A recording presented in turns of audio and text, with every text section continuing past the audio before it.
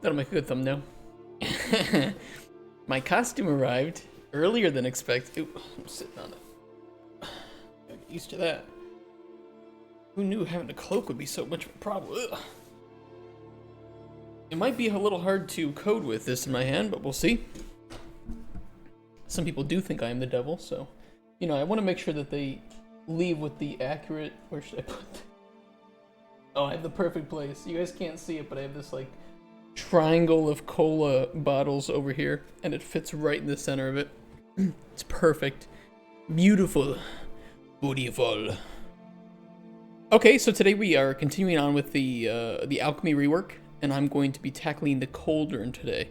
Now, I say only that because honestly, I think that it will take me the whole day to deal with that and all of its little inconsistencies. We will see.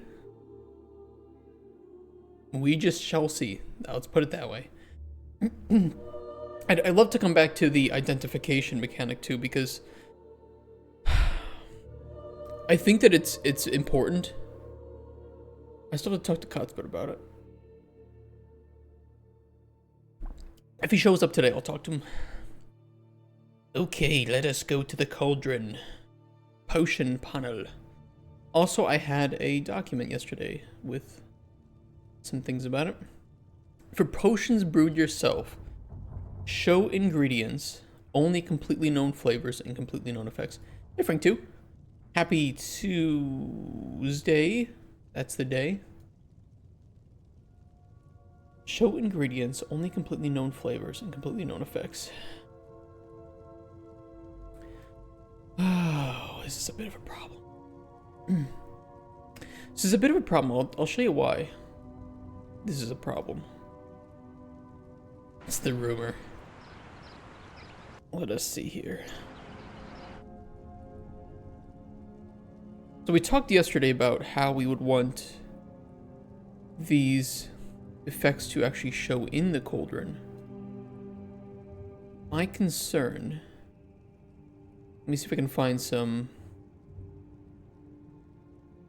common effects here. Okay, perfect.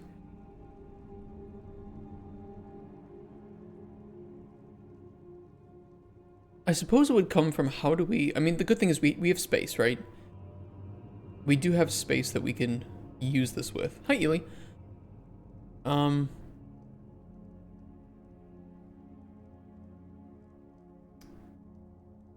mean, do we just always include question marks if there's at least one question mark on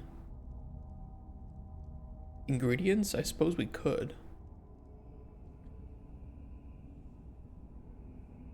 We would just have to check if we actually know of this effect in both. Having a party at the kindergarten? Yeah. Some people legitimately do think that I am the Antichrist, so I'm trying to give them exactly what they would expect. I've been called that before, can you believe that? The Antichrist of Darkest Dungeon modding. Because that community is unfortunately festering with ideologues who think that being near the center is the same as being a Nazi. Because I do not see their point of view.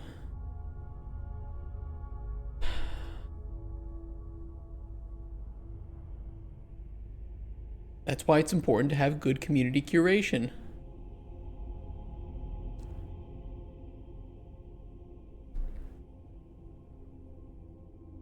Do I just want to rewrite this?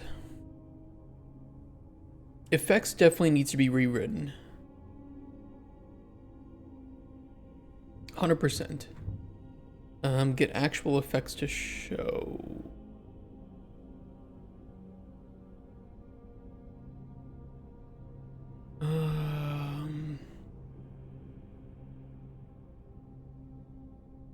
Hold on a sec.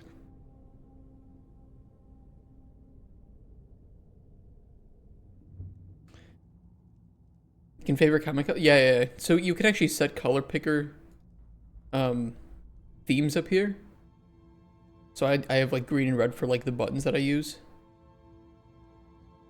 And then you can use those and you can change the color of comments too, which is pretty nice. Yeah. It's kind of hidden over here in the details panel. Also showing the bubble when zoomed out, which is nice too. You can color the bubble as well. You have like a color here.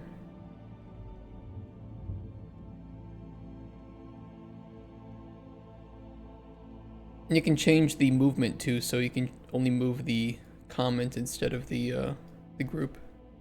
Don't know why you would want that, but you can do that. I'm coloring my comments manually this whole time. Let's see. I mean, I suppose I could put this anywhere, because I could still grab all of the guaranteed effects. Like, I could let this run how we have it set up here. And we still want to build the potion, the guaranteed potion effects.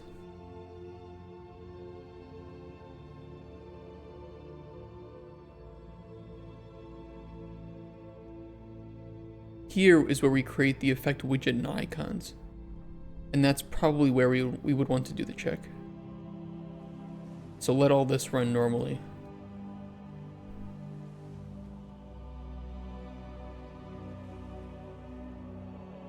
I could rewrite this from scratch. It is pretty...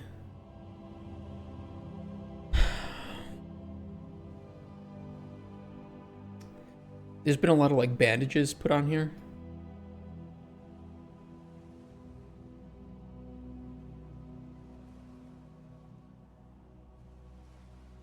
Yeah, this was removed. This could just be deleted. Flavor to arrays.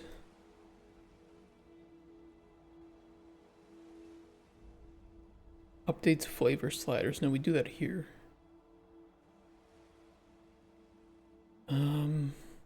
We'd probably introduce a new check. Or check in here if we want.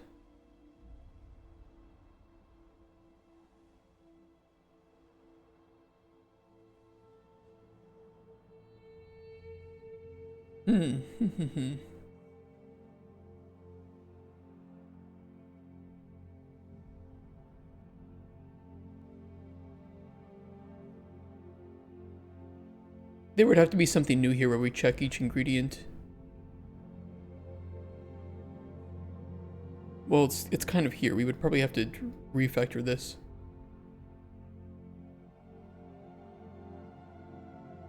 You know what? I'll think about flavor after we deal with effects, because effects will be the... I just want to focus on one thing at a time. Effects first. Okay, let's see here. Guaranteed effect indices. We loop through each. We grab the possible effects from that, because these are the guaranteed indices. We create the widget, we set the string. We determine whether it's positive or negative to change the color. And whether it's going to be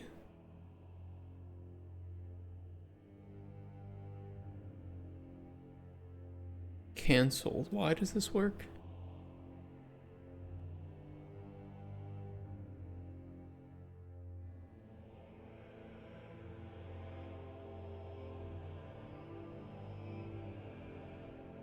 Oh, because we remove it from the... Wait, why does that work? Oh yeah, because we remove it from the array, and so we're checking if it doesn't exist in the array, then that means that it's been canceled, which means we set the color to red.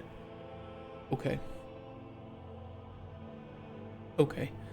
And then we set that to whether or not it's a cancel effect.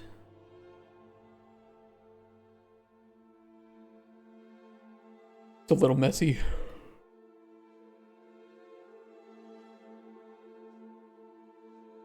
And then we create the icons for these.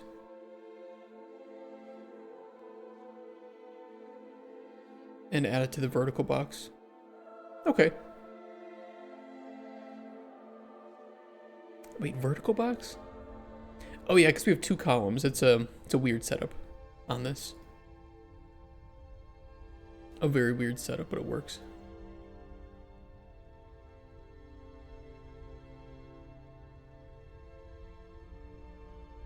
Okay, where do we want to do the check? And how do we want this to be done? Completely known effects. We would have to check each effect for knowledge. So we have the current effect ID. And this would impact the string that we show.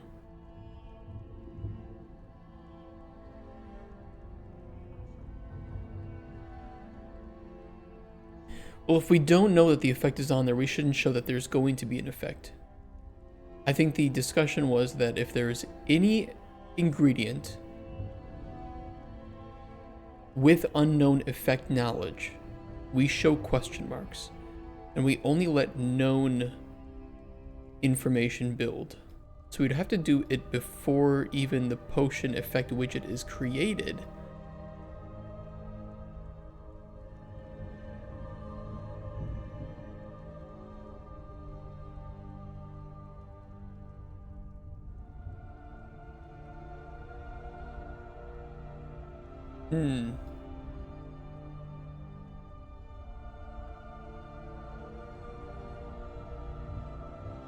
The better thing to do might be to use another array, because if these are the...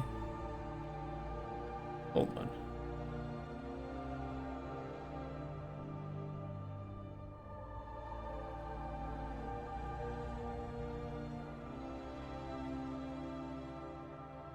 These are the actual effects for the potion.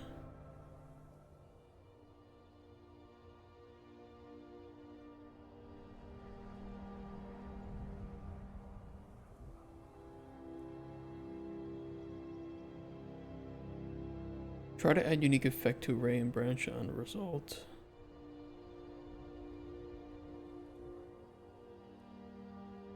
When we think of the order of operations.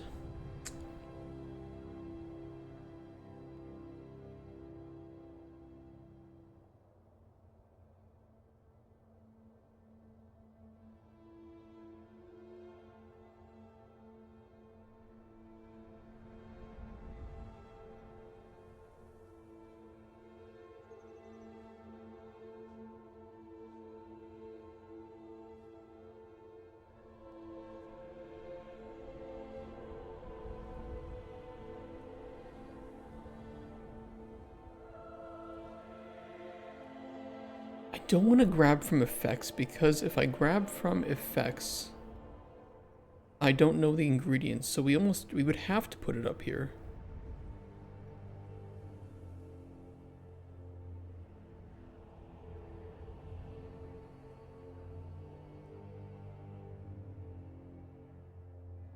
Could we attach it onto this then?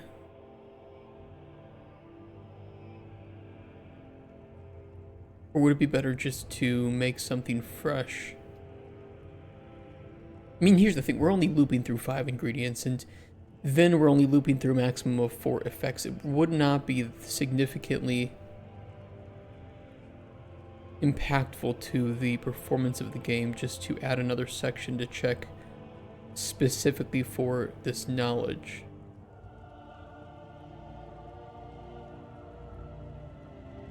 Might be the better solution.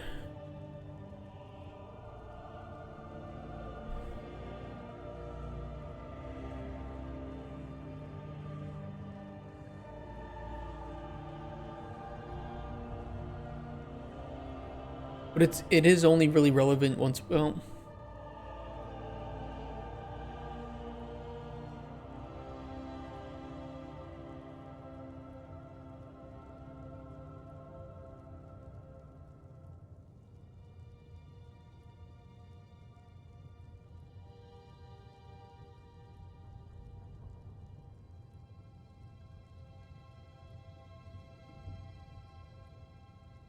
Is this something you'll have to be doing a lot? What, refactoring or getting confused by my own order of operations?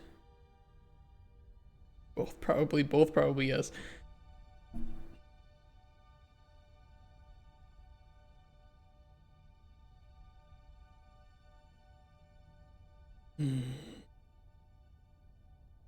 Cycling through these ingredients? Not really.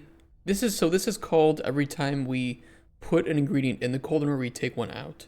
is when this gets run. And the nice thing is because it's just not a lot. It's not a lot of data. It's just a lot of calculation with a small amount of data.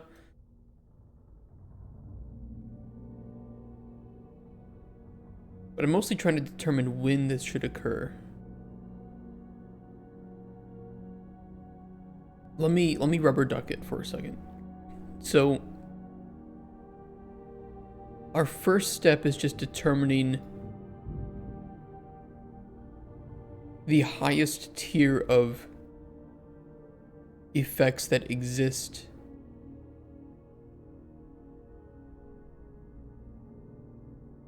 but this is also wait. Yeah, and we check if it exists on more than one ingredient, in which case then we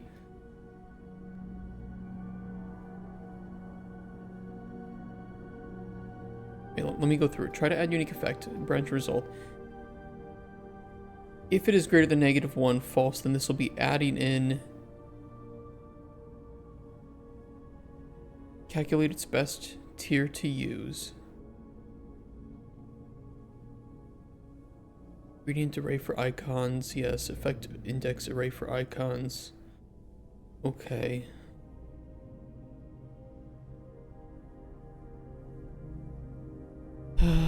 The knowledge.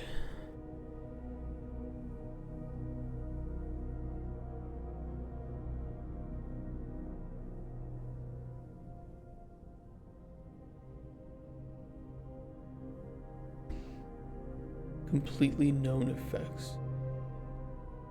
Well, we could do a check for whether or not there is any unknown information.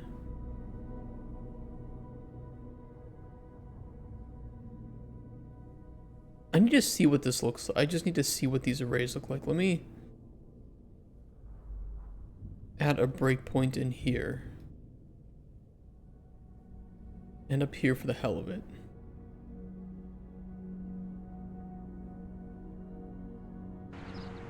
I'm gonna go build a quick potion because seeing what the data is doing is better. I haven't touched this in over 100 days probably. So I need a refresher of where everything is going. Alchemy was the first thing that we prototyped. Pretty cool.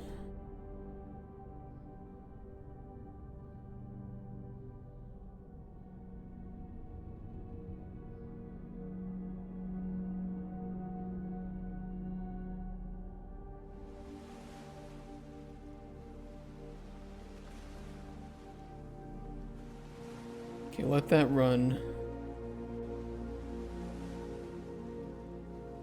It's weird that it runs twice.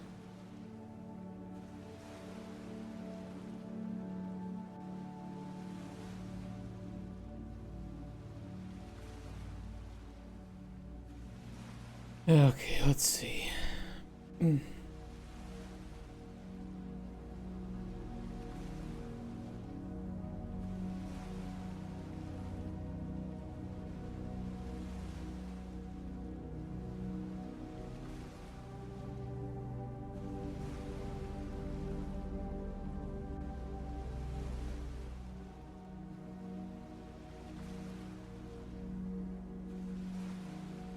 Yeah, this is me linking.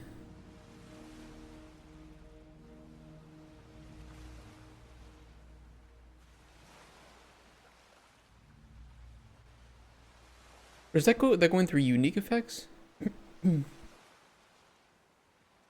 if you had another step, you stop running it twice. Yeah, I don't know why it's running twice. It's not a big deal.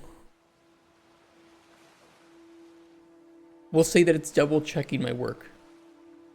That's why it's running twice. It might be that it's triggering the box down in the cauldron twice. I don't really know. Any impact it would have is pretty small.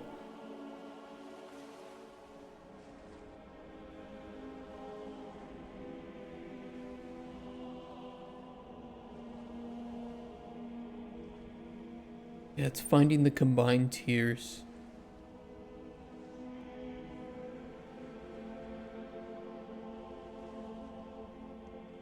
To know where there's duplicates. So in this case, it's found duplicates for effect index 1, 2, and 3. So lightness, fear, and restore health. And that's what'll be on the final potion.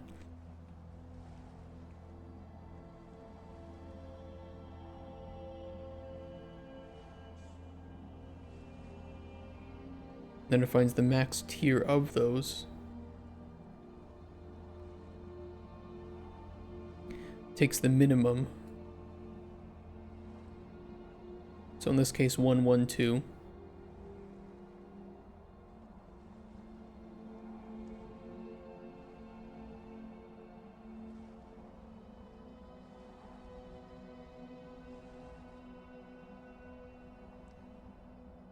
It's kind of weird that we run this when we already have the minimum. This might be redundant. I think there was originally a plan to do something different here, and I just changed it to min, not realizing that it made this entire section redundant. Whatever, it's just integers. Who gives a fuck? And then this will go through guaranteed effect indices. Be 1, 2, 3.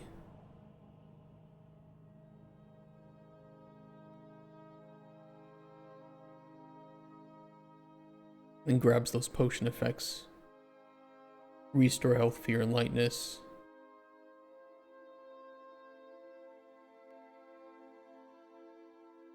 Cancels effects, but there weren't any effects to cancel.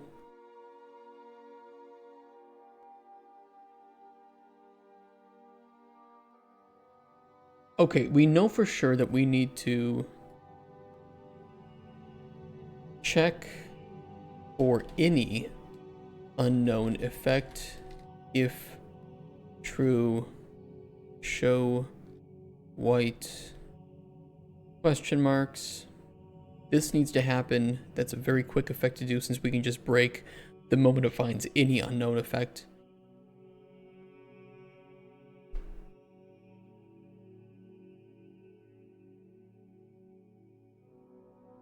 The second goal.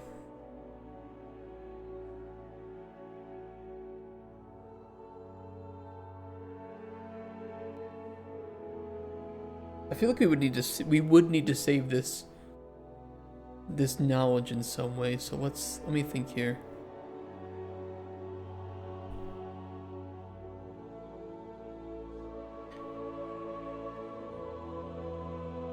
We have the ingredient array. Could this be repurposed?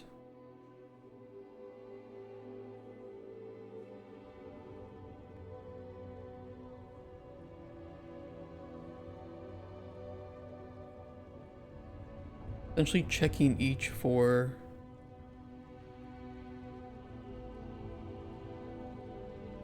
true or false knowledge.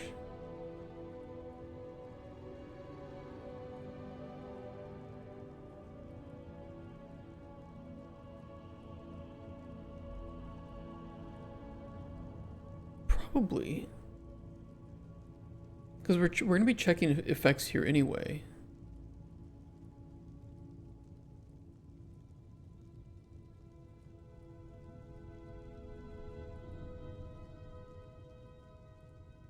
We might as well hook it onto here.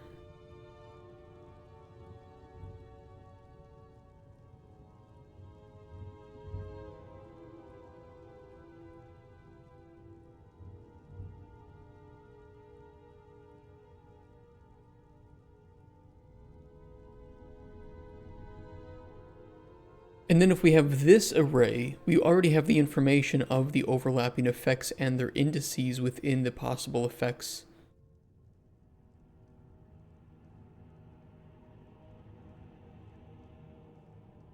Array, which means we could then check for whether or not that is a canceled one. This would probably have to be done after we compile the list of potion effects. Okay, I think I can see where to do this and where it might make sense.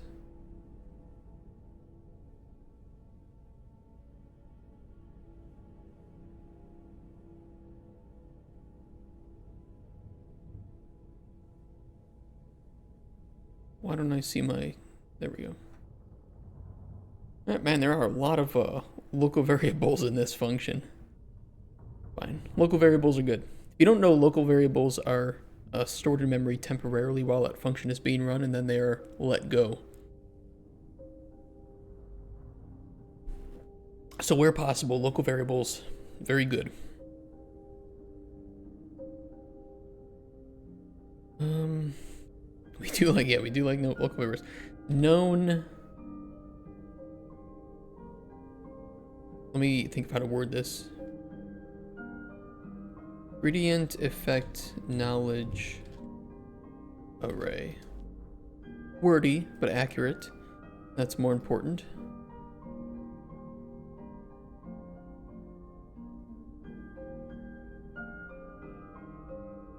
B ingredient effects knowledge array. Would you have to include B before a Boolean array? I don't know if that also hides it. It does, okay. Interesting. Did not know that.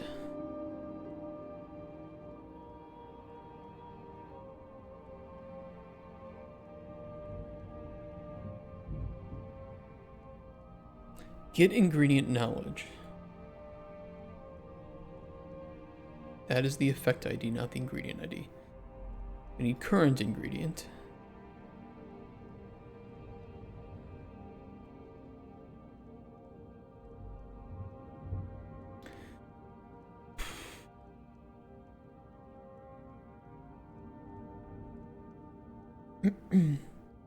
Okay, I know where I can grab this. Do we have a current index? Current array index. C++ after working in blueprints for months is surreal. Yeah, how is it? How is it after working in blueprints? Do you find it easier?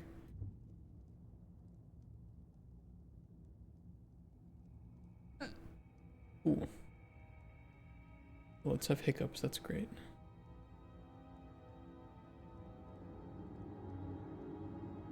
I need space.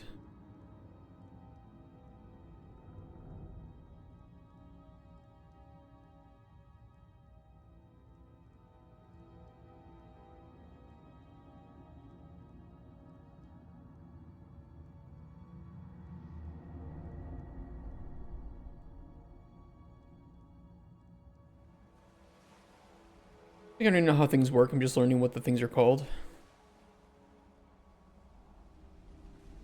That's pretty nice. Making me feel more hopeful that I might be able to do that one day.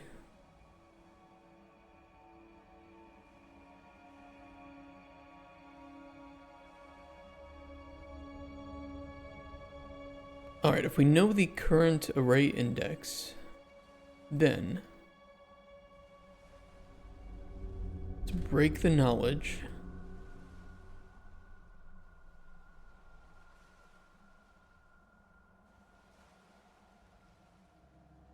Do a select node.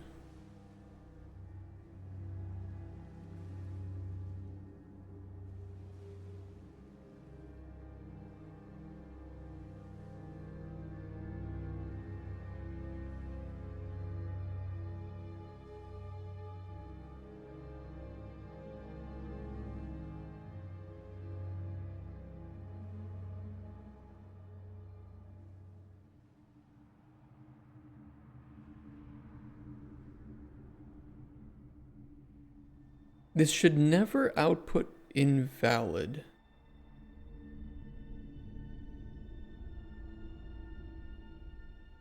It should only really output known and unknown, in which case we can just add to this array.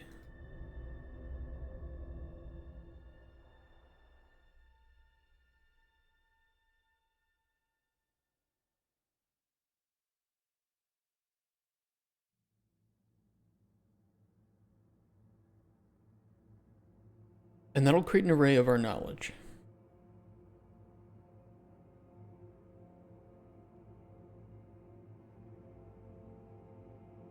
Let me test this before we jump further in.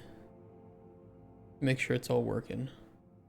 I will try to cheat some knowledge here. And cheat some ingredients onto the cauldron if we can.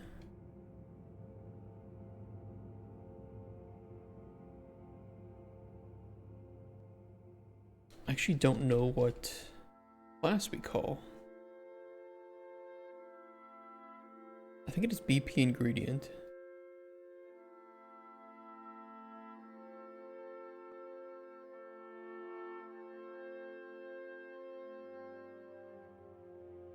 You maybe see might be able to do that someday.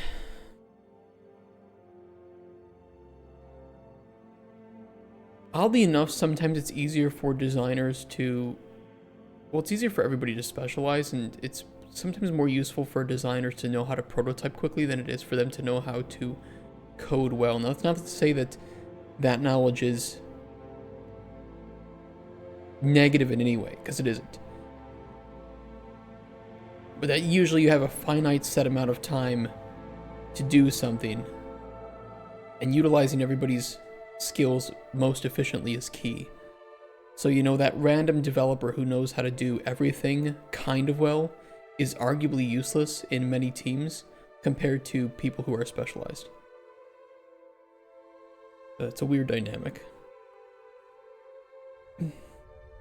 So I would like to learn, but at the same time, my specializations are more useful to do other things, as opposed to a coder who could just do what I would be doing, but way, way better and faster.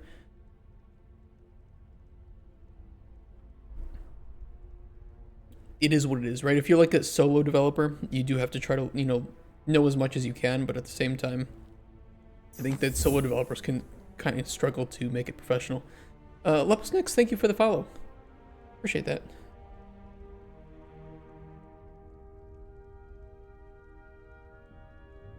Kind of encouraging. I think what I said might have just been a little bit discouraging to solo developers. I'm not trying to shit on solo developers, by the way.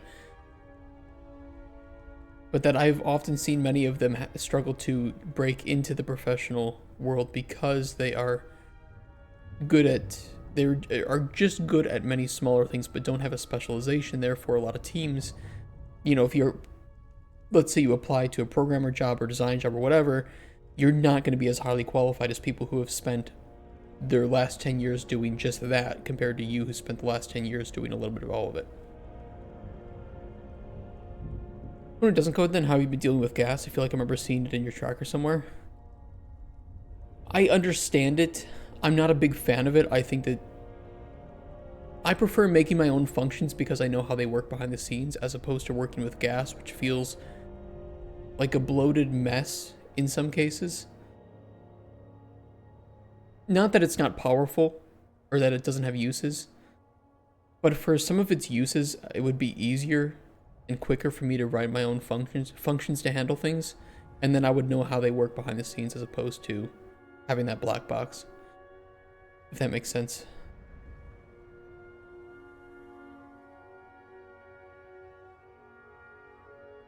It's cool. I think that maybe some people kind of jerk themselves off to it a bit too much, I'm gonna be honest. It just depends on use case. Let's see. I just need a quick, easy potion that'll do like 2 or 3 effects.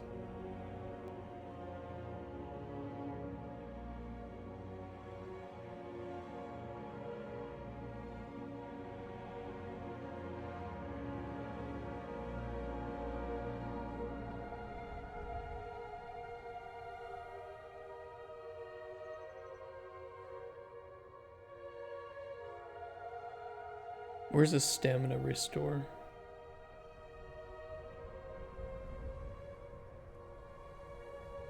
A lot of fortify staminas.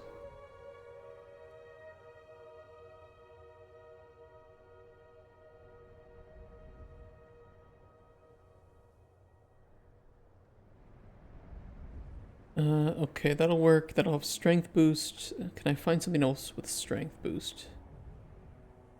Perfect.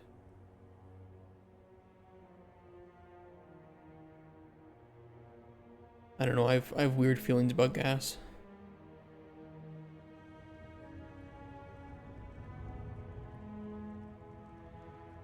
It's especially useful because it is replicated, so, you know, if you're making like a multiplayer game, it's kind of standard practice.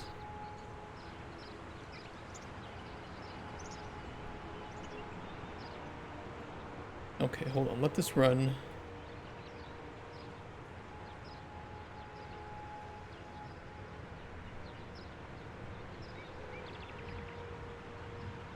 Yeah.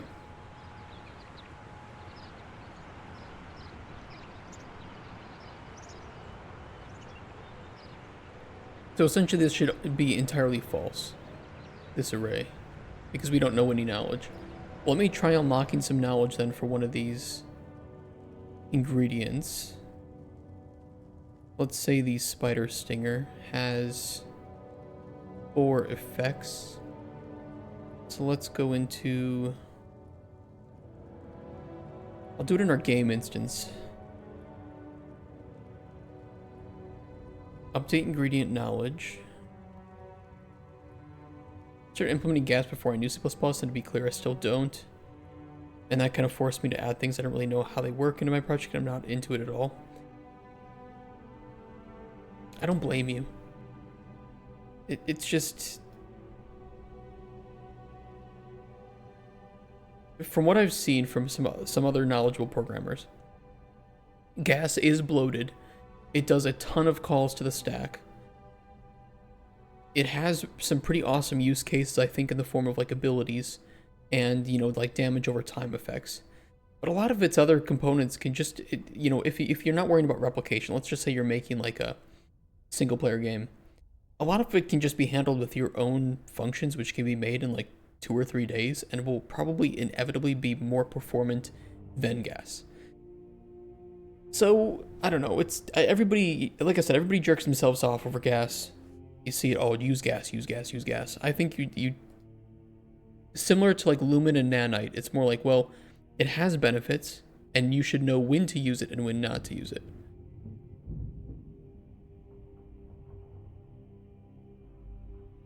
Actually, I can show all this. I'm just going to set it all to known. Known. We will completely discover this.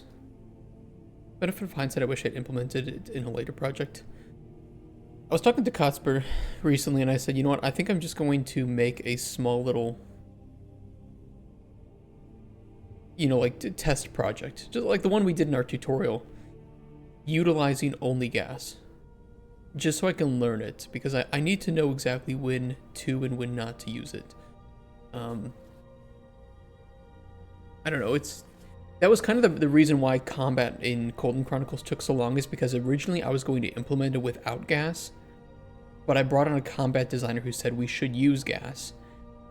I didn't know gas, I've never used it, so I was leaving it to him, but he didn't have too much time to work on it, so it just kind of like potion combat stagnated, and I didn't want to jump into it with my own solutions because it might mess with his. It is how it is. Because our fellow doesn't delve into the things I want to know at all. Ugh. If I get some free time, I'll try to work on something in gas, and maybe I can figure it out a bit more. I'm kind of understanding it, but it just also seems really over-engineered in some cases. I don't know why. Okay, let me move the... I'm just gonna move this player start into here.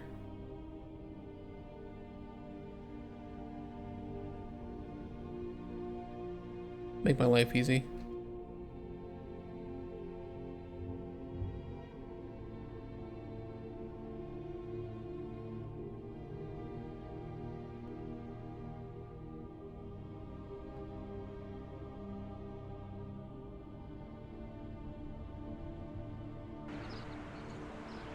So this should force unlock the... Oops. Fine, ignore that. Spider stinger, all the information, beautiful.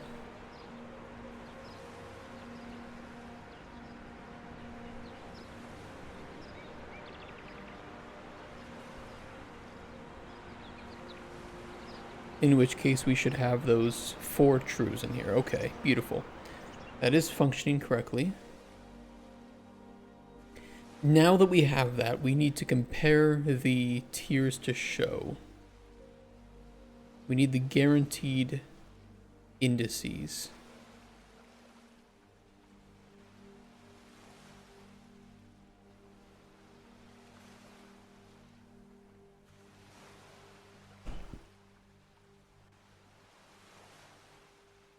Where do we build that actually? Oh, we build that right up here, guaranteed effect indices. Well, if we already know the guaranteed effect indices,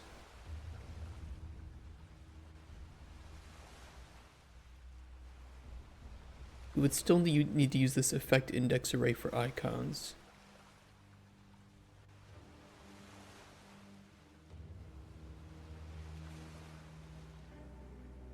Or we could reuse that, because that's kind of made up here, but then used here.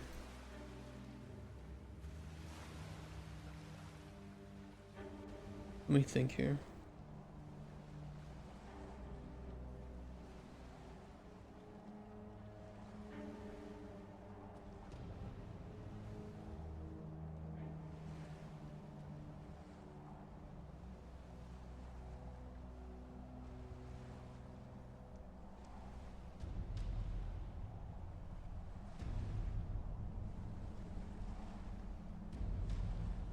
Okay, here's what I'm thinking.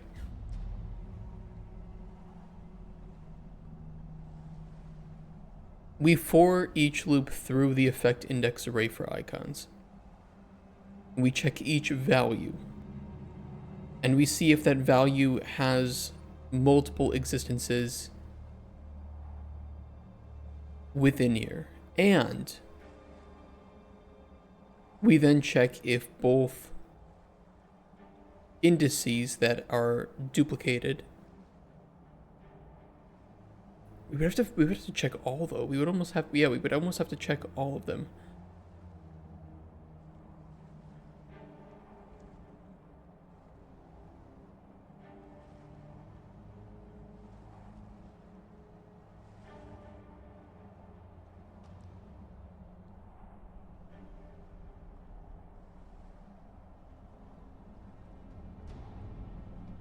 Oh, this gets complicated.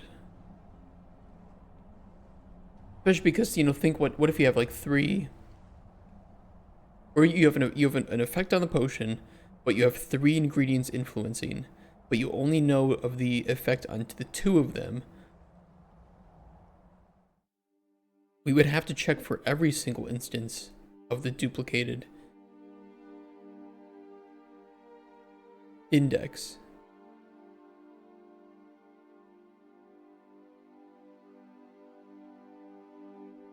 And then use the guaranteed, or just force this to be.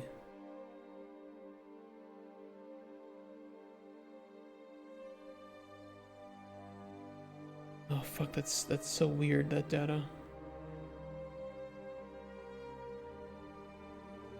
Complicated. This is more complicated. Well, I mean, I wouldn't say it's more complicated than I thought. That's why the goal for today is only this.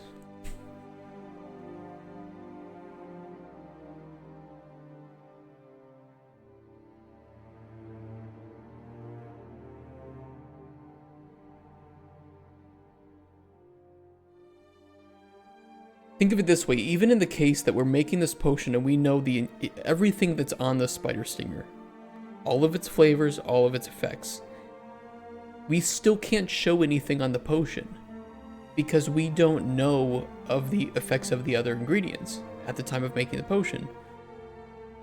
So according to us, we're just throwing 3 random ingredients in, one of which we know everything about, but that doesn't mean that we know anything about the potion being made.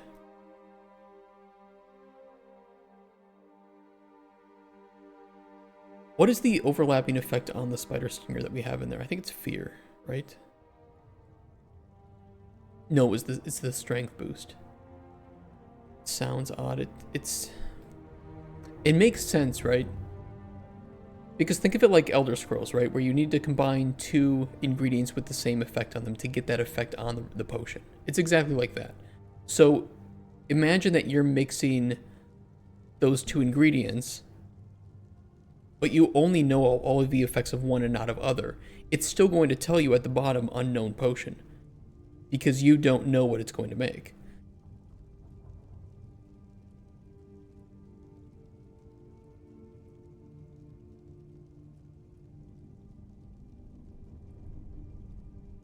I can see people describing our game as Elder Scrolls Alchemy on steroids, which, you know what, I'm fine with, because that was Elder Scrolls was the inspiration for kind of the base system.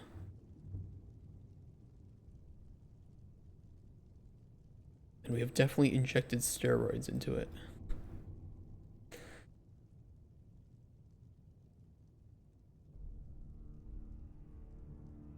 All right, let's put it in here and we'll see if this actually works. What if you list all interactions as known interaction, unknown interaction, unknown interaction?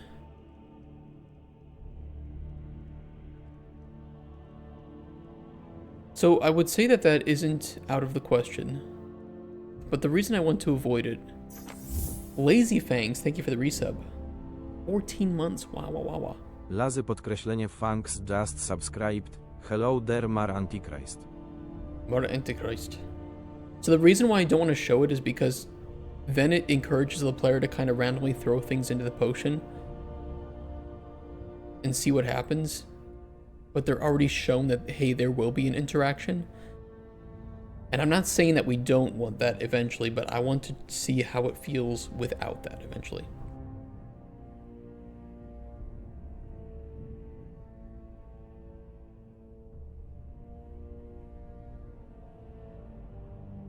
Yeah, I do want to reward experimentation, 100%. So, and also to be clear, just like Elder Scrolls, if you were to combine those two ingredients and have a reaction, it will then unlock that knowledge on that second ingredient.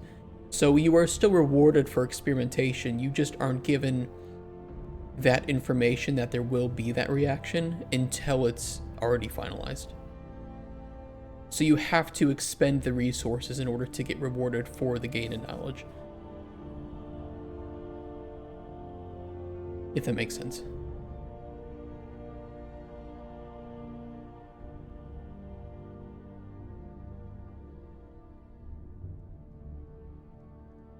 Can I find the exact number of occurrences? I think find item will only return the first instance.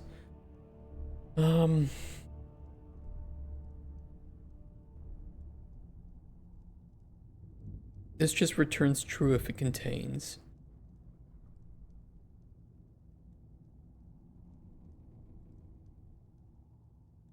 Hey, Rebecca. Hi. And Kent.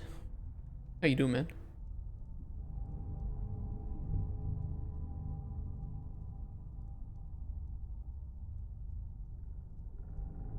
I don't actually think that I have any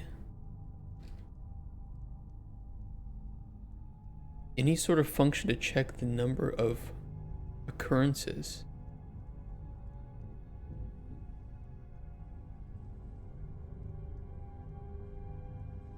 I could make it. Ready for some blueprints, Grant. Dude, I'm telling you, this is a challenging one.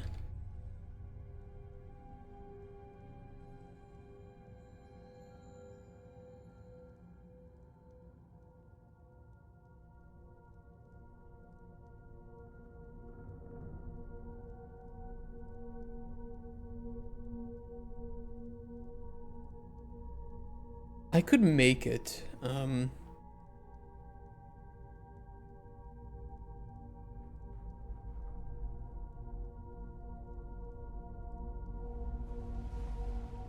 What would this look like? What am I wanting to do?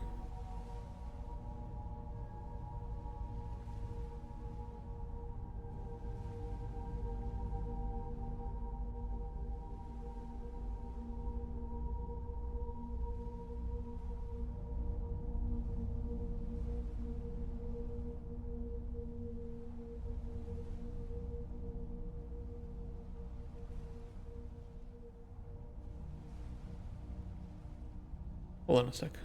Let me refresh my memory with what this gives me.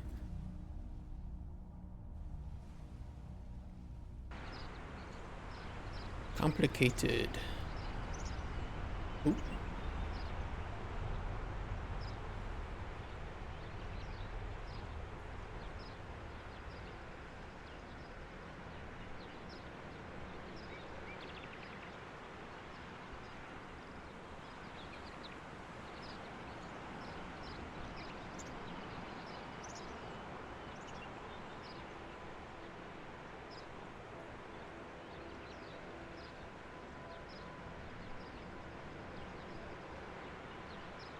This is giving me each effect in order of the ingredients within the cauldron, and outputting the index of the effects here that is on it. And we use this in order to determine if there are identical. Well, we can use this to determine, are there identical indices? Yes, 0, 1, and 2.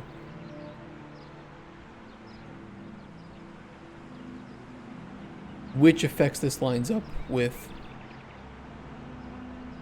And then we can also use this to determine which ingredient this is applicable to. Since the indices of these line up exactly with the indices here,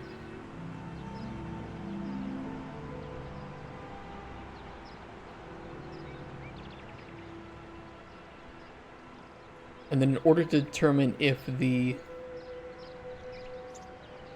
effect is known,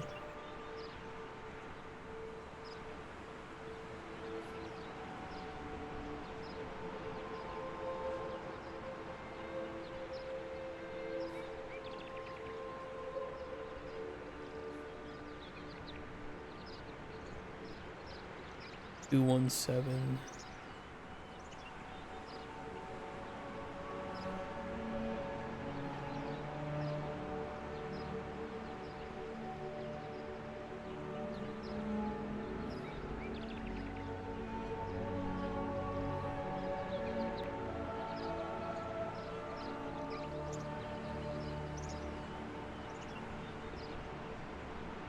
Appreciate you guys sitting through this with me. 9, 10. We know that those are true.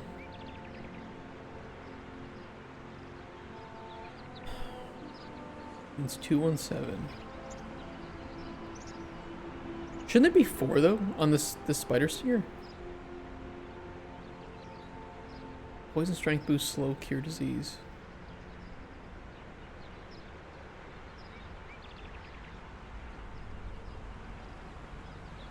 I know, because poison was already added. That's why it's 6217.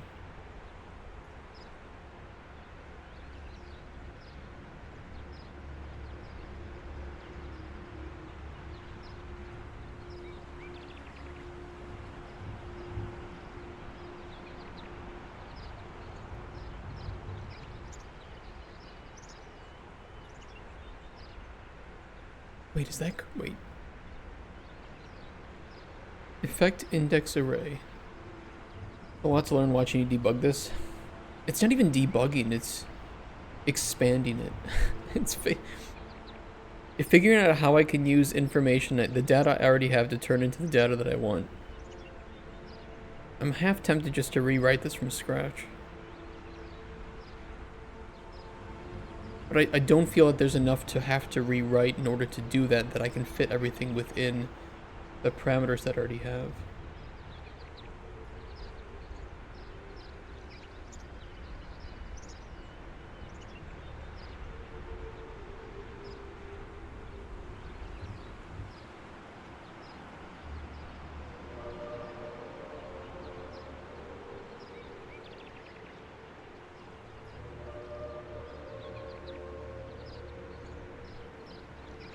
How come spider stinger?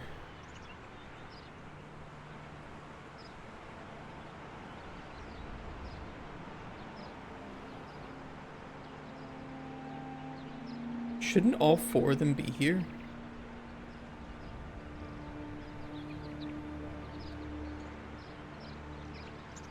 Is there actually a bug?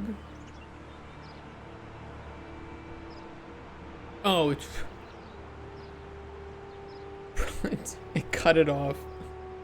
There's a scroll bar, and the other one's down here. I'm like, why are there only 3 here? There should be 4. There's 4 effects on the spider stinger. The fucking scroll. God, that confused me so much. Okay, 2178. That looks a lot better. 2178. Okay. Okay.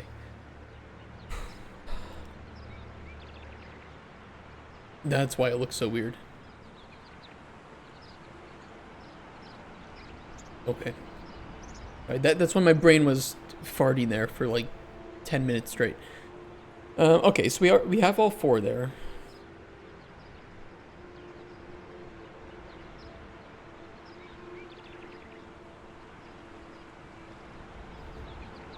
What we owe today's outfit? So this is because we got 666 followers.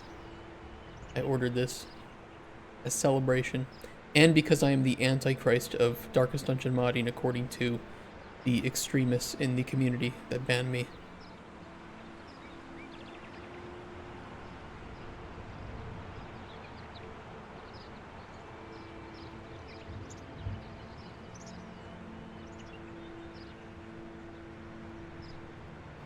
Okay, I think this will work.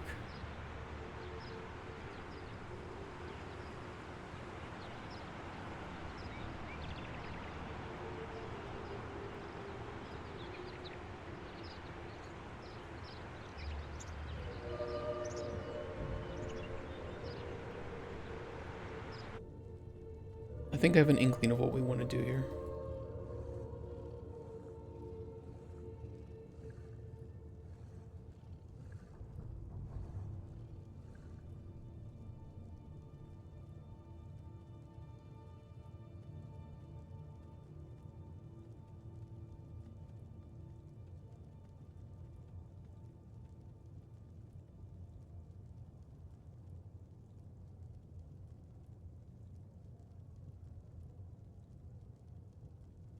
It's kind of similar to a sorting, but I actually have to loop through. I have to nest a loop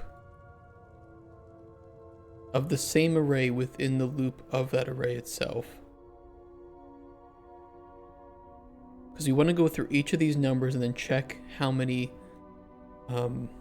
duplicates there are. Very weird.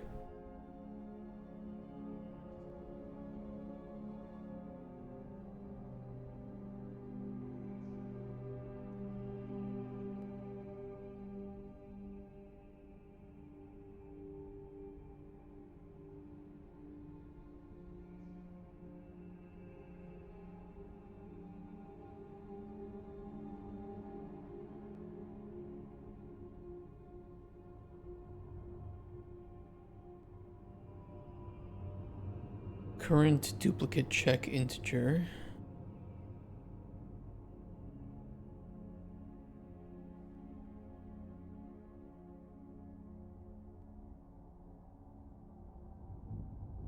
Now the outcome from this with the current ingredients that we're testing should be all false, because there's no duplicate obtained in knowledge in here, right?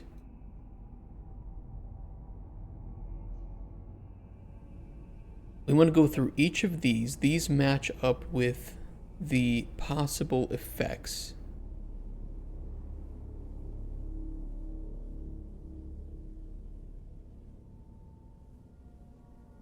And each initial element or index here will match up with the ingredient.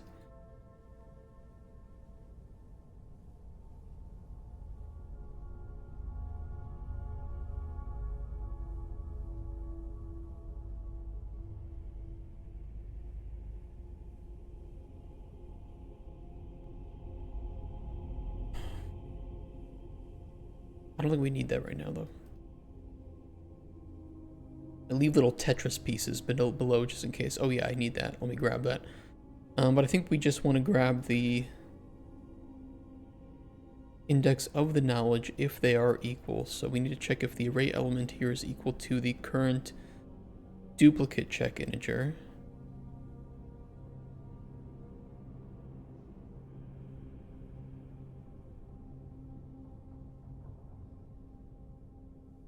Do I want to branch or do I want to just do like an AND check?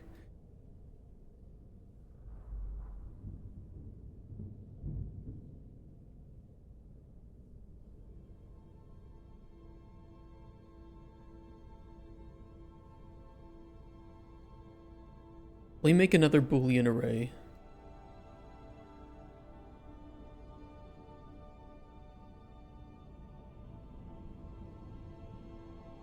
Duplicate check array.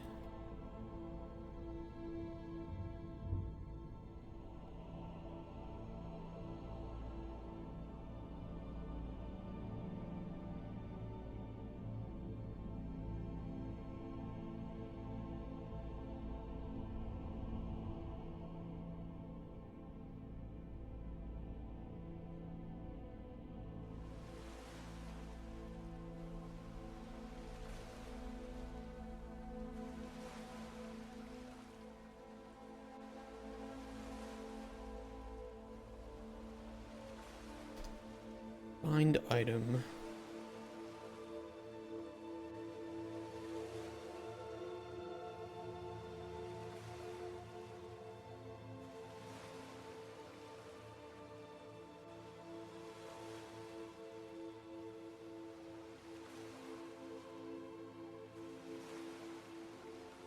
It would need to update this array.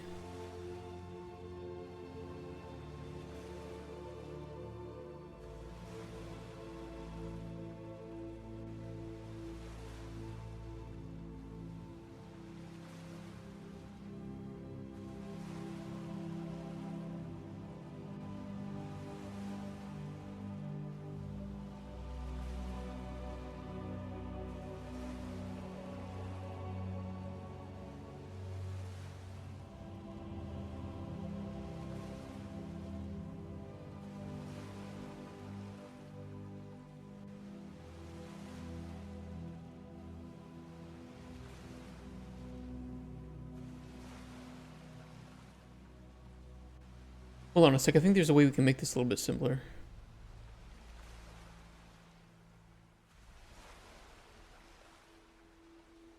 Let me plug that in and see if I'm correct about that.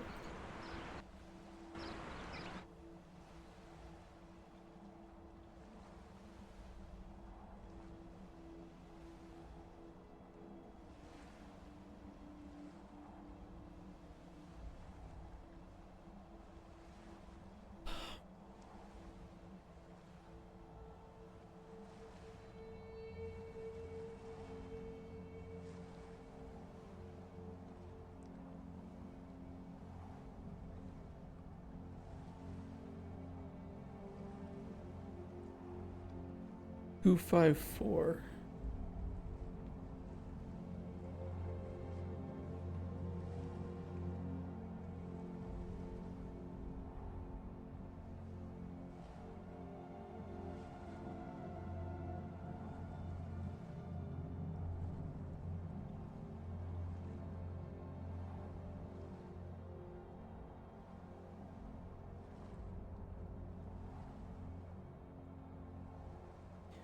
Yeah, you know what I could do is just loop through guaranteed effect indices and use the array element to check each for duplicates here.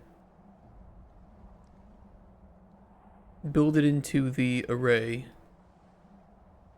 here. Ooh. Big oof. Being run too many times. Ignore that. I'm gonna simplify this greatly.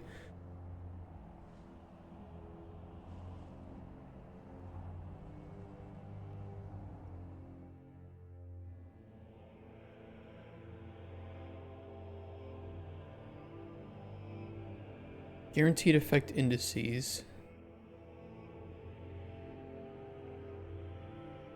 For each of those, go through this. And also make sure that on each run we clear this.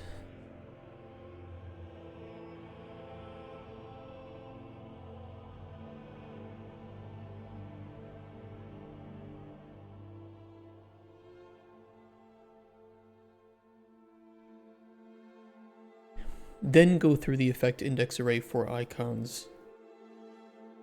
And every time there is a duplicate, and this is true,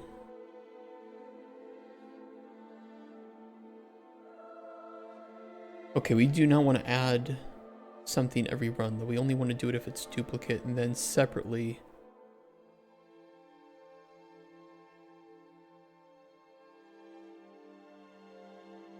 do the check for knowledge.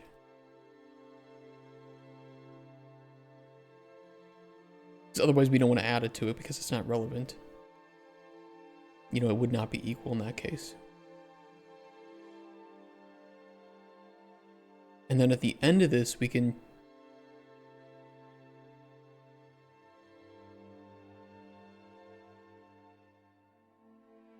does it contain false? And if true,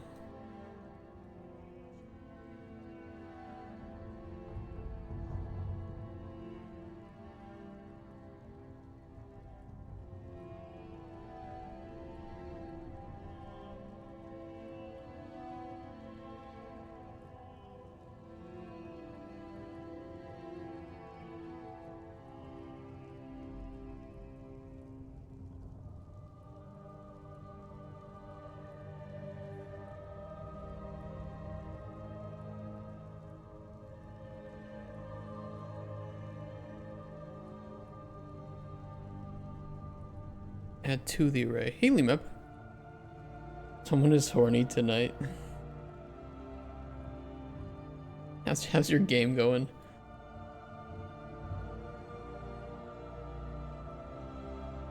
We'll see what this should output 3 falses in our case. Because we don't have any combined knowledge. And then I'll try force unlocking some knowledge on something else and see if that works. But if we see 3 falses, we know that at least it could potentially be good.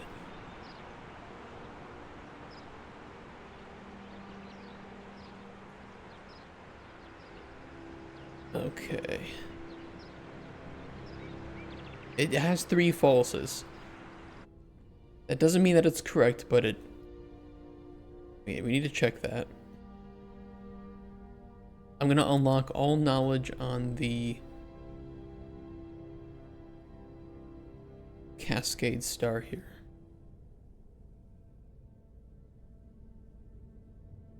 And the Cascade Star cooked has what on it?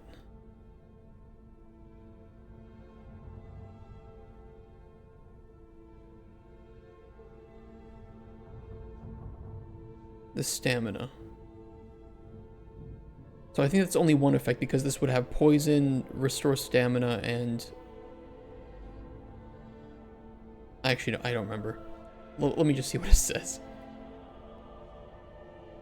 You're on opposite sleep schedule, so by the time you helped me, I was on E. Cranking out what I can tonight. Okay.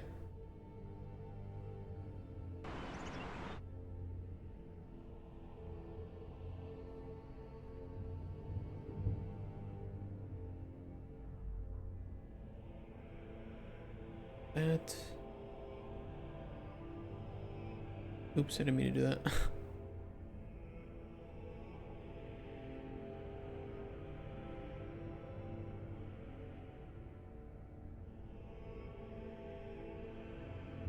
Okay. False, false, false.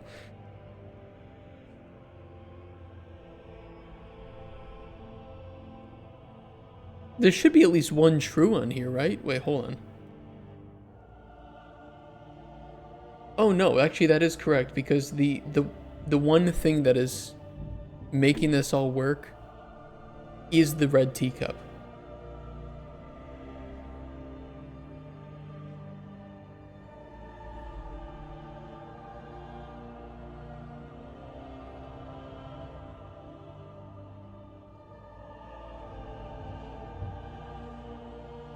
Okay, let me, instead of unlocking the star, then I'll unlock everything on the teacup.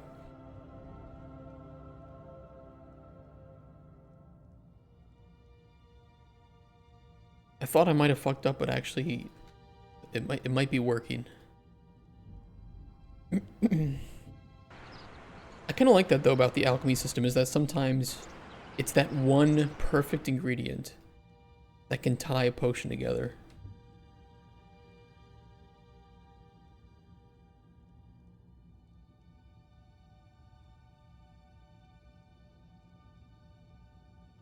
Okay. Now we should have false, true, true, or in some combination of that. False, true, true. Okay. That should be exactly what I need.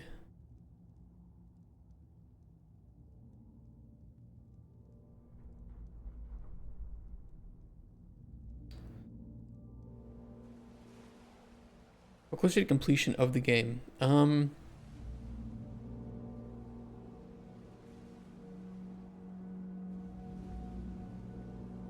I will use a picture to show you.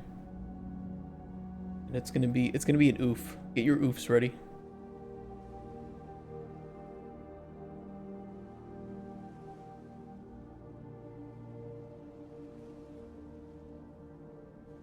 We are about here.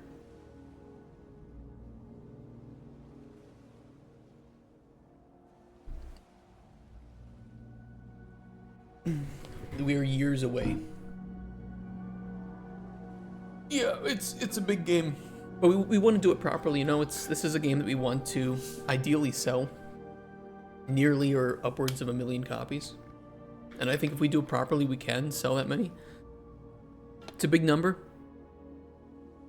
but I'm not looking for the small time work here. I want to do something that is going to be memorable and well known. But yeah, it just means we gotta put a lot of work into it.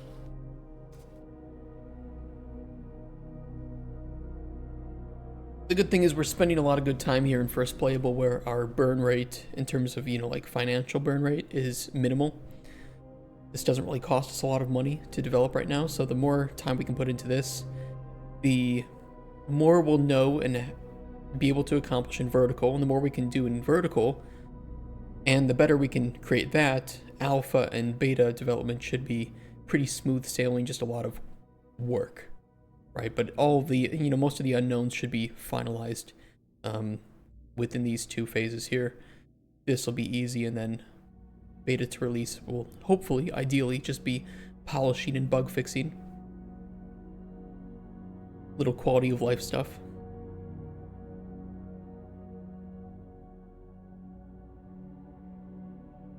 One second.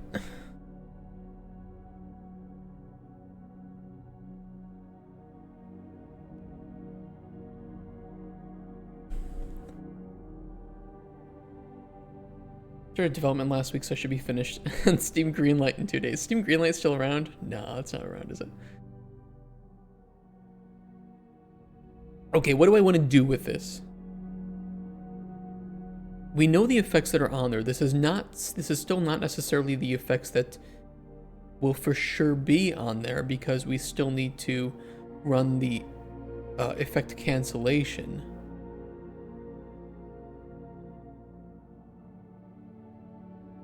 I could output from a check for effect cancellation the removed tiers or the removed indices, and that way I could then quickly remove those from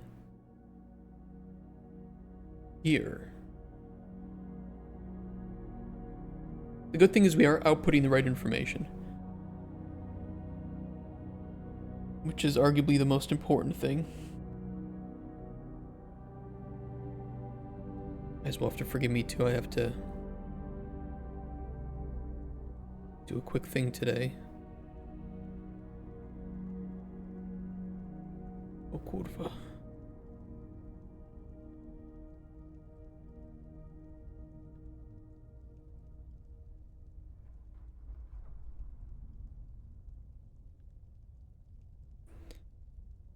It's 100% work related what I'm doing on my phone, and not at all related to a phone game that has an event that ends today, and I want to make sure that I finish the event before it ends. So if you're wondering what I'm doing on my phone, it is 1000% work related.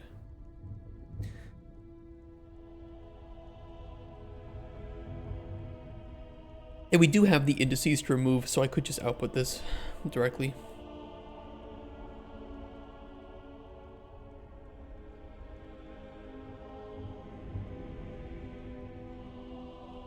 Removed indices.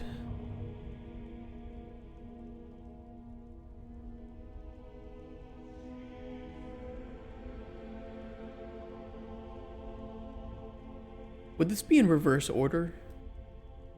Well, I guess it doesn't matter. No, it does matter.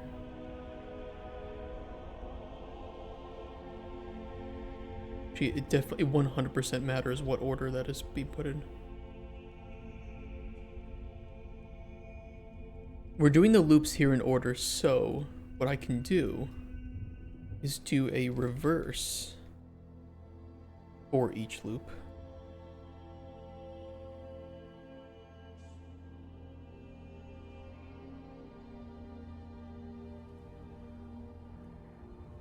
Which, by the way, if any of you are working in Unreal, there are some really, really useful nodes like this in the low entry extended, I forget the name of it.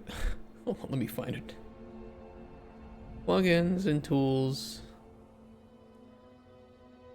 Here, LE Extended Standard Library. It is free, and it contains a whole bunch of useful blueprint nodes for managing data,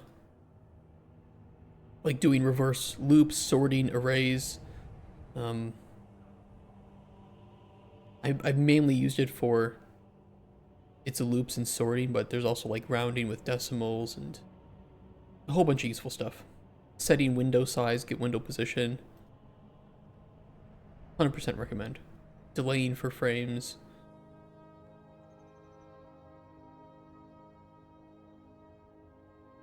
Super, super useful. Looking jamming out the tunes? Good luck. And if you have any issues, just let me know, like yesterday. Please just track me.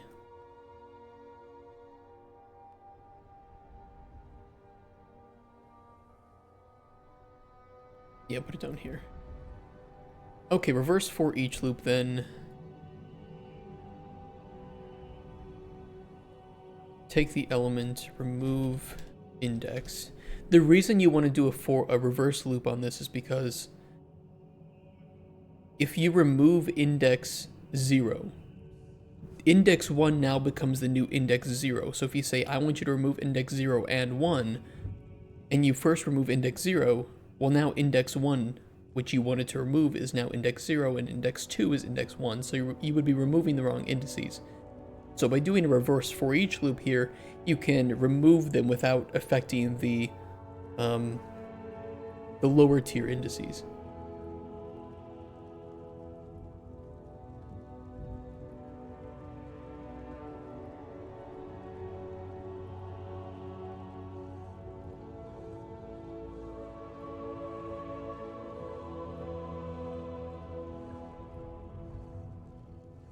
Okay, can I test this?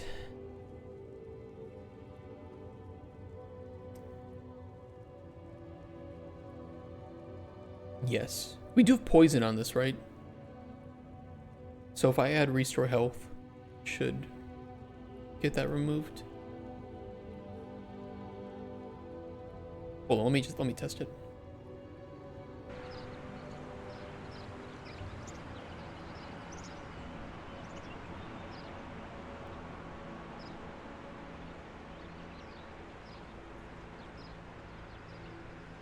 Yeah, we do have poison 1 on the potion, so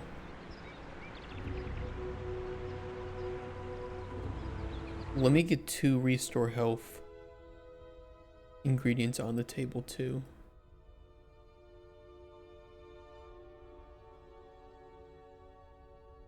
They can be anything, doesn't really matter. Ghostweed N.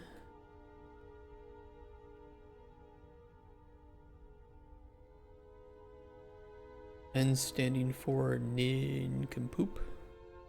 And then we'll do purple desert flower N.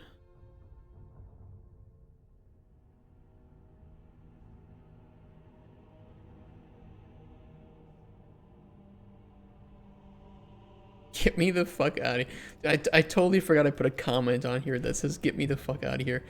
That will be true today too. Setting up potion brewing is... it's a journey. Speaking of, I think we actually call a different function when the player brews the potion from... like actually performs the potion brew. I think? I gotta check.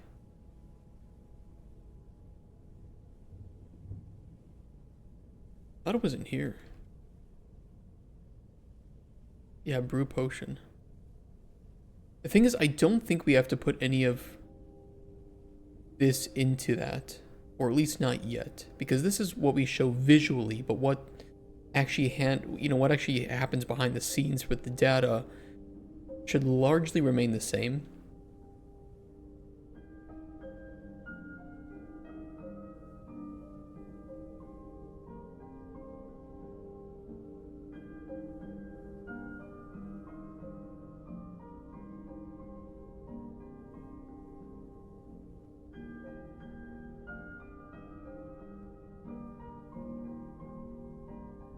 We will see. We will see. Cauldron today.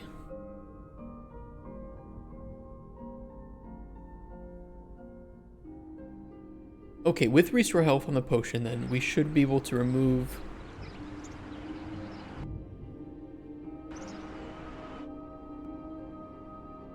the poison. They might cancel themselves out. I don't know what tier of restore health will be on there.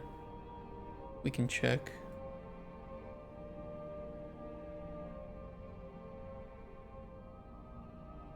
It's restore health 1. Okay, so poison and restore health both get axed.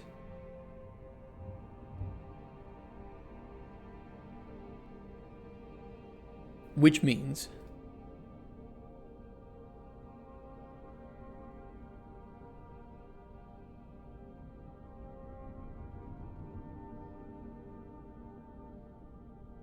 five guaranteed effect indices, 0, 2, 1, 5, 3.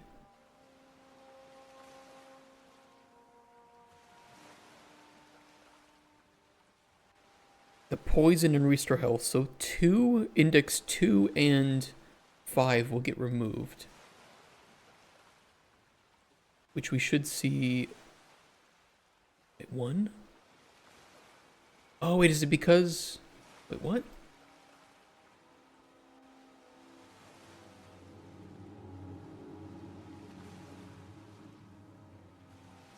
Oh, because this one... wait. That's not right.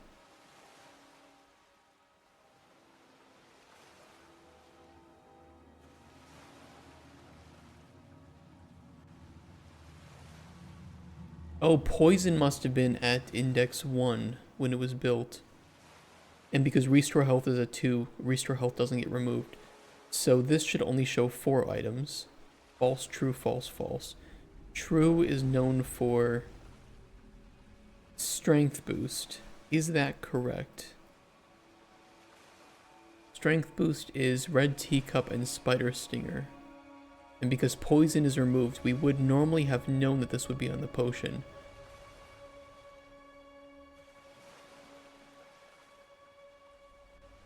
But we wouldn't show that because we don't know that restore health... well, hold on.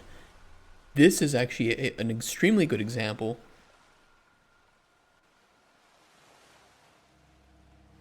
Because poison would be removed from restore health, but we don't know that restore health is on the potion. So, we should still see poison.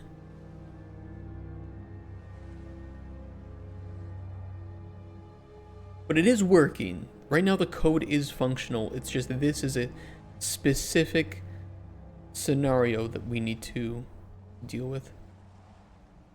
I see Rex is adding emotes behind the scenes. Good boy. That is my good. Got one question because I'm using Grok as a slight reference on adding functionality for my modular build menu. Grok is demanding I add widgets in the viewport build area for where I drop the modules. Is this accurate? I have to define a widget, or I can define a play space like you did with the table barter menu. And the menu is an overlay that's interactable.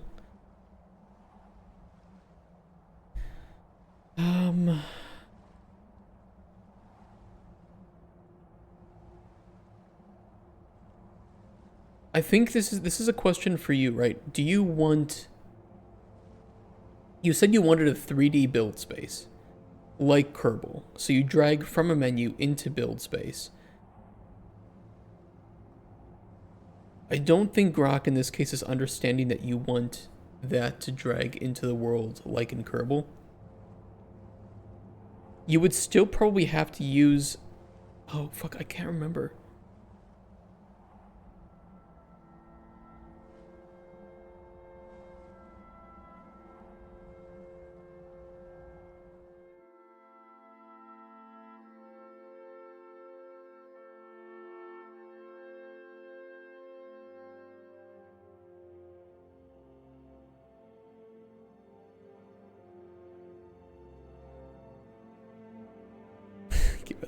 I think that... No, I think that the way that I set up in my barter prototype is more of like what you want. And same with like the alchemy table. If you can imagine that the alchemy table here is just like that table. You know, you would be dragging onto the table and then you could move things around. And you might have like snapping and whatever. But this is you influencing the location of 3D objects once they're out in 3D space. You just have that additional step of... How do you spawn things into 3D space? You're doing it from a menu, and then you can drag that back in.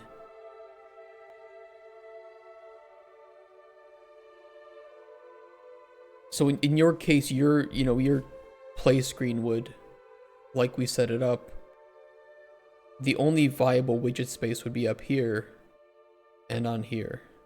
And then this over here is 3D space. So there's no widget here to block any sort of line trace that is being done.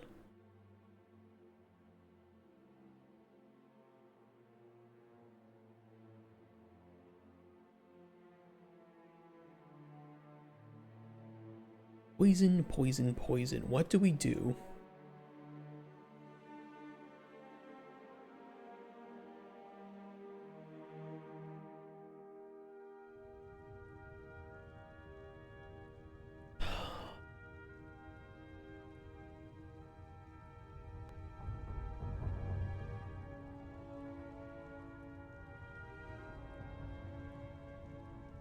Why is exclamation point goal not working?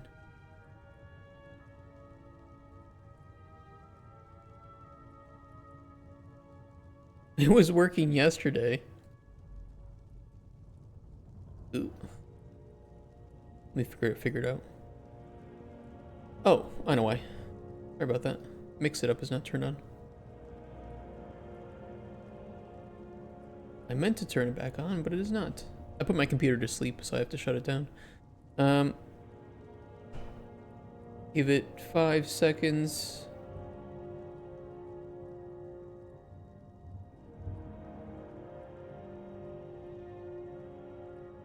Okay, it's up now. Now you can use exclamation point goal.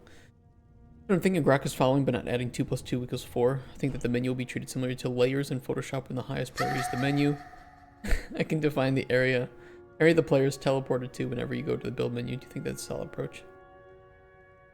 Define an area the player is teleported to? Oh, it's like build in a separate area?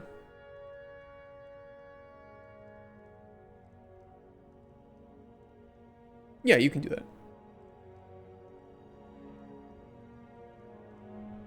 Ooh. Rex is discovering some new things. I wonder if it's working.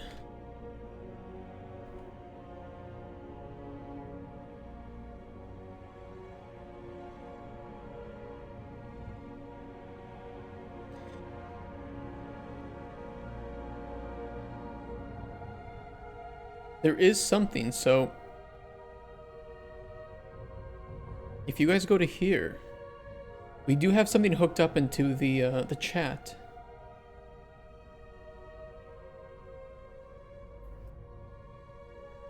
That somebody is working on. You think that is more work than necessary? This is my first game, so I'm learning, of course, but I also don't want to make mistakes. If this is your first game, what you're choosing to do with this 3D build menu is certainly a challenge. I don't know if it's more work than necessary, but think only about your build menu, because this, I think, will be more than enough challenge for you that will push you to your limits for now.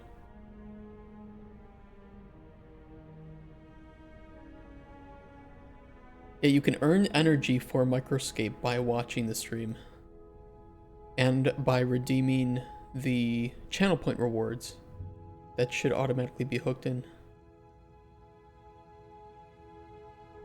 I can also give you guys +1 hour for all.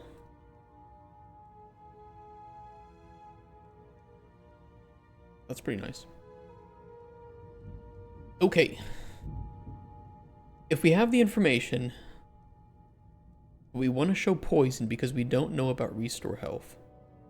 We would need to find...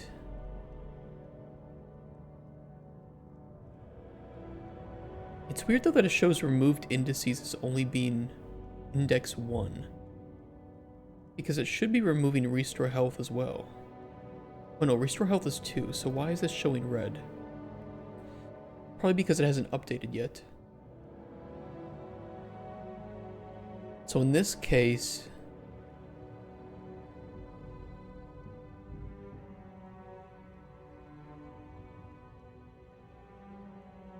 what do we want to do here?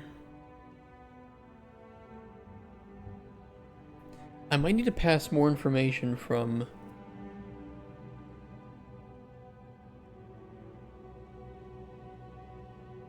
checked for effect cancellation.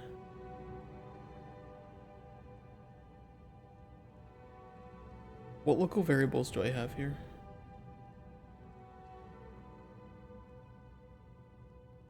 Effects cancelled.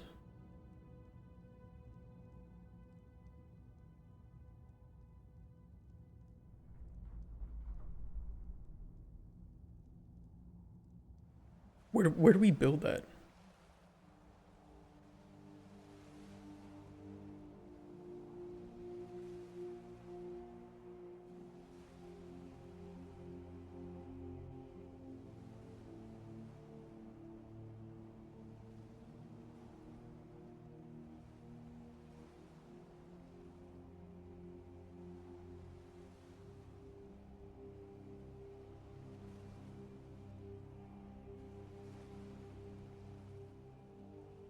Hey Kent. People have discovered your game. You're in a call? No worries. Yeah, I need to pass more information through to here. This will be that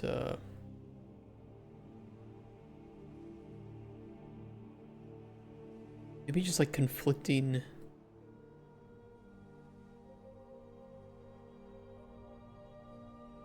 If you go to microscape.cc/play, I think that you guys will be able to hook into the game and see your character and do stuff with it.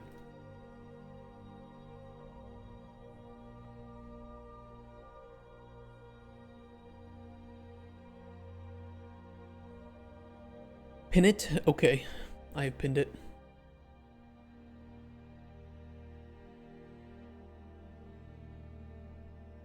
I think I'm fishing. Conflicting indices. I think rather than directly removing the indices, we first need to see which indices are conflicting. And if we know about both of them, we should set them to red. If we don't know about both of them, then we wouldn't set them to red.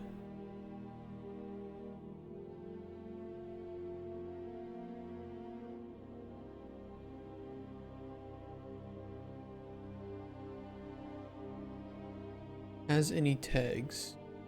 True.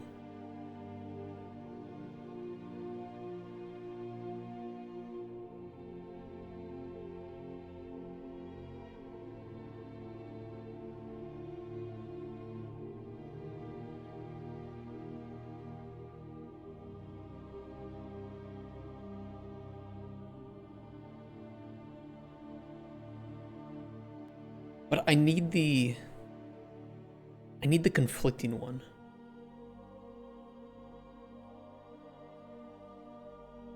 Ah, fuck.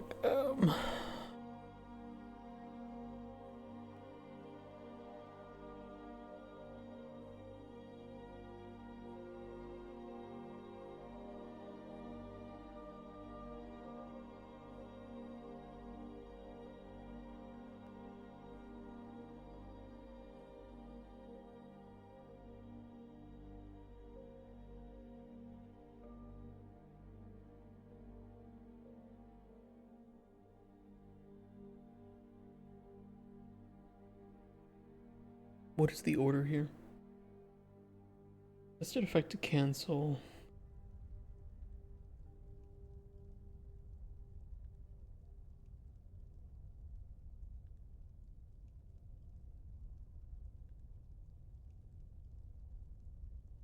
Yeah, if they're equal, in which case they would cancel each other.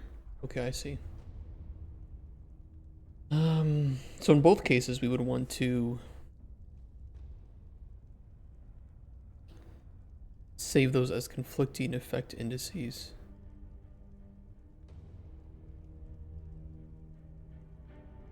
Conflicting effect indices.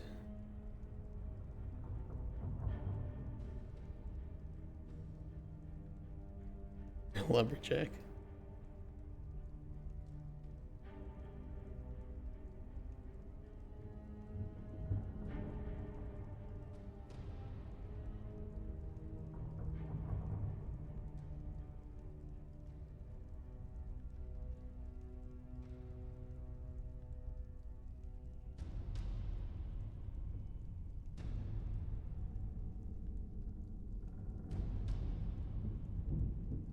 I feel like we actually just want to run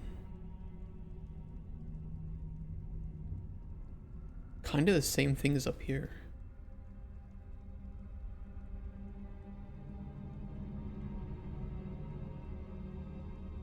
What's with the outfit? We hit 666 followers.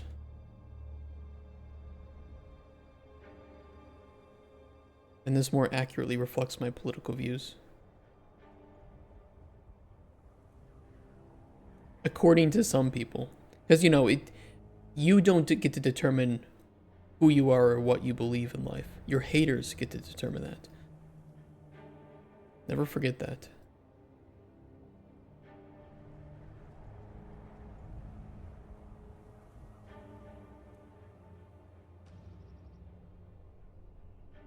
Surprised you don't have that many followers. I kind of do. Actually, it's not too terrible for being in the game dev section of Twitch, which is really not that many people stick around this section of Twitch. But also, I don't really care about followers or viewers. It's not that I don't care about you guys. Let me be clear about this. I don't stream to gain viewers and followers. I stream to make my game and to hang out with you guys. And if the numbers come from that, that's great. It's kind of misworded that, right? I don't want to spend my time trying to, you know, optimize my social media presence or my metrics. It's a waste of time for me. I'd rather make my game and let the numbers and people, you know, I'd rather let my work speak for itself. I guess is what I mean.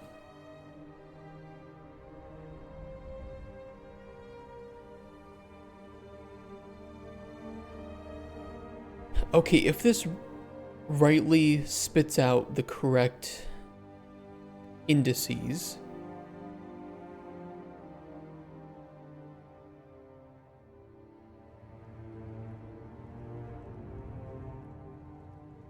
what do we want to do with that info? Because we don't just want to remove the effects.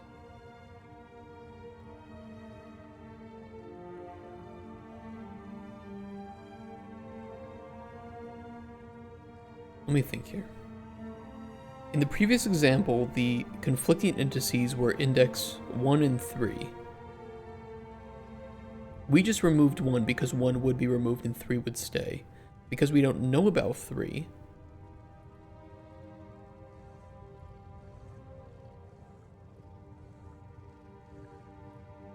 we need to go and do a for each loop through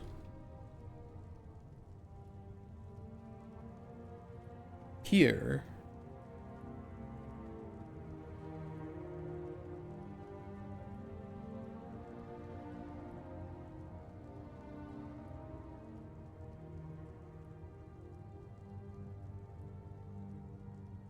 Have a new game we're working on? Oh, nice.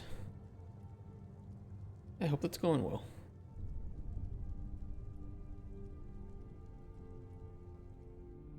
They say hi? Well, I say hi back. I wish I had more time to talk to everybody, but I'm so fucking busy. I was supposed to have an on-stream interview with somebody about game piracy. That never happened because we just... It lost its moment-to-moment interest. And I think I disproved their facts enough that I don't really want to have them on here just to do that. If they're watching, sorry, but the facts are completely on my side and not yours, so I'm sorry, but I don't want to bring you on just to say that. And number 2, I was supposed to have a session of gameplay with a friend, a designer friend of mine, just very casual. We were going to play American Truck Sim and just hang out and chat game design on stream, which would be, I still want to do that. That would be pretty fun. But I also have my wedding coming up, and then I'm doing this, and I'm super engrossed in this, and I don't want to waste any time. It's a whole mess. This month is crazy.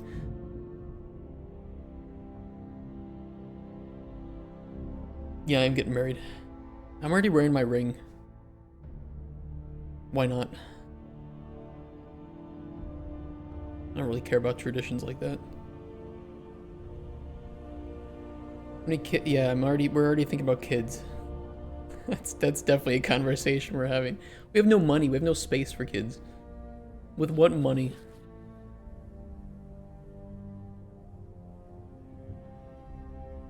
We have no room for a child.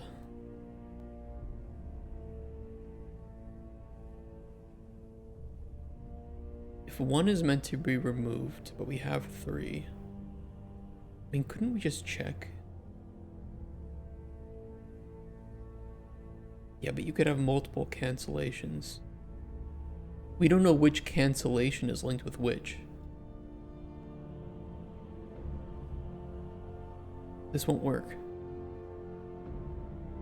I can't just pass conflicting indices because we don't know which removed index is linked to which effects.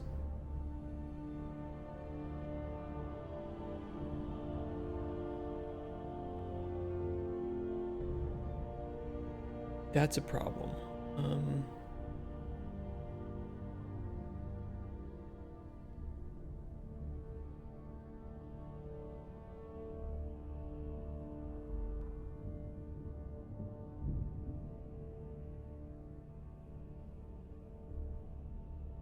How do I pass that through?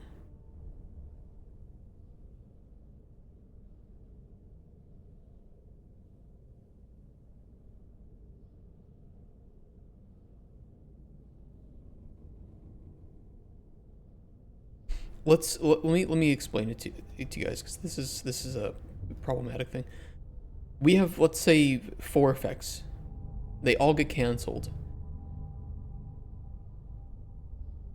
So the potion will just be empty. And that's not the important part here. The important part is that these 2 effects cancel each other out, and these 2 effects cancel each other out.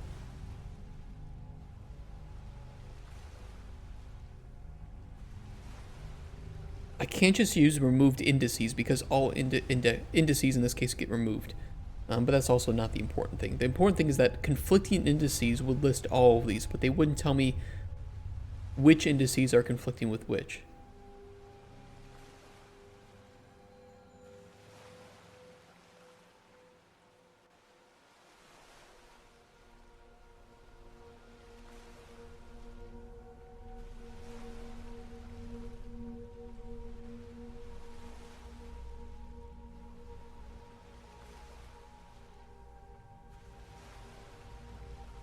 But I have my array. I mean, this is technically the array here. I would just need to match up.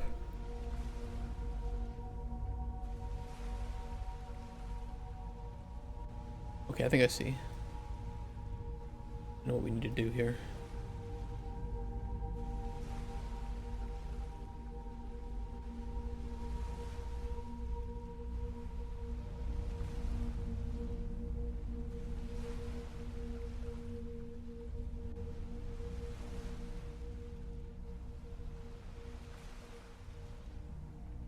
Don't build conflicting indices like this.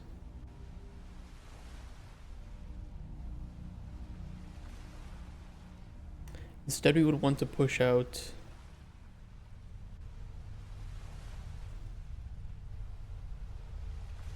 zero, 1, 1, 2, 2, 1, 3, 2.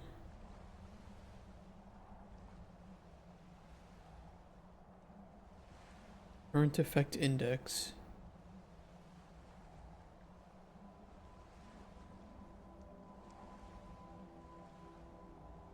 Delete these.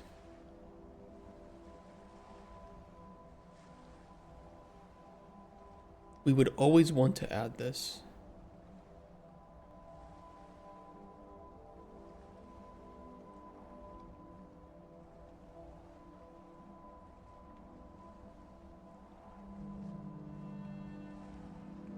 Conflicting effect indices. Add.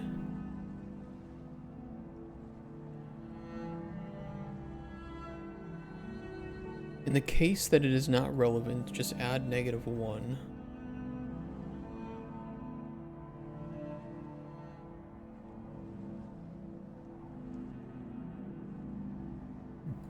I'm mostly curious what this will look like.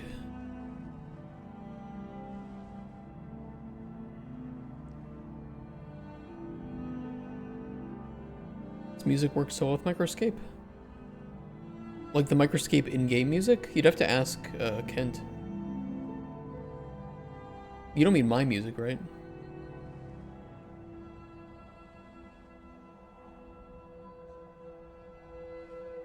My stream music? This is just Skyrim.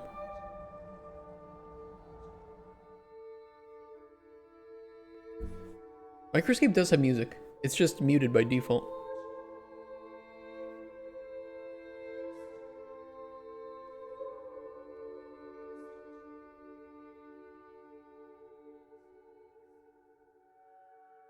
In the case that there are conflicts,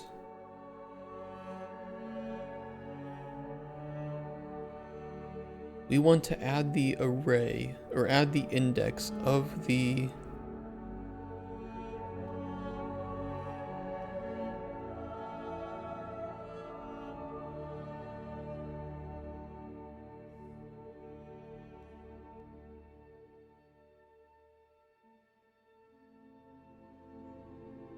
current effect.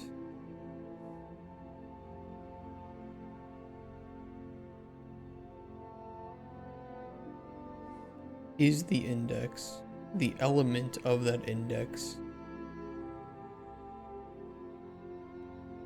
is the spot that it conflicts with, which would be tested effect to cancel index. I'm not mistaken.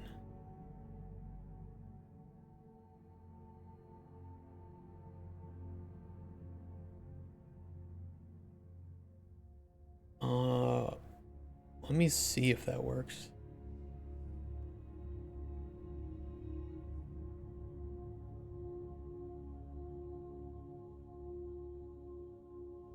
You never played Skyrim, Serene?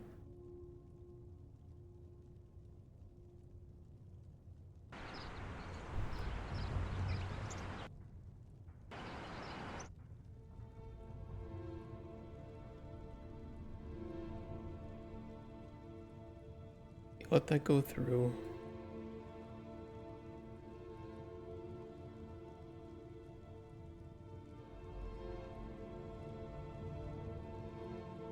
Not the right one.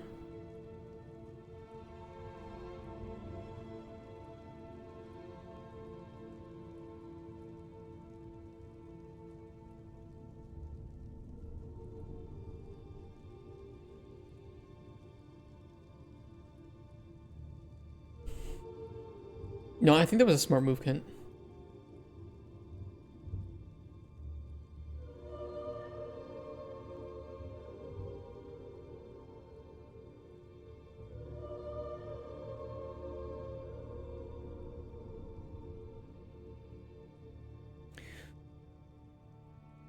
You know what? I want to put this on the...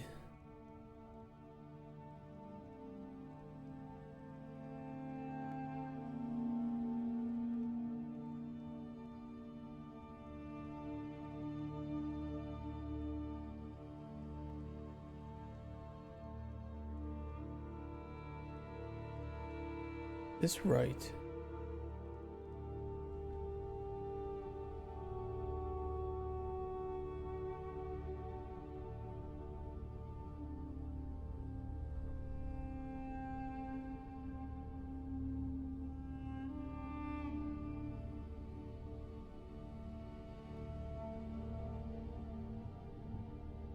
Hold on, I need a new local variable for this.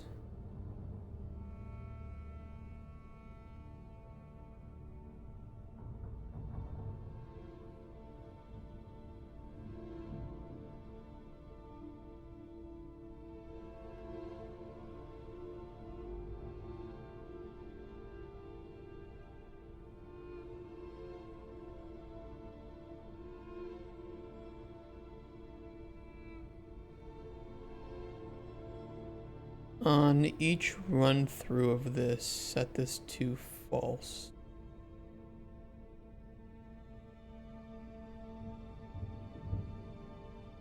What does this check?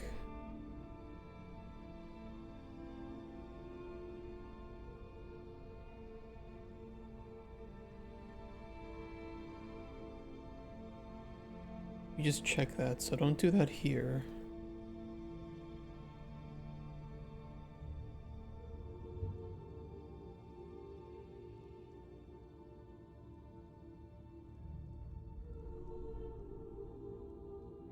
Select.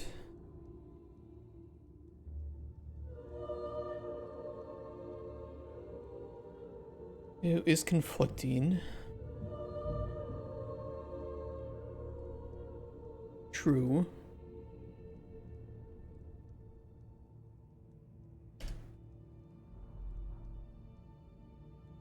False.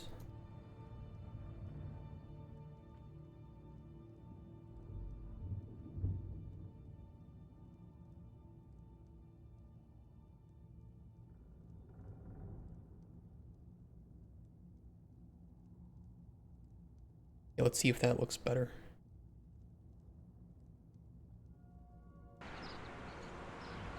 It was getting the right information. It was just putting out too much information. I think it was because it was doing unnecessary duplications of data, which hopefully this should avoid.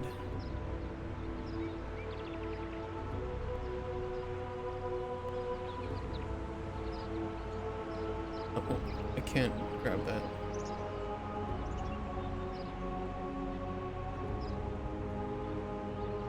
Hold on. Annoying. Dynamic boxes, such as horizontal box, pop up in event graph as interactable things based on button clicks. Button clicks in a horizontal box? Do you mean just making them a variable, or do you want to specifically do a button click on the horizontal box?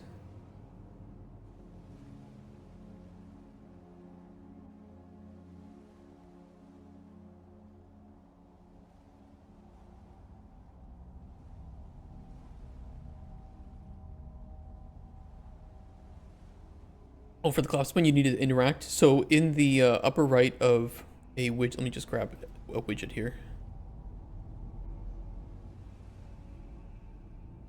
On any sort of element, you can select is variable up here, and then just change the name, and it'll appear over in the as a variable for the event graph. Let me know if that doesn't answer your question.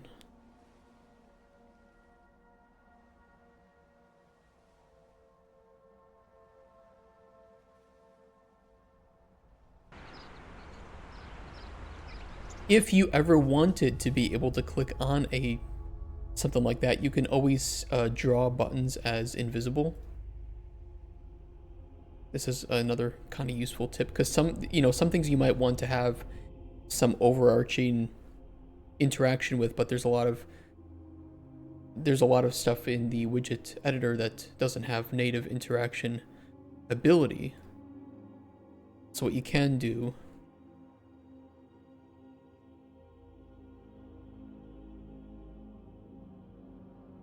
let's just say like you want something to occur when you hover over this text, just wrap it with a button. Size to content and then draw as none. And now you have the button there and it can be clicked and do stuff, but it doesn't appear as if there is a button there. And buttons also have the benefit of the clicked, pressed, released, hovered, and unhovered. So they have a lot of native events that can be tied to them that, like a text block doesn't have, right? Even if I make this a variable, I don't know if there's any events that are tied to this. No, there's nothing. That's a useful widget tip.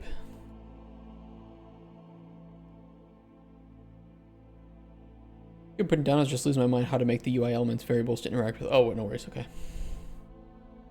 I'm doing the things. I'm excited for you. You have to let me know how it works. There was an old, I don't know if I still have it. I have a really old proto. Do I not have it here? It was a choose your own adventure game. Oh, I do have it.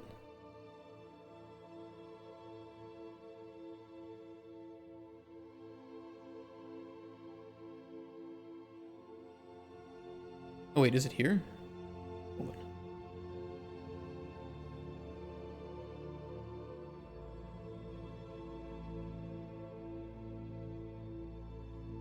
Yeah, I did things like this where, oh, there's no VSync, thank you.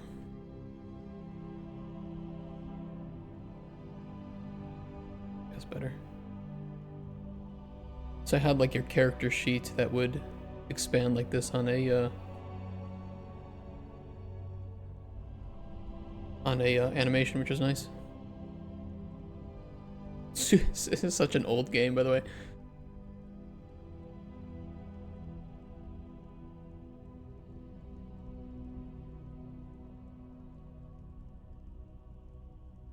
Back in 2021.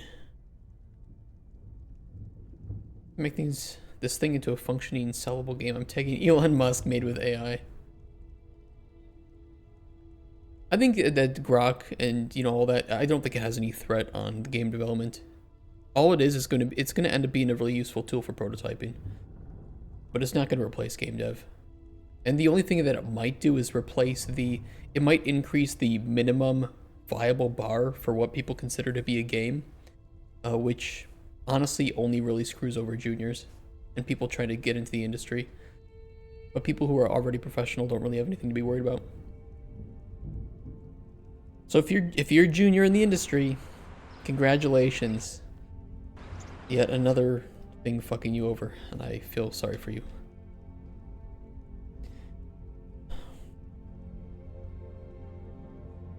This is one of the hardest industries to break into, if you ask me.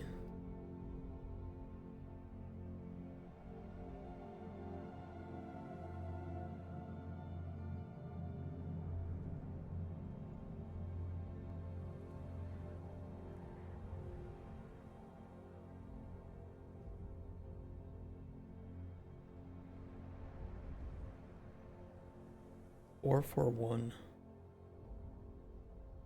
Or for -1. That can't be right.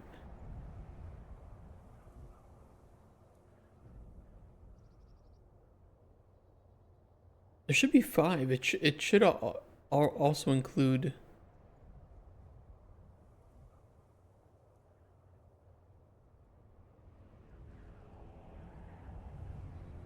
Should include all effects.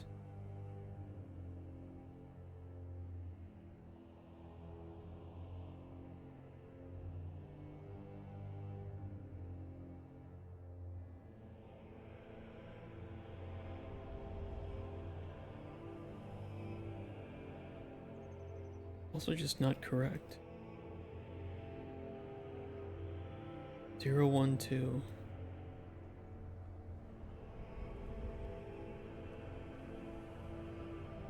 The correct numbers here should be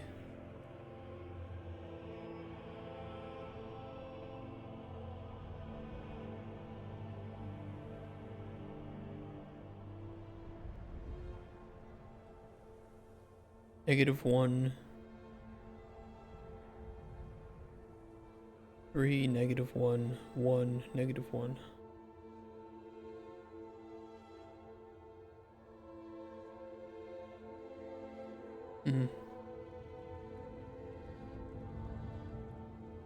Or Ubisoft makes games. I don't know. I mean, game budgets becoming bloated are largely a result of the expectations of fidelity and depth in games. Depth and fidelity cost a lot of money.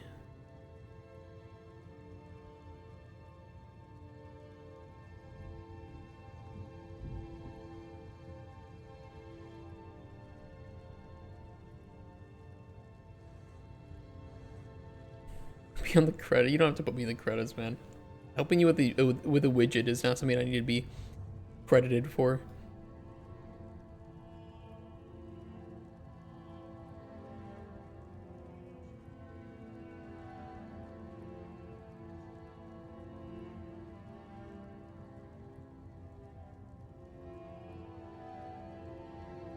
This should be the right index. Tested effect to cancel index. Oh no, it should be current effect index. Right?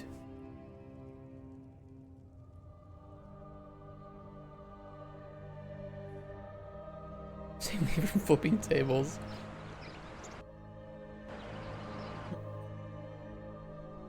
Hey, whatever I can do to help you guys make your game better and faster. You guys help me with that every day.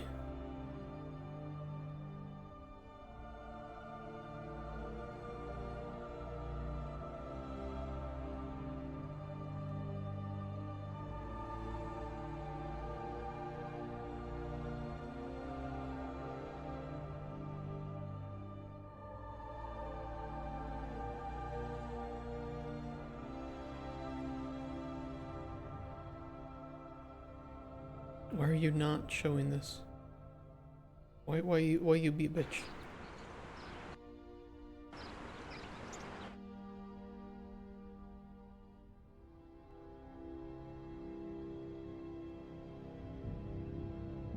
Maybe I need to step into it at least a little bit.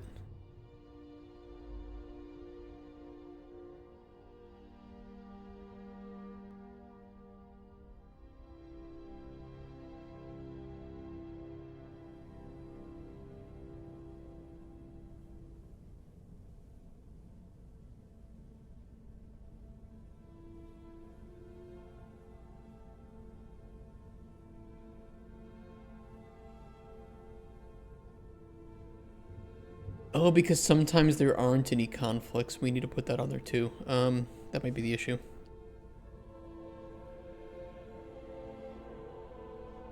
It's just here.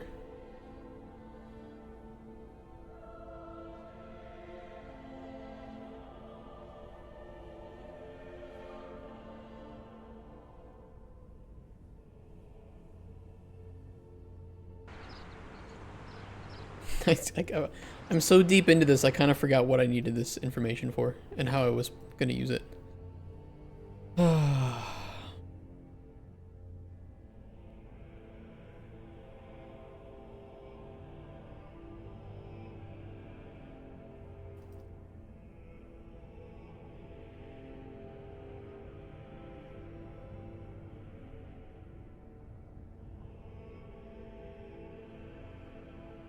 Fun.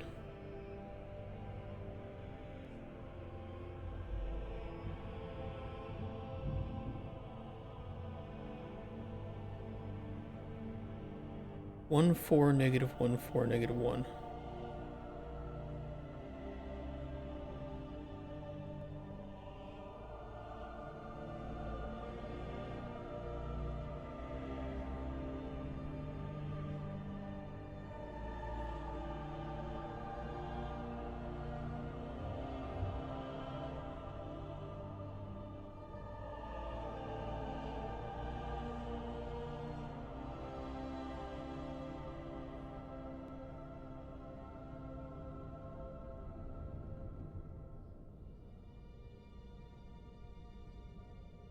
Okay, at least we have our 5 indices, but that is not the right information that should be on the indice.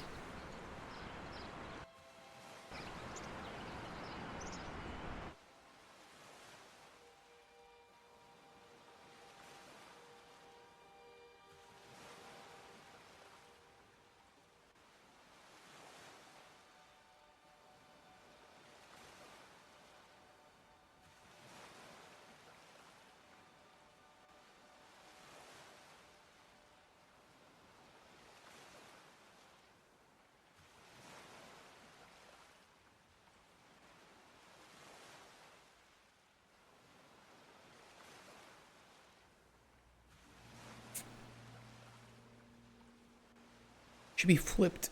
1 should be 3 and 3 should be 1.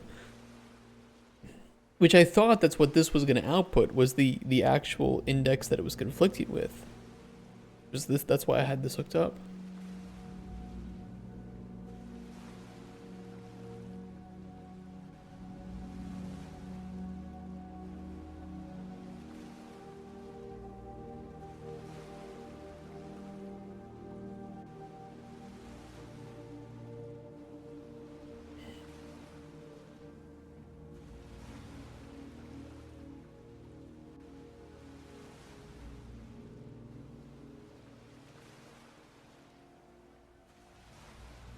I bet it's because it's it's finishing in it. Okay, I know what the issue is.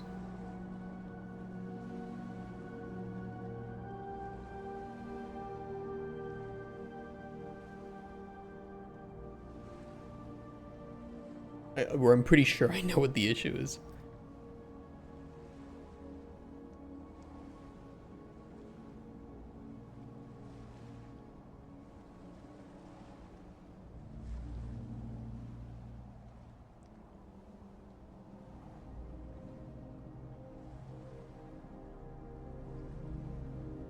There might be one problem with this that I just remembered, which would be really bad if that was the case. Please don't be that case.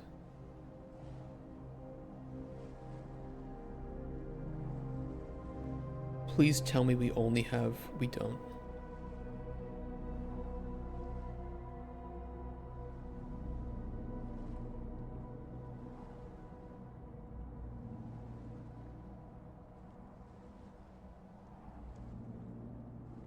There are 2 effects that cancel multiple. In which case they might have more than just one. Oh, they might have more than one conflicting index. They might have multiple. Fuck. Oh, fuck. That's a massive issue. No.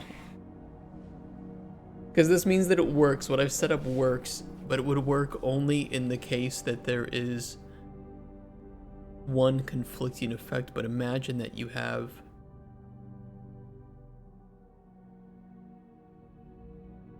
multiple. Like with poison. I mean, if you cure poison and restore health on a potion, and you throw poison, and they're all at the same tier, well, now they have multiple conflicts.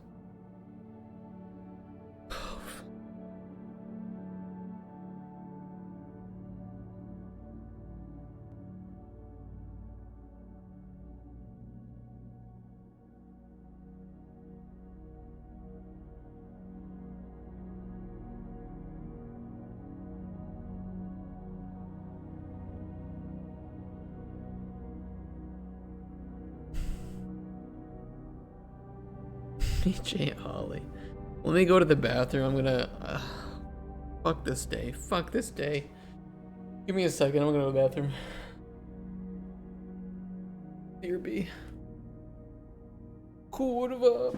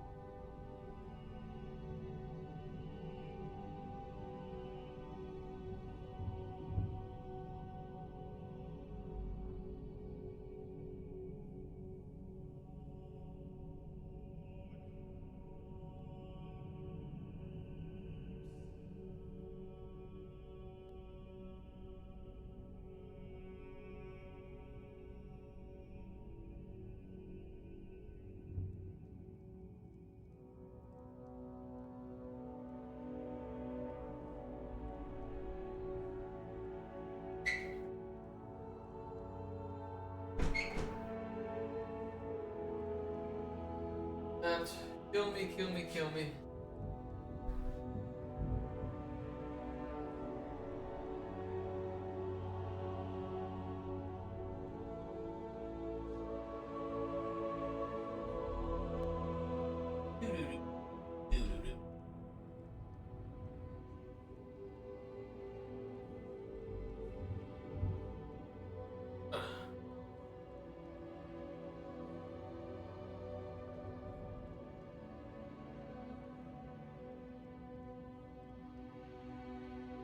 Oh.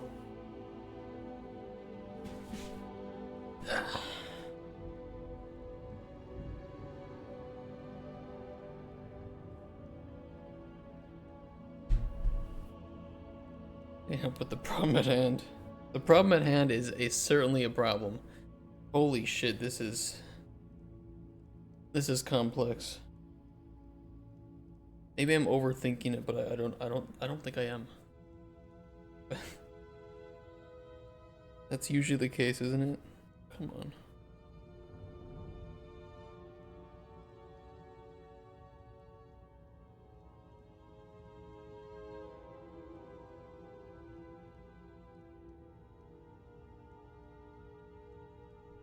That'll work. I forgot to pop these in.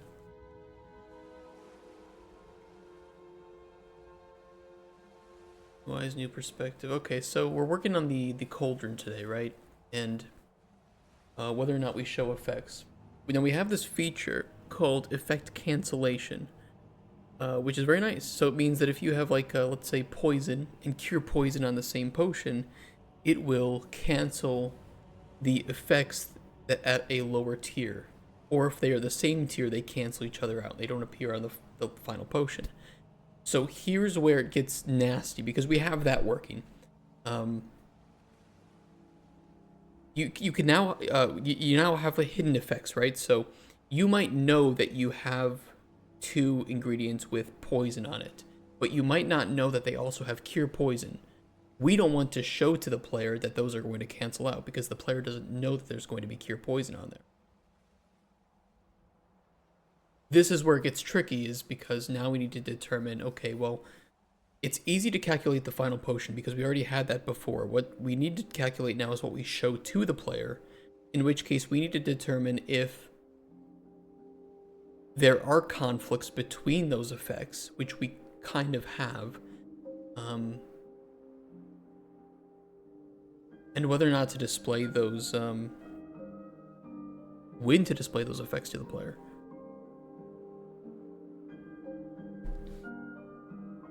So we need to like cross-reference the knowledge of different effects with the information of what is going to be canceled, which is turning out to be kind of nasty. And additionally, we need to know exactly which effects are conflicting with which ones, because otherwise, if we have like the case that I showed here, right, where let's say we have 2 sets of conflicting effects. We have this effect, this effect, this effect, and this effect. These are 4 effects. These 2 cancel each other out, and these 2 cancel each other out. I can't just return information of which indices are conflicting, because we don't know which ones are conflicting with which. The problem then comes in the fact that we have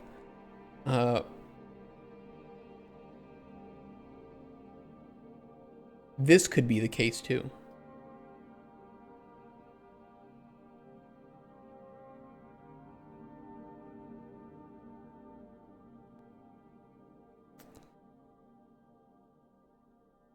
What was I doing before I went to the bathroom?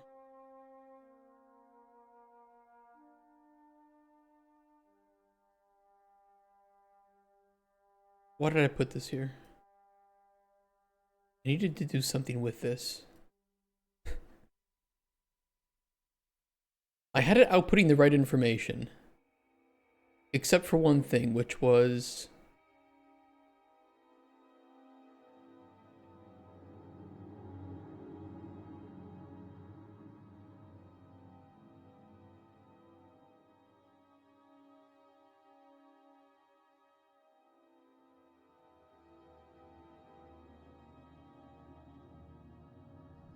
Which was what?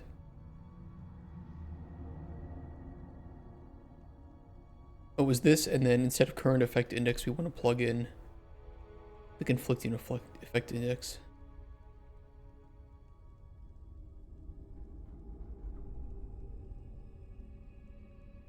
I think this will get me the information I need.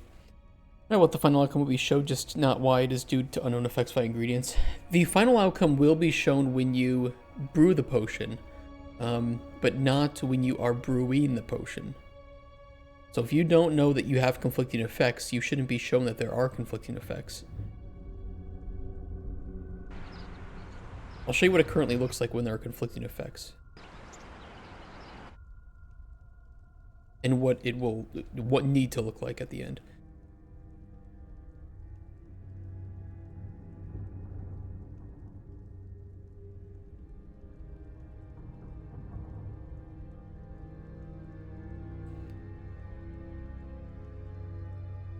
There's been a lot of Skyrim. Yeah, Skyrim was one of the biggest influences here. So, okay, so we can see here that Poison 1 is going to be canceled out by Restore Health 2. The question becomes, what if you don't know that there will be Restore Health 2? Well, we can't show this as red. We have to show it as white because, you know, or, you know, as orange in this case, because you don't know that it's going to be canceled out. We would just have question marks here if there might be additional effects because you haven't discovered everything on these ingredients.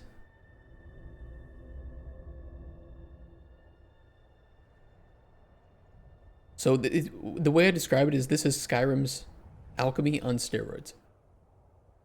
And then tied into a whole RPG game of itself.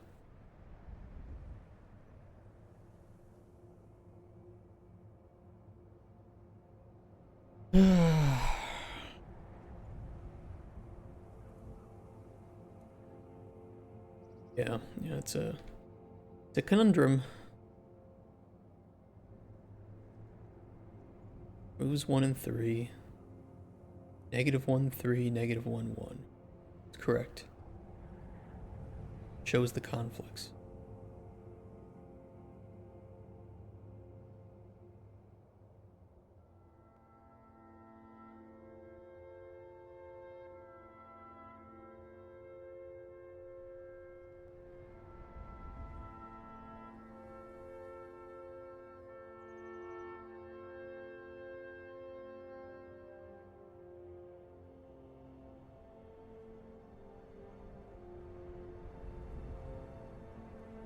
Choose to what to tell the player and when. I have it here. The issue is that now there are cases where we have multiple effects that could cancel each other out. And so passing this array would not even be enough in some cases.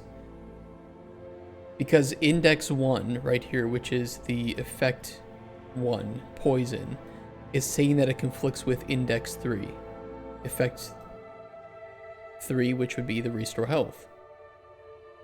But there are cases where poison might cancel out cure poison and restore health, in which case cure poison would conflict with 2 indices.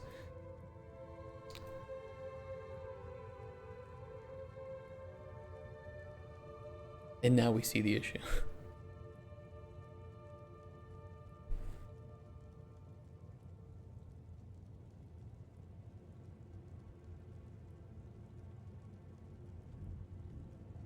I could use a map.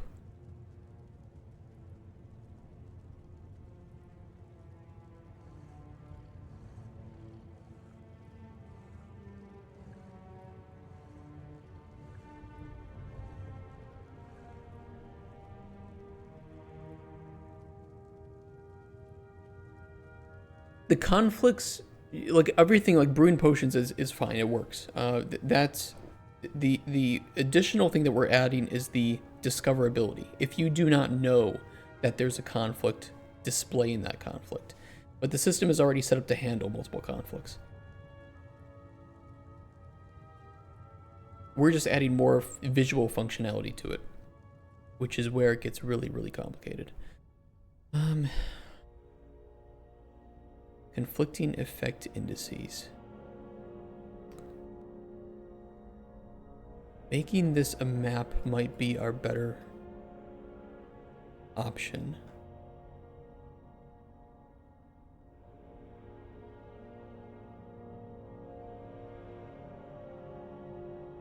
And we would map integer to... Well, I can't really map to a set. I'd have to make a custom structure, which we could do. We could do a custom structure. I will do a custom structure for this. Where should I store this custom structure?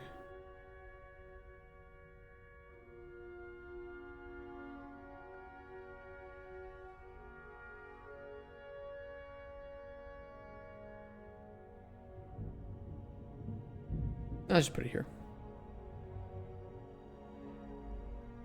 Effect cancellation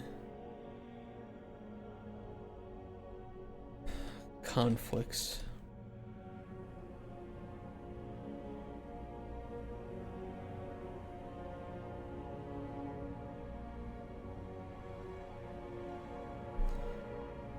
Effect index.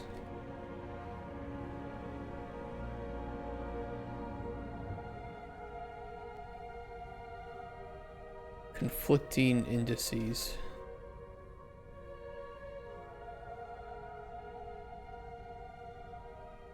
And then in here we can make this actually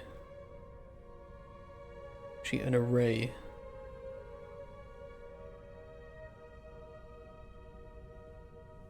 Of the effect cancellation conflicts.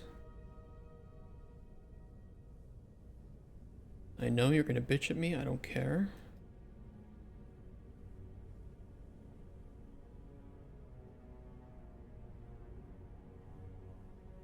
We will make conflicting effect index a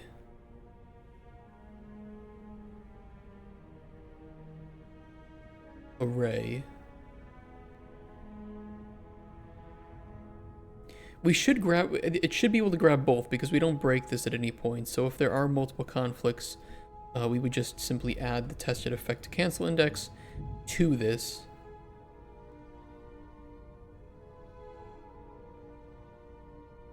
I'll be safe and add unique, it should be okay. And then at the start of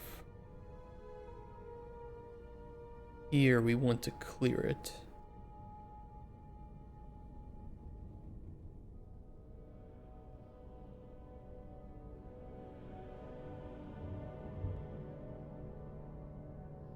Rather than dealing with -1 then,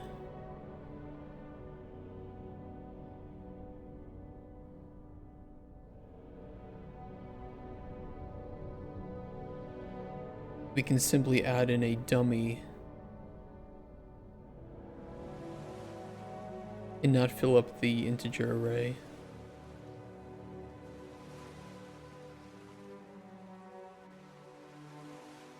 At least then I can get the data that I need, which is more crucial.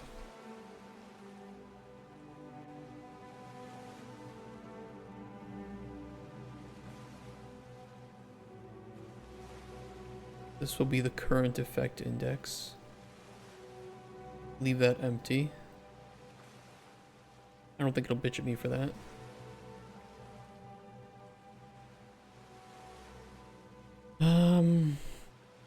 Yeah, here we do the add unique.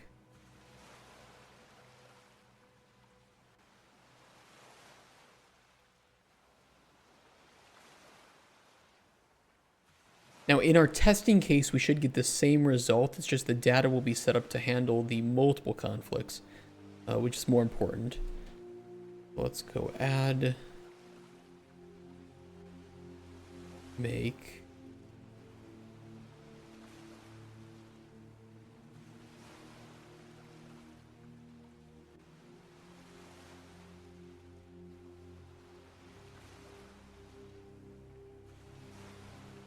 And instead of using -1 to denote that there are no conflicts, we'll just use the empty array.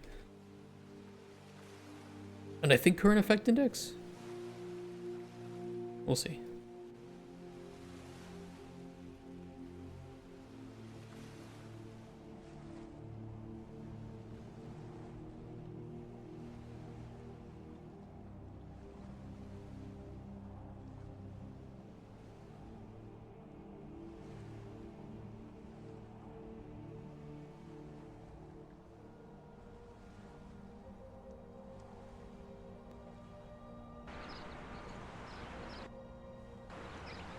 We'll run a testing scenario of the multiple conflicts too, just to be safe.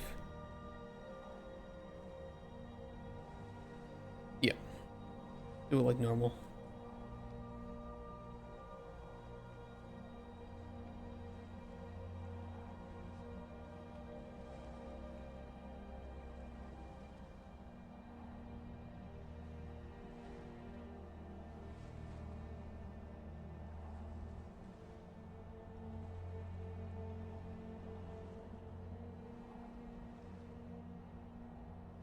Zero is completely empty.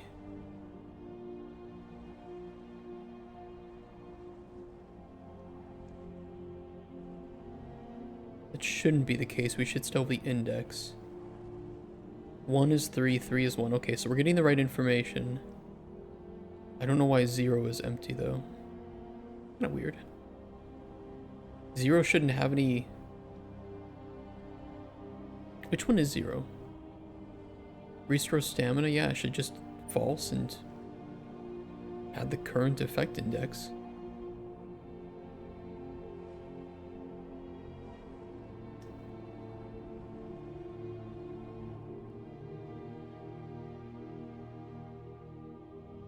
Maybe because it's the default? Ironically enough, I think it's because it's the default. If I set this to -1, that probably will fix the problem. Because I think it's reading it, and because it's equal to the default, it's like, oh, so just don't do anything then. But it's like, no, we actually want to add that. It just happens to also equal the default.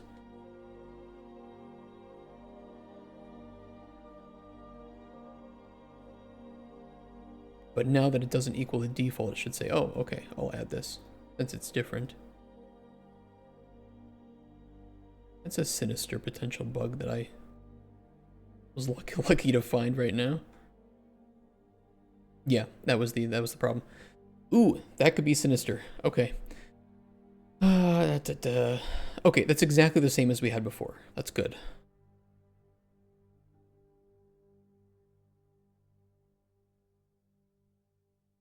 Let me find a scenario where we have multiple conflicts.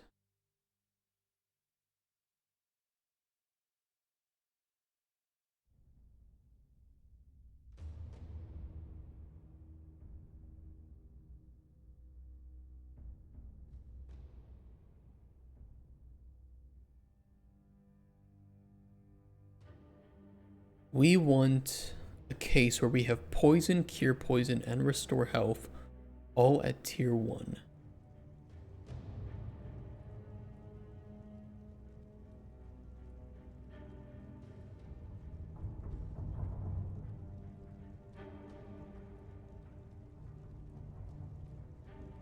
I kind of want to set up a function that just discovers everything for me so that I can test around like I usually do.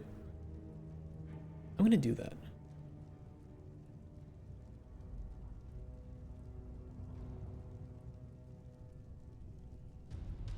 Identify all ingredients.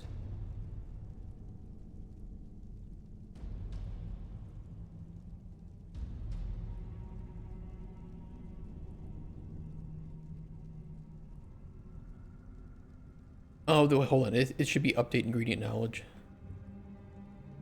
The identify is, that's a placeholder that we need to fix up.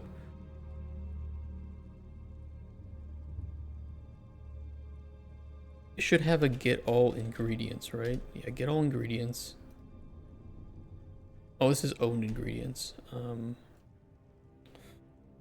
Get data table, row names.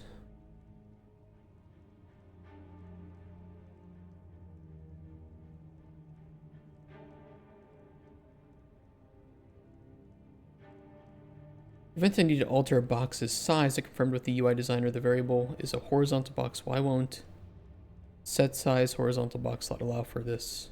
Get module box horizontal as the target to adjust its width.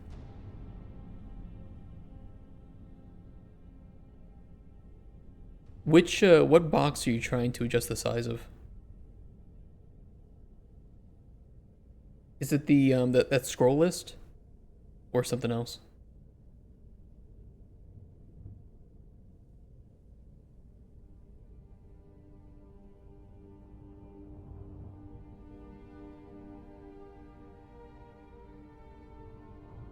The one left? What do you want to do with that horizontal? Oh, the main one you need to collapse? Just set visibility to collapsed. That's all you have to do. Just flip-flop between collapsed and visible. You don't have to set size or anything.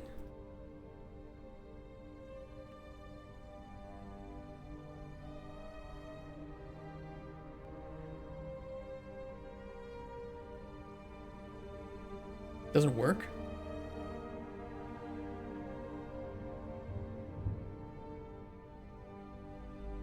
Should work.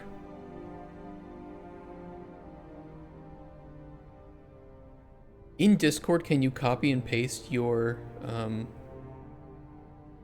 entire like canvas panel?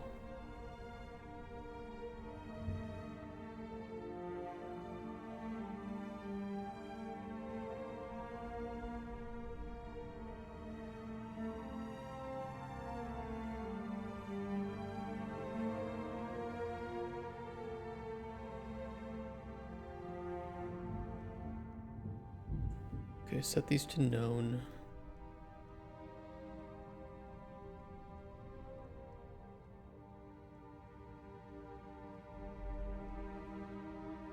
We'll put a cheat in here that allows the player to run this if they need to.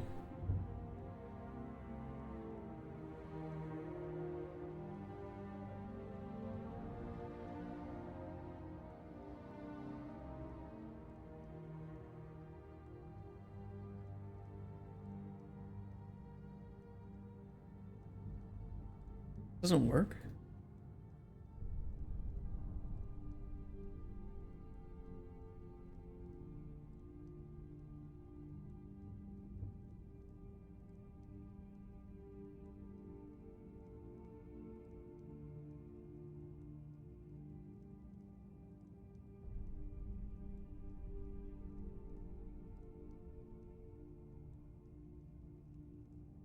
You should be collapsing the module box parent VB.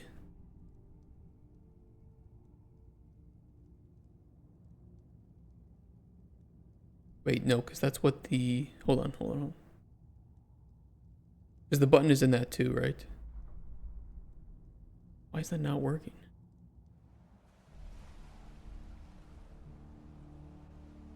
BTN collapse.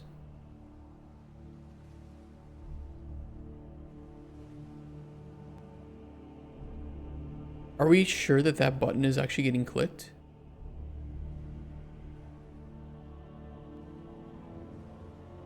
Like in game when you play?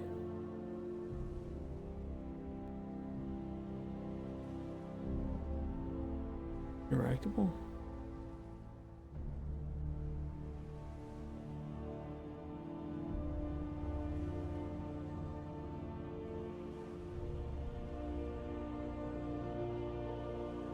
What is collapsed default?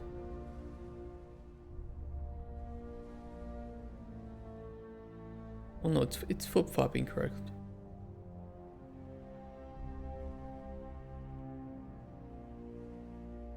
What is the default? Try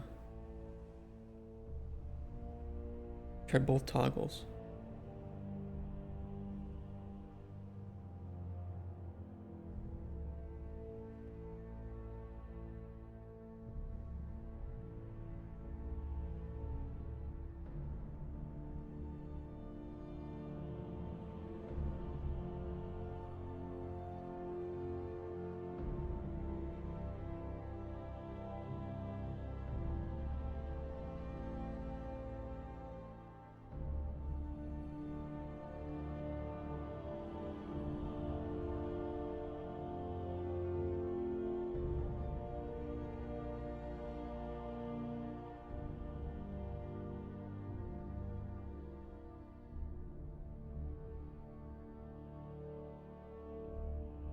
There's no reason this shouldn't work.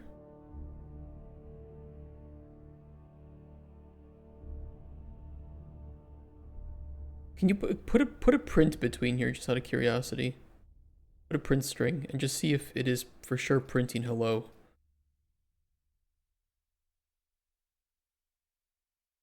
Just to make sure that it's actually running. I mean, I don't see why it wouldn't be, but I don't know, just in case.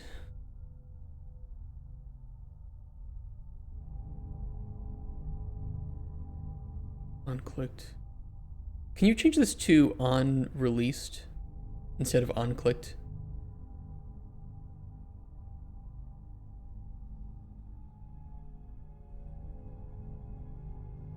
Use the on released event because I think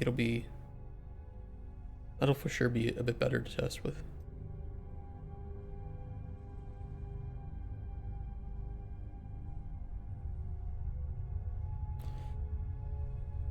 Okay, identify all ingredients. Let me run this.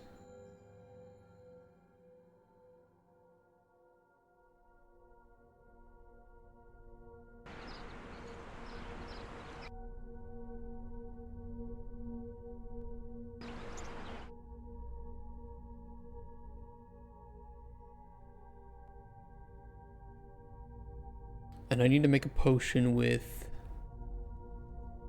poison, cure poison, restore health. Poison.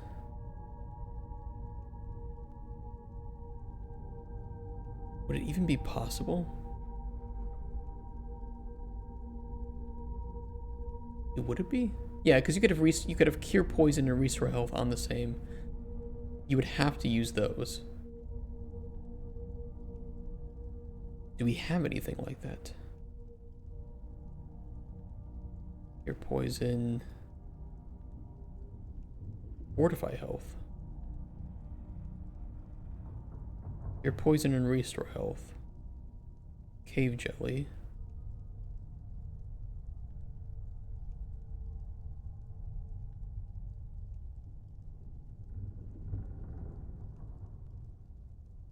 Gotta be a way to make it.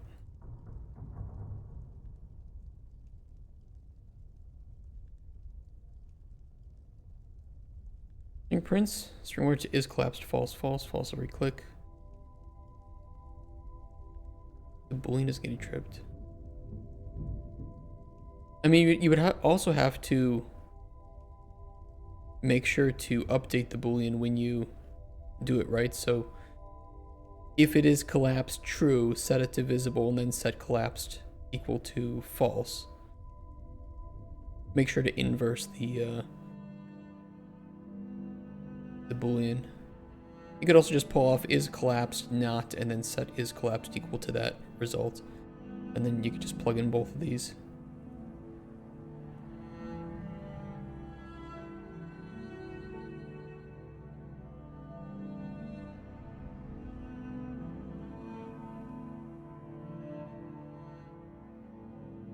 That might be enough to do it.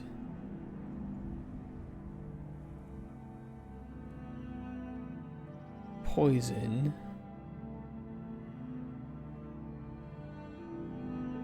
Your poison, restore health.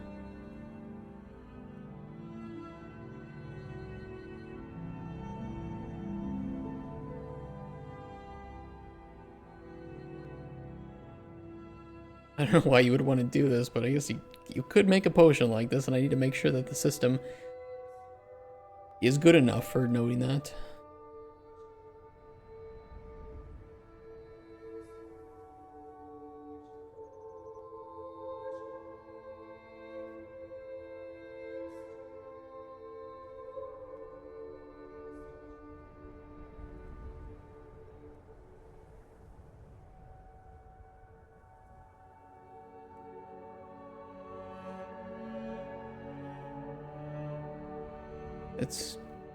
That looks weird. Is that correct though?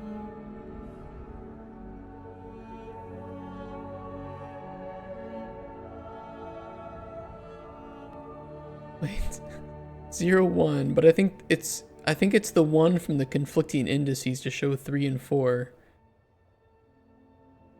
That's really awkwardly shown to me.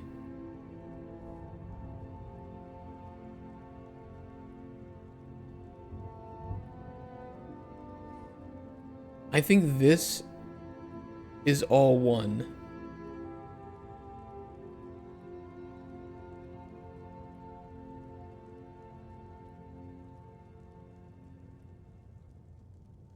which is part of 0.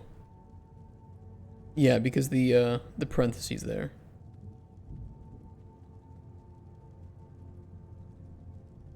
Still not tripping.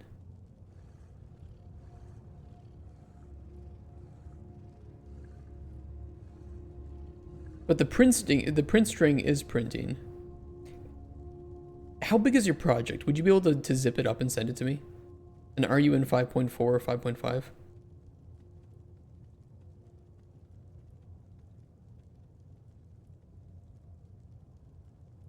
Because I don't see any reason why that shouldn't be collapsing.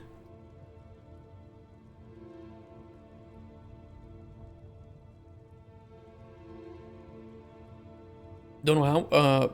Do you have Discord Nitro, by the way? We're not a Nitro user. You could upload it to like Google Drive or something.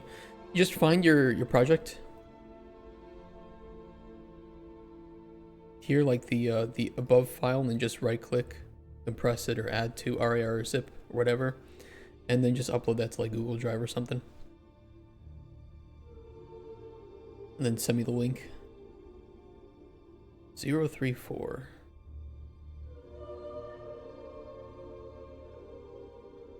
In effect 0 is poison, so poison. Yeah, this works. No, that's the correct info. Okay, good. This works. This is good. We now know exactly which effects conflict with other effects. We have the indices of the potion to prove that. This is good. This is working. Now we just need to determine what to do with those, which will be cross-referencing with the knowledge. One step done. So helpful. Well, don't say that until I help. Otherwise, there's nothing. Everything looks fine. Everything that you've done looks correct. I can't imagine that this issue is...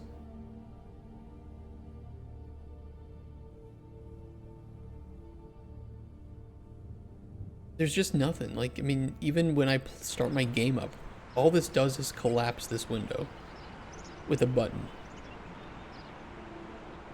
It shouldn't be anything crazy. I think that's how it works.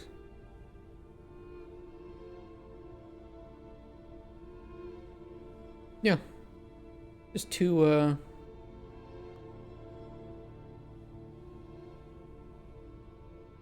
size boxes.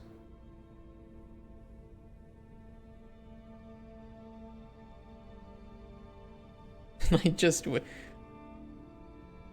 you did change it to unreleased, right? You did, and it still doesn't work. What the fuck?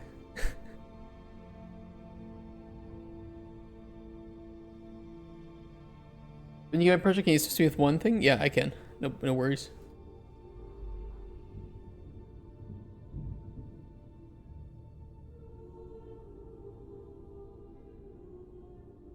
Okay, let's output this information then.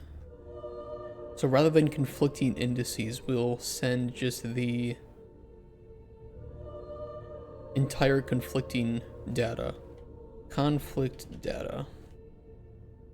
That's the wrong thing. Are you serious?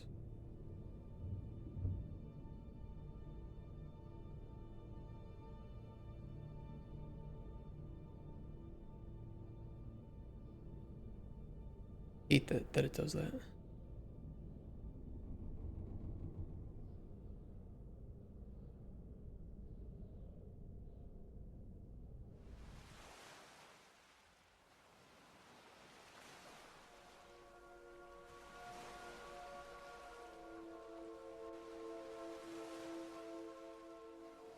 Effect cancellation conflicts. Conflict data.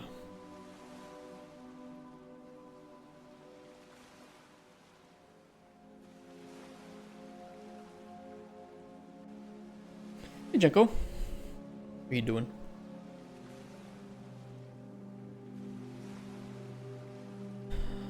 Blah, blah, blah. All right, we have the information. What do we want to do with it? We don't just want to remove the indices yet. We might want to do that, but not yet. What email? If you have the link, you can just paste it to me in Discord. So when you press share on, if you're on Google Drive, you can,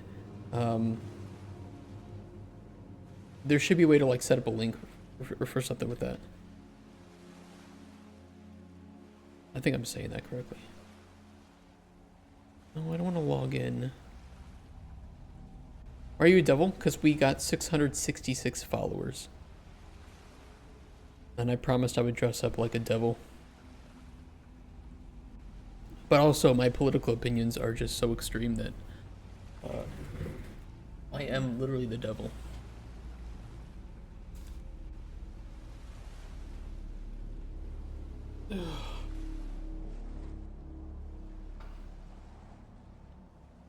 That is not the whole project, unfortunately, Paradoxic. You would have to send the entire thing.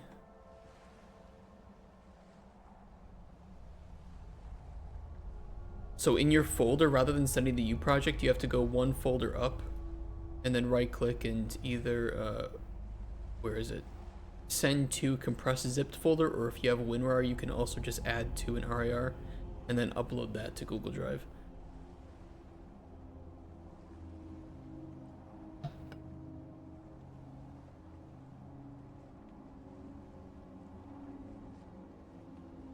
Why foam? Why so much foam? Don't foam me.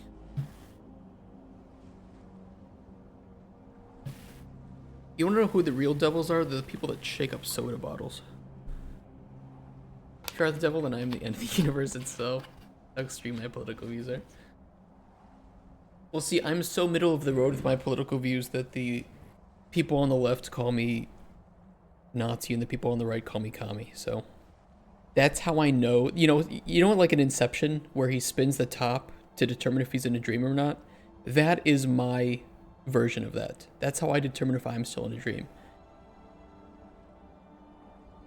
And we know that if I'm being called a Nazi and a commie, that I am not in a dream, that I am in real life. People shake them before drinking. Well, your asshole friends will grab your soda bottle and shake it. That's how that exists. Okay, what did I want to do with this info? Now that we have this, what did I actually want to do with it? We needed to compare it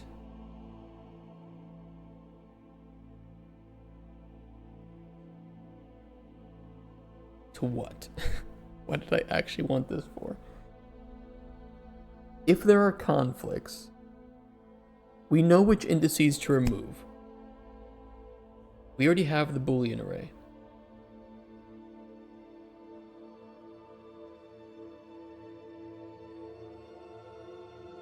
This is conflicting indices for the effect. So we can use the effect index.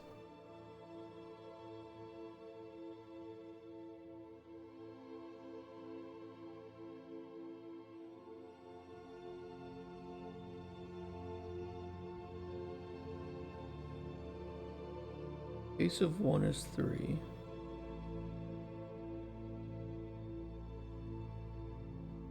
We know that the effect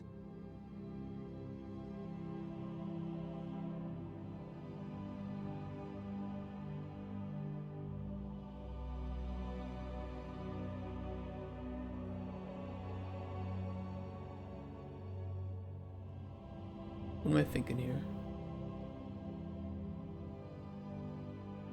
Loop through conflicting indices.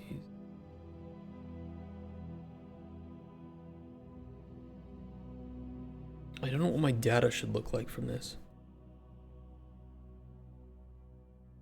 We would need to go through every ingredient effect and determine if we have knowledge of that. So the conflicting indices.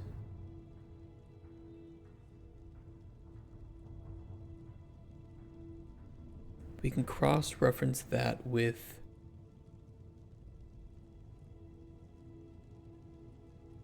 the effect index array.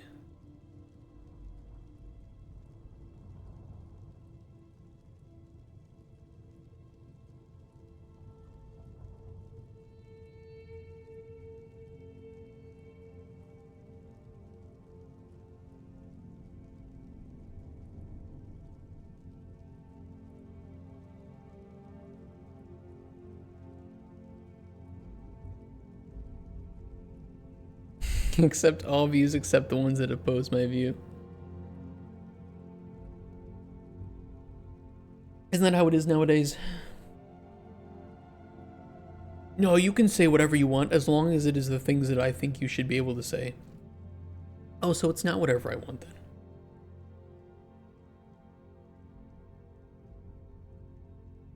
We should set up a government agency that determines what is considered hate speech. Oh, okay, so great. That can be determined by the whoever's in power at that time. That's a good idea.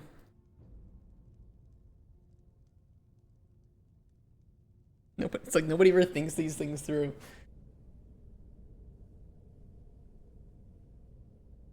The Ministry of Truth, yeah. It's, you know, it's like oh, it's either okay. Well, we can have, you know, it's like the left side will call for it, right? And it's like, okay, so you want Trump to dictate what is hate speech. Oh no, you don't want that. You just want the other Democrats to do it. But you forget that Republicans can be voted in too. What do you think of Doge? I don't know. We'll see if it works. I don't have much trust in any government agency, I'm going to be honest. I think it is all theater. It is all a bunch of magic, smoke and mirrors and mysticism to make you think that something is actually getting done in your favor.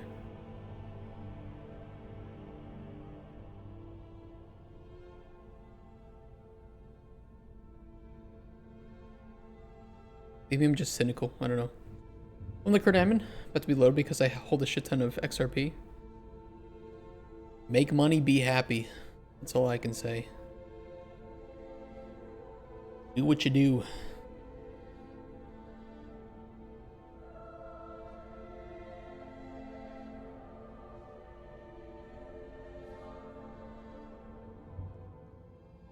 Let me delete these. Move them off to the side. Do we remember what ingredients I just used to make that triplet potion?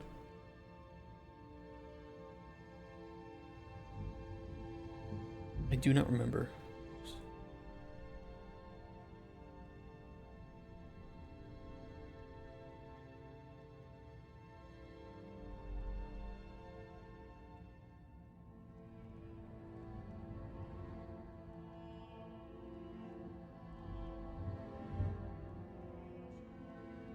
Entire with the McLaren in my own game studio. World's in a good state, could always be worse. It could be worse, you're right. It's true. I think people are so keen to look at like social media and shit like that they forget that the people around them. I mean, what's really changed day to day, right? I think that for most people, their day-to-day lives don't really get impacted too much by whatever the people in power are doing. I think local government has more of an impact on people's day-to-day lives than, you know, people in like federal government or something, or at the top. It's not true for everything, but I think it is generally true.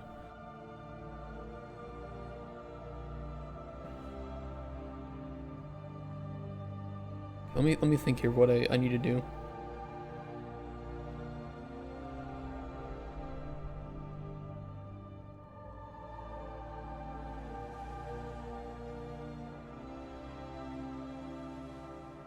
If it's not empty, we know we need to do something.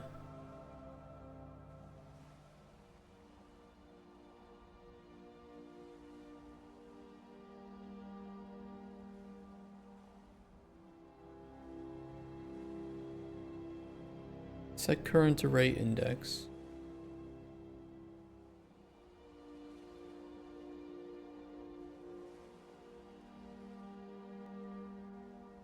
Yeah, I agree with you, Janko.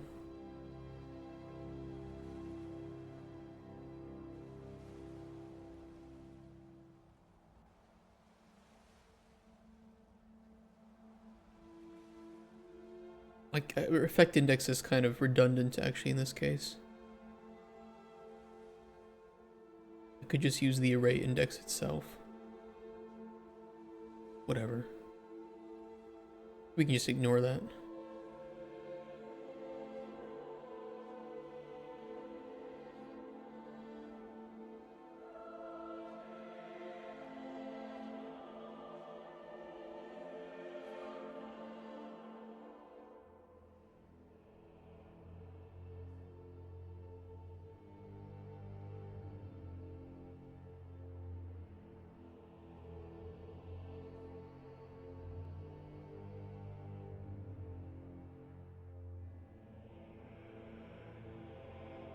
Or the cancelled effect, that we know it has conflicts.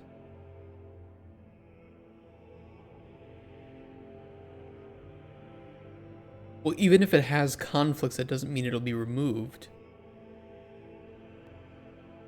We would need to cross-reference with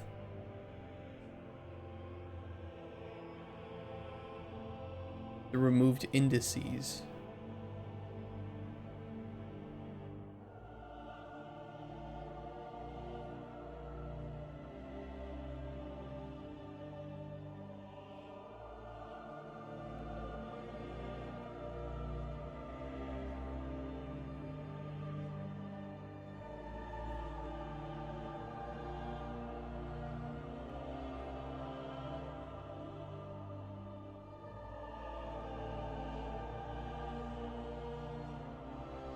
Yeah, fuck taxes.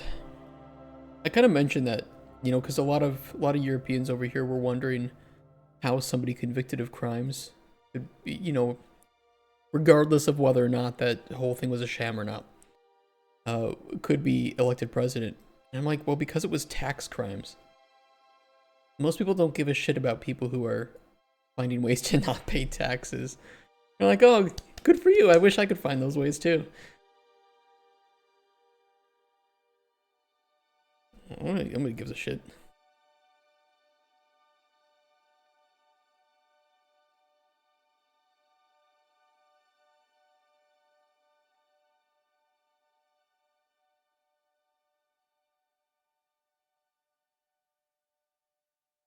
It's part of the removed indices.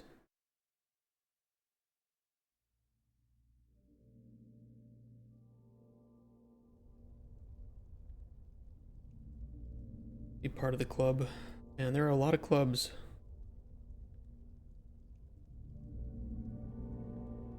That's kind of why I'm cynical. I just think that whoever's in power is just gonna look out for their friends.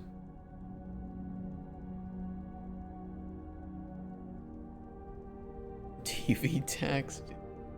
Here's what I honestly think. I think that Europeans honestly should just shut the fuck up about US politics because they don't know nearly enough or have enough context. And Americans should shut the fuck up about European politics because they don't know enough and don't have enough context. Maybe that's a hot take, but really, I don't think Europeans know what it's like to live in the US, and people in the US don't know what it's like to live in Europe.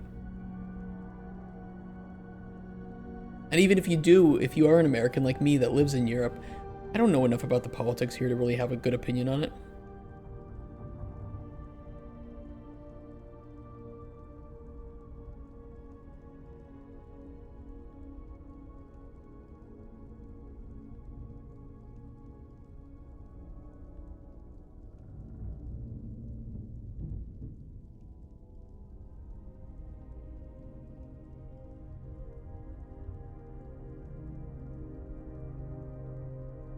If it's a conflict and it's one of the removed.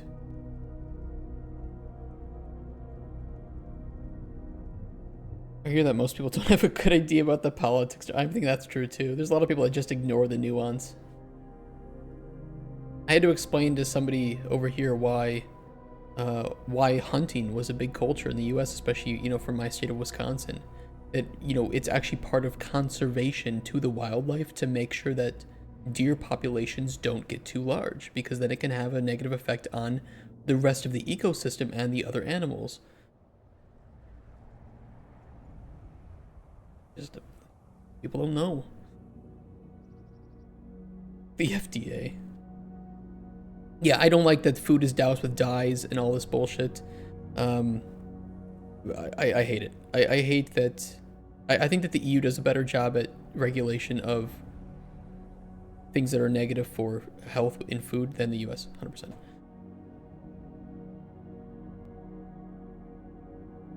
City dwellers don't get that, no, and most people in Europe are city dwellers. And the thing is, even if you're not in the city, you live close enough to a city that you are essentially a city dweller, right?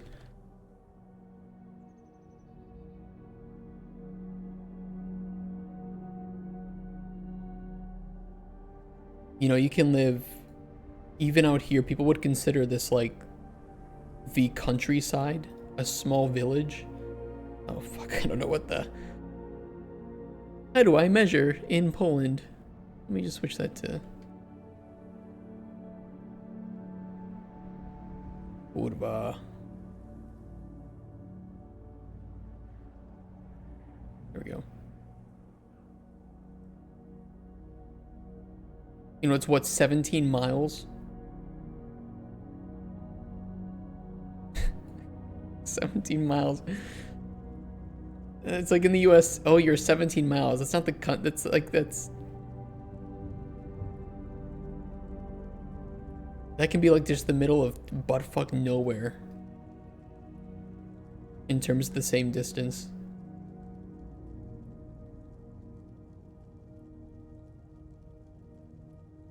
We have such massive distance between larger cities. It's just different. Compressed files finally, we're gonna send it. If it's in your Google Drive, you should be able to right click on that in your Google Drive and press share. And there should be a way to set everybody with the link can like view it. And then just copy the link once you set up that sharing and post it in Discord.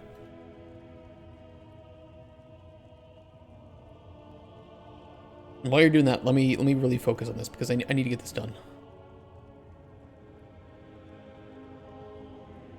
Conflict data will return the conflicting indices. We need to compare those. We need to determine, is that actually going to be a removed effect?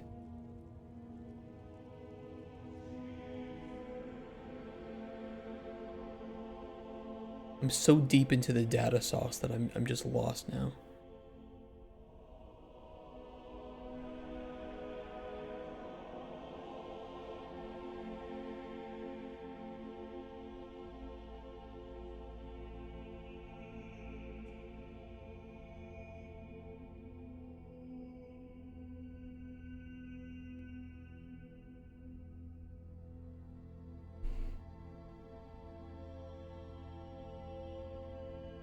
Just for the case,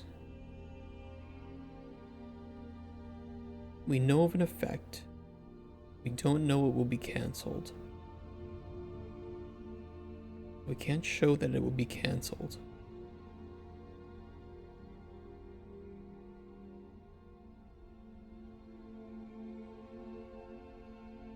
We need to check the conflicts, the conflicting indices.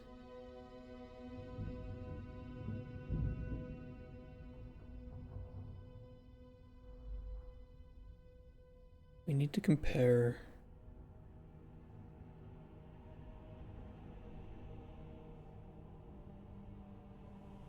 we do need to grab the ingredients. Because if we don't know what ingredients are influencing that, we can't grab that information correctly.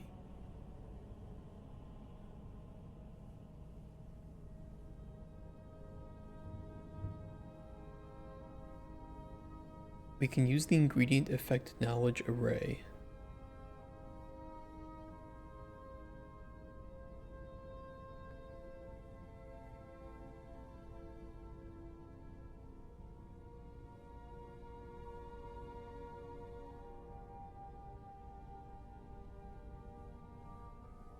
Future Nightmare. I'm busy, no worries.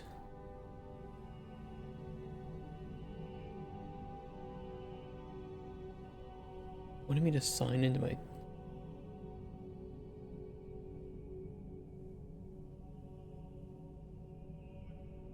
I'll be able to send you this.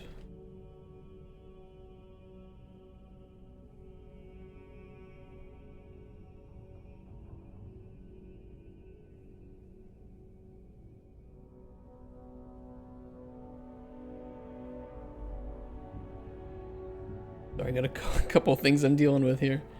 Let me gotta grab my password.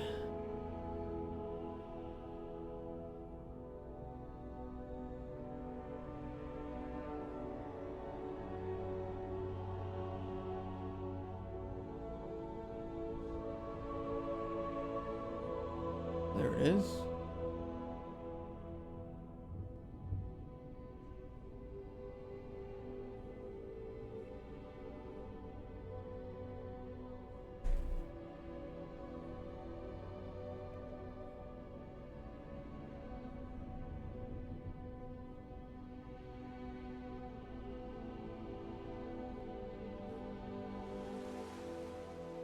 It says I need access. Lima, make sure that you set the sharing access to anybody with the link can view it.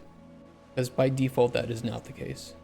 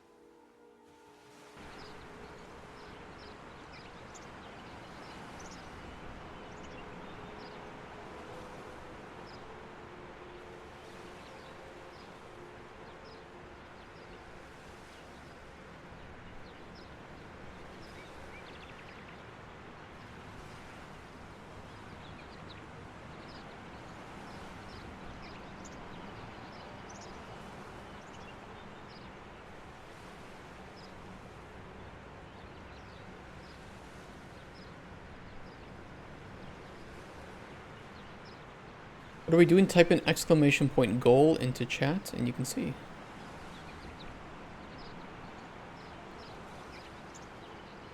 Effect knowledge. We know everything, of course. Let me set that back to what it was before.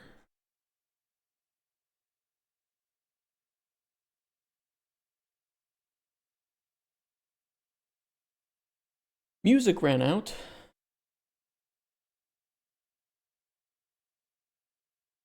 I want more.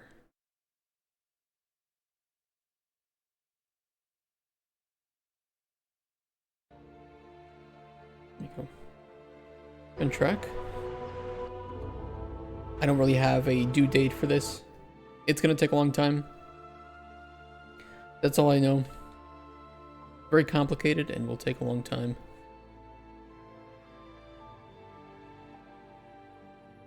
Making progress. It's very slow today, but that's kind of what I expected. Ripper is supposed to be a solution to the C problem? I don't know. C++ is still a standard.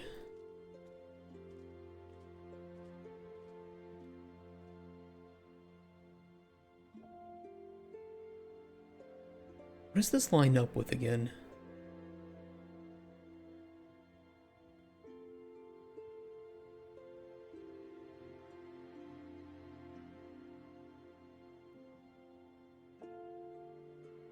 What do we know about each effect on each ingredient?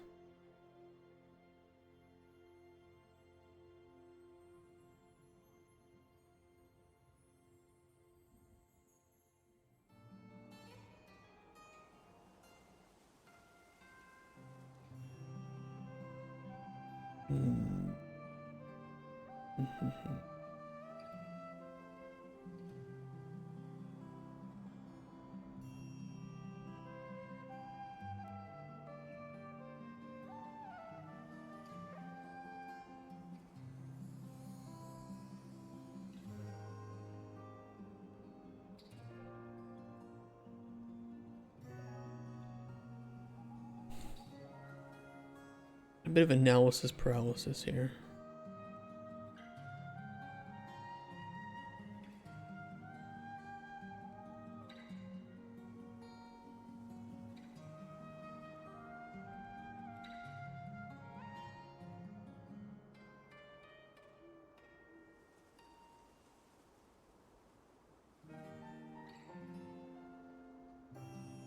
Know about all the effects there. I'm actually just so deep into this.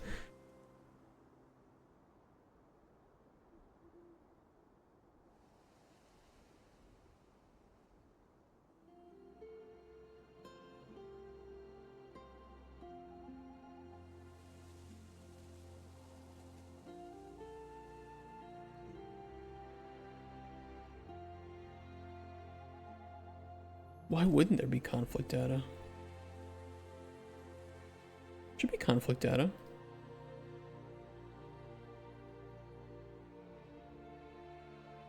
I was outputting correctly. Oh, I didn't plug it in. My bad.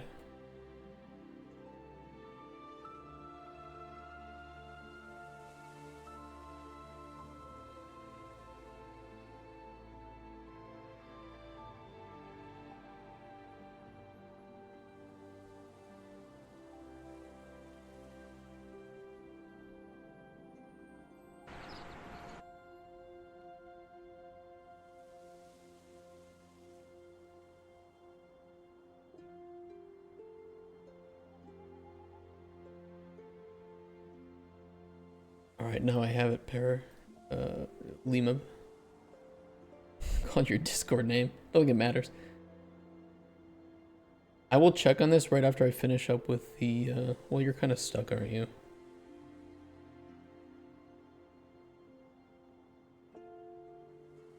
I'll let it open in the background because it probably has to do some shader compilation.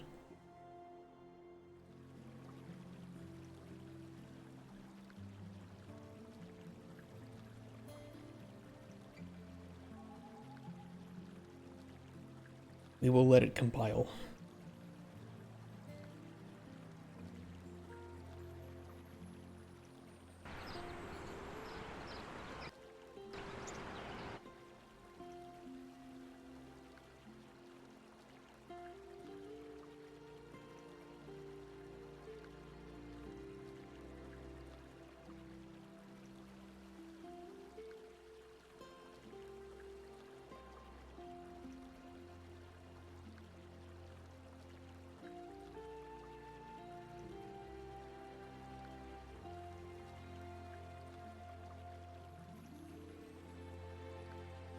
Conflict data 0300.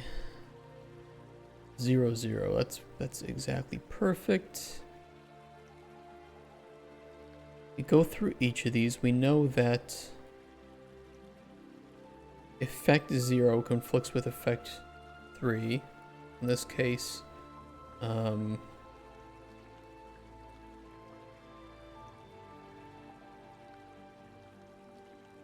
we already updated potion effects to remove that.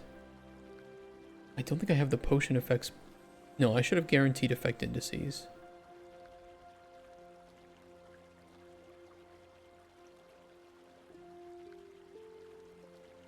Thumbs up, not an emo. I don't know.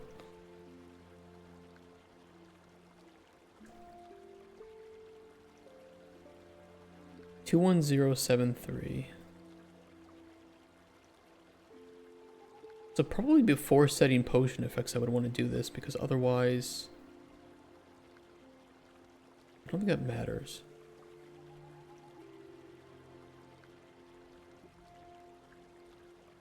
Yeah, it's a better TTV emote. Okay, I can still grab this.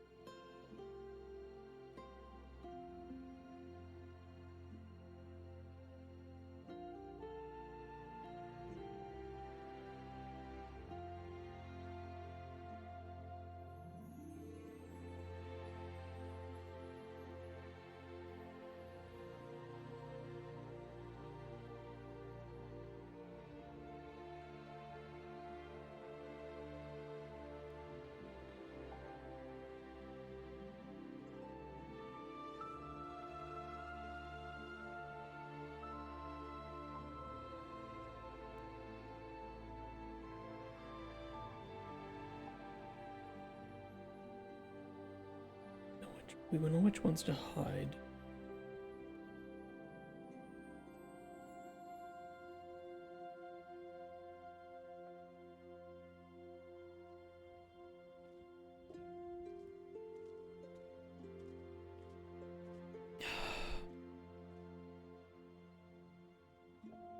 I kind of forgot what I needed this for.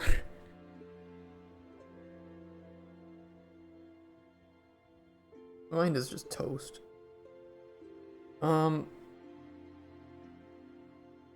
Conflicts. Has to do with conflicts.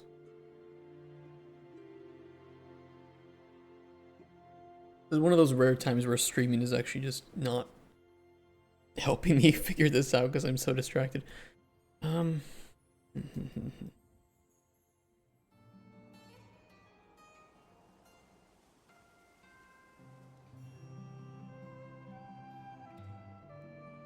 don't be conflicted. I wish.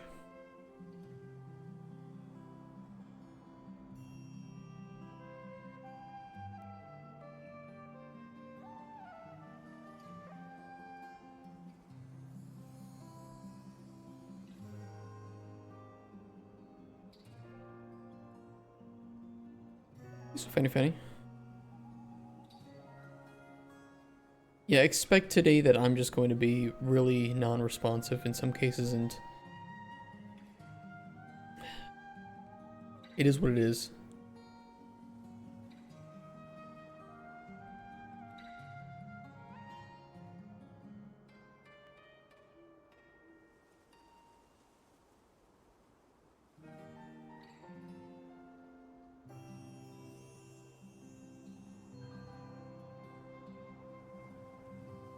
Has to be our ticket.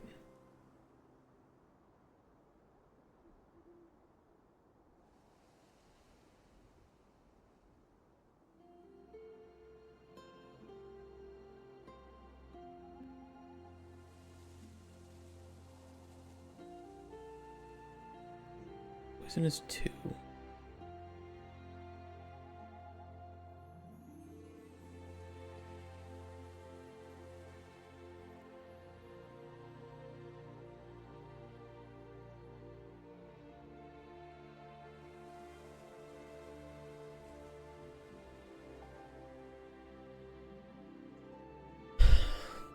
How do I compare this information?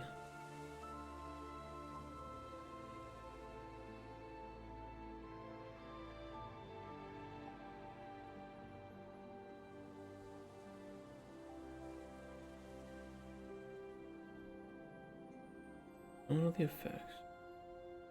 Don't know the cancellation. We know which ones are removed though if we don't know the effects.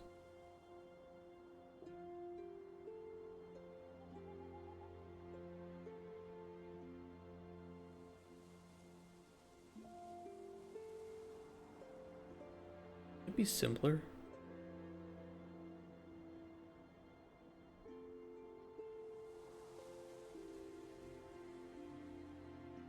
Moved into C is 0. Wouldn't we just determine if one of the...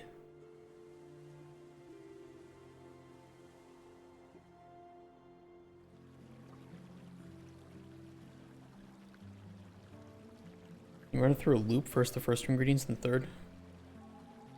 Yeah, but the question isn't how, it's what am I actually trying to accomplish? If I knew what I was trying to accomplish, I would definitely know how to do it. That's the easy part.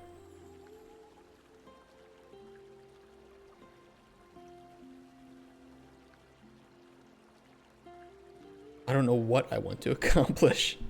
That's why I'm stuck. I'm like, why was I doing this? And I'm like, okay, well, it's for conflicts.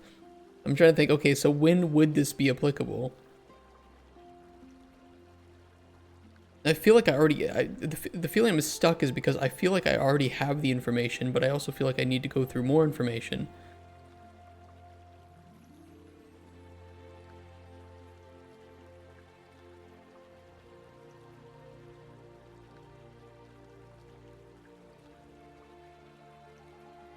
I don't think we would need more, because if we know that...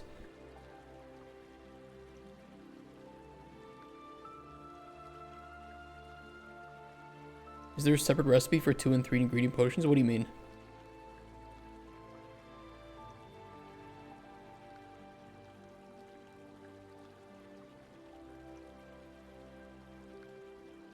What are specifically my... 0 is poison. We know that 0 is being conflicted by Restore Health 2. But we don't know that Restore Health 2 exists.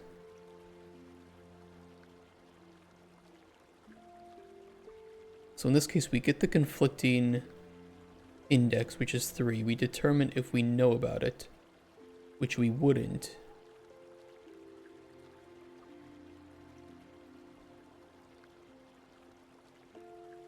Yeah, True Nightmare is correct.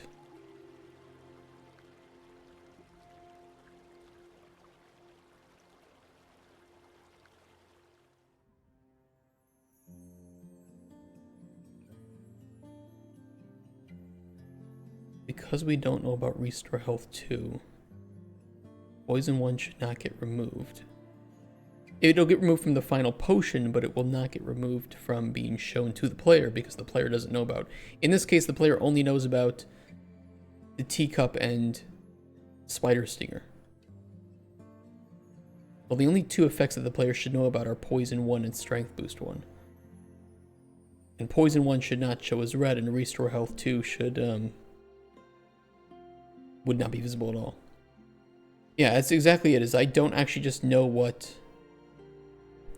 I'm not a bit... I think that the potion crafting KCD2 is okay. It's just... It works in that game because you're not expected to make potions 24/7. But if you were, it would feel more like potion craft, which would be very tedious and grindy.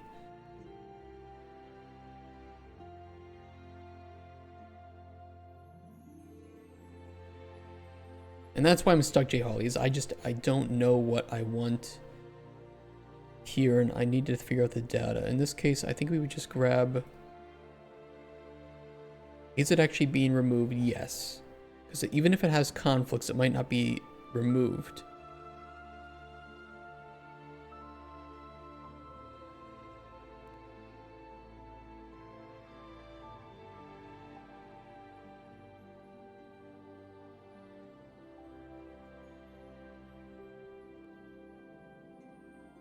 We want a new array. There's a few moving parts here.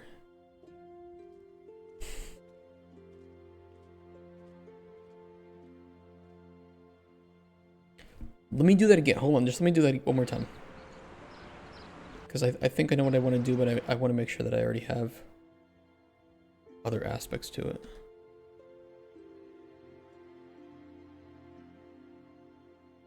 You get through all this.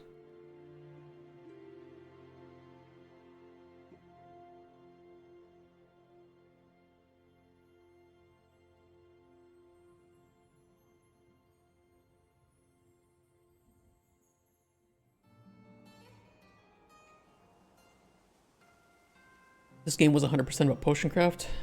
I would do stuff like need to collect and filter dirt. Here's the thing though, I actually think that would be bad game design. If your game is 100% about something, sure, you can go deep, but also you need to realize that doing tedious actions over and over again is not what makes a fun gameplay loop. Or it doesn't, you know, make it repetitive. Potion craft is fun, but you're being asked to do that shit like hundreds of times, and that's where it doesn't become fun. Most gameplay loops do lose their interest after a certain number of repetitions. That's why for a game that is heavily about alchemy, like Cauldron Chronicles, having the player repeat tedious activities over and over again would make the game less enjoyable.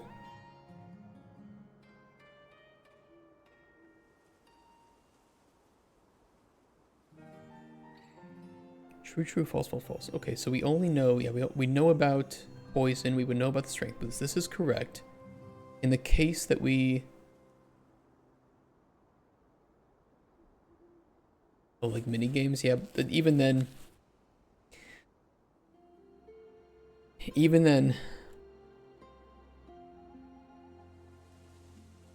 gameplay loops can be fun, but then you have to determine, okay, how many repetitions of the gameplay loop should the player do before it becomes unfun? That was what, you know, that's where like variety and depth can come in, sure. But if the gameplay loop then is too long, the variety and depth of that will then become stale too. So for Darkest Dungeon, one of the issues that I had with the game was that the gameplay loop itself was fun, but the lack of variety and the amount of times you were expected to repeat going into dungeons was exactly what made the game kind of lose its interest after a certain time. Be less repetitive as they get better, lesser potions need to be made trivial and just made with correct element. What, in like potion craft?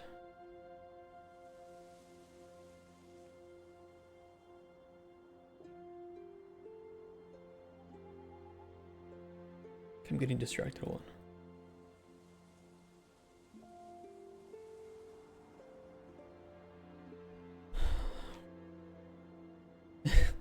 Guys, I love talking to you, but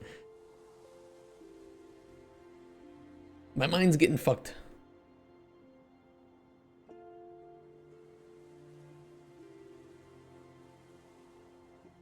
Yeah, Monster Hunter is preparation too. But you have such different monsters that I think you do avoid some of the problems with that.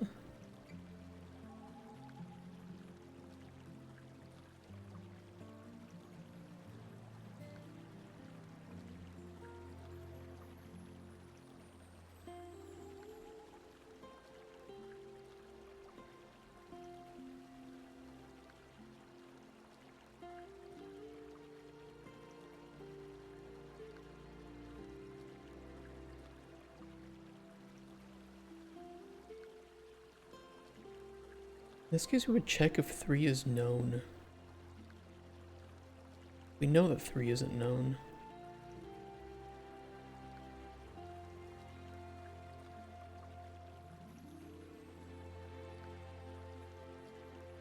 actually just don't know what the fuck I'm wanting to do.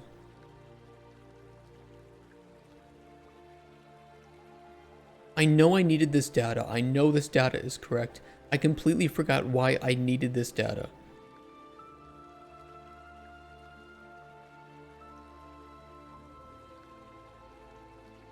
It's gone. It's out of my mind. I'm so lost in the sauce.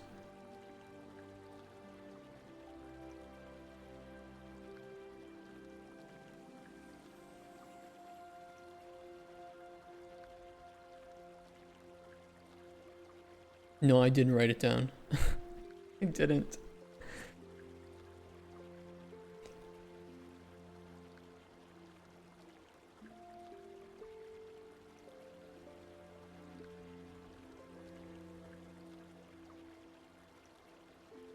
I mean, I would need it to determine the color. That much is known.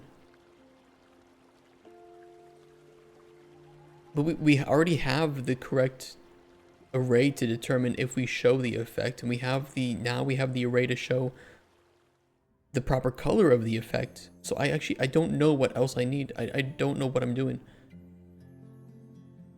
Why was I doing this?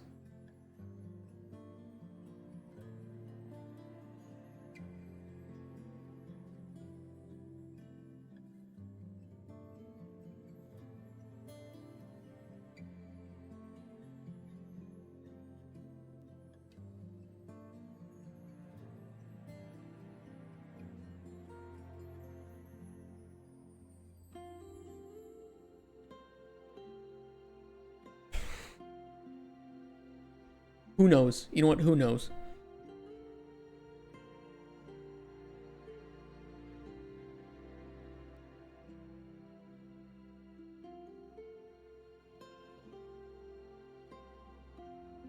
I'll just skip it. I have the data. I'll just set it to a local variable.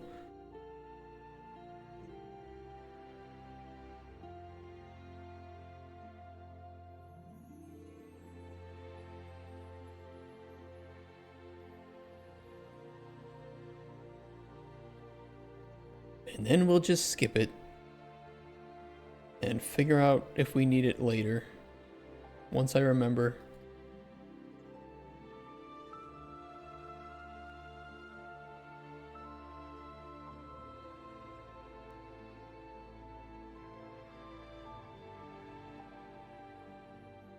I think it'll be better for me to visualize once I actually just remove the effects that we know aren't going to be needed.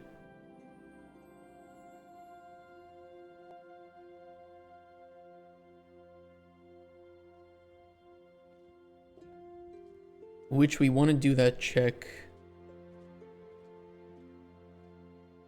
right at the start.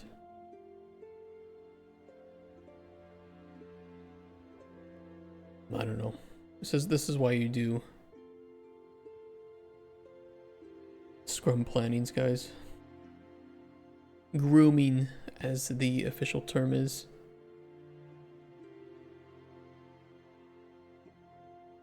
It's weird that the official term is grooming, but it is grooming. Task grooming.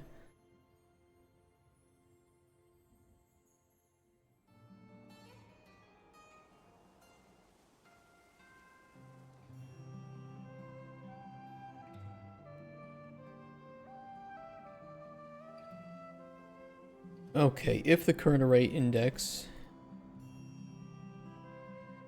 is true, then build it. Otherwise, false, because we do not know the information.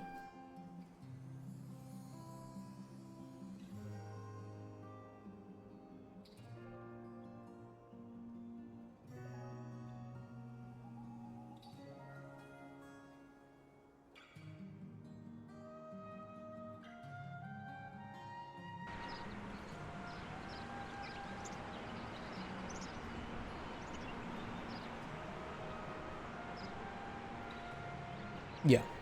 Okay. That is properly hiding. And the second thing we need to do is use the conflict information to set the color correctly.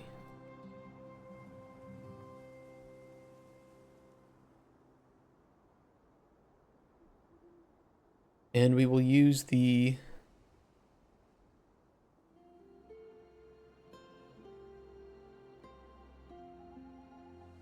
potion conflict data. This would be index 0. So we're going to get the index at the current array index.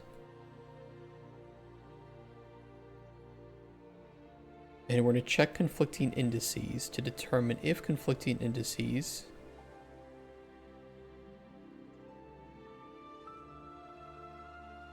contains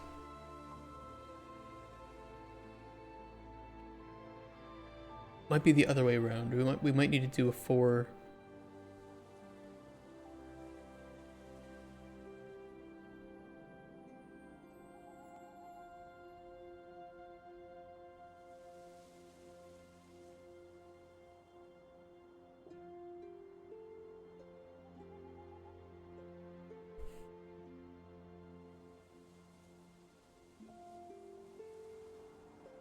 yeah, we would need to for each through this.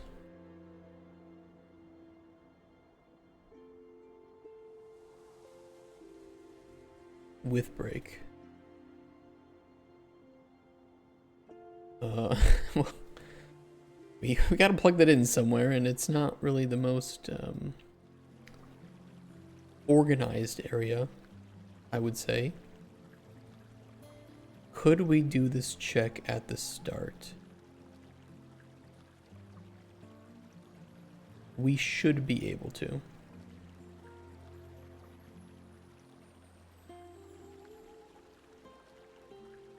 Lemeb, I will look at your project. I'm sorry. Give me 1 second.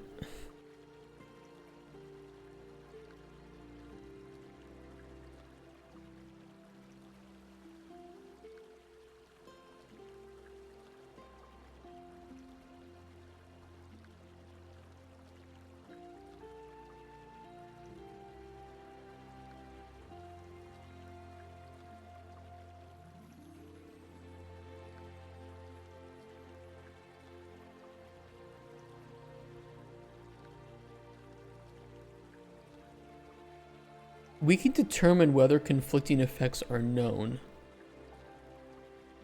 I suppose there is one additional issue that we didn't think about, which was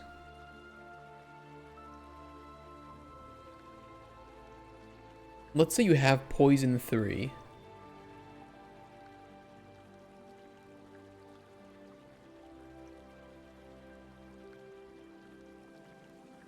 Let me think here.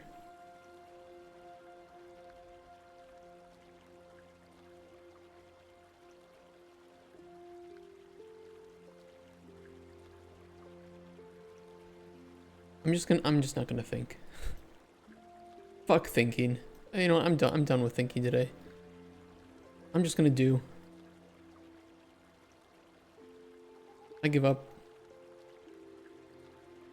Yeah, you know, thinking is it's just too much. I'm just gonna do what I think is right. I'll create the bugs and I'll fix the bugs later. I don't care.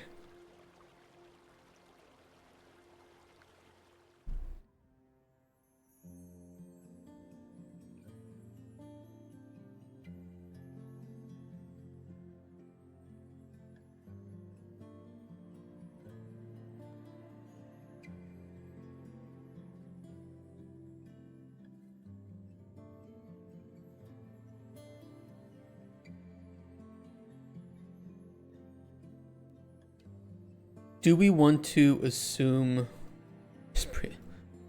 That's not that. More just like a brain fry. Be cool.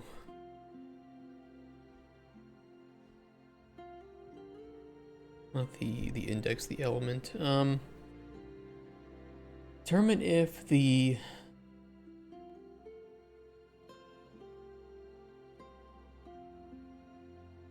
Each loop will want to reset this.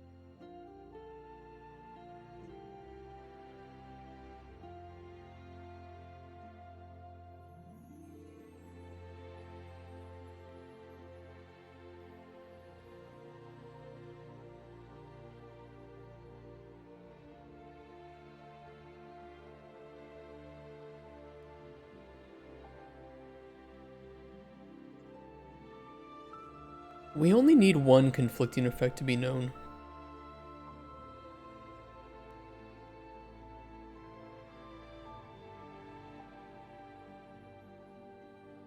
I think.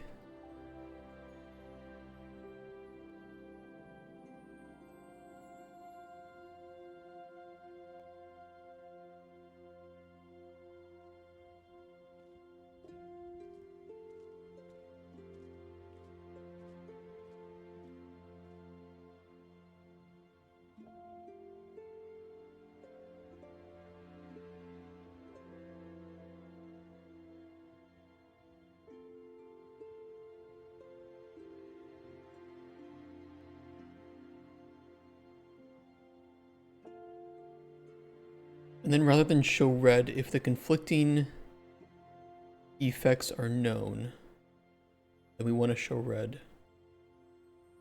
Let me grab this.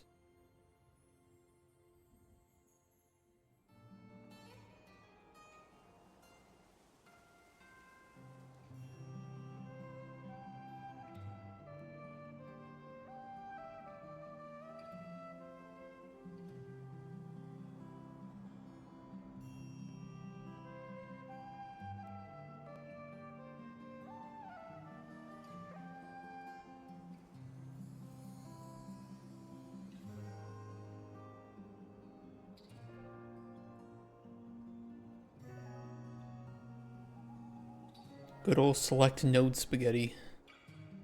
Always appreciated.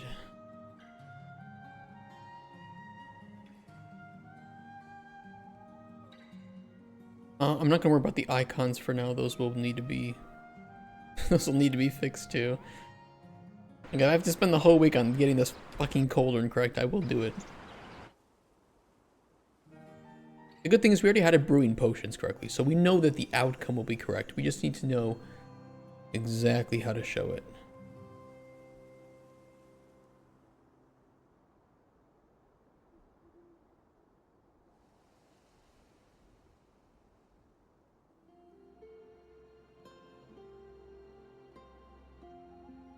That is correct.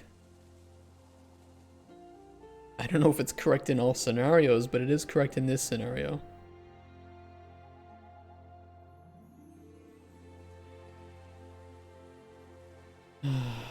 Flavor 2 that'll be done at a certain point.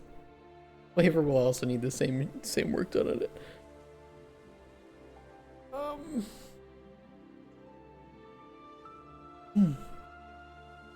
All right, Lima, let me help you with your project. Is this the right map, or what is the map that you have this all set up in?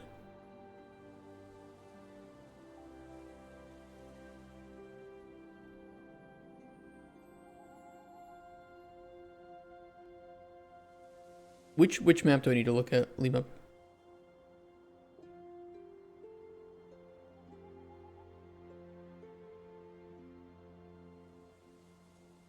Oh, player's auto possessed. Okay.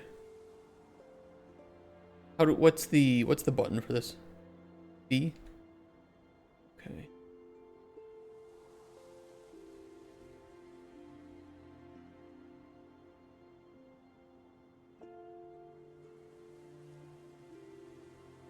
I think you have multiple widgets being open at once. Where's the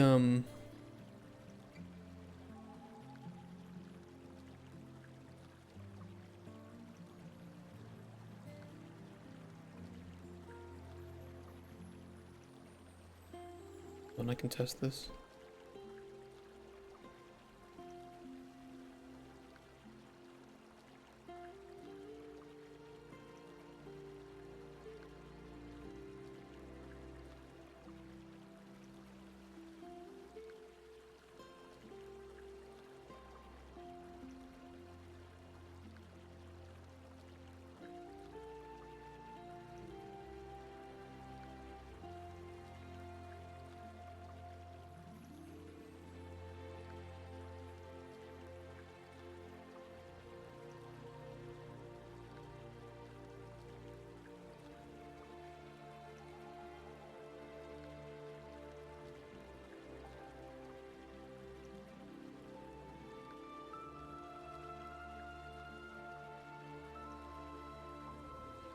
You are creating infinite.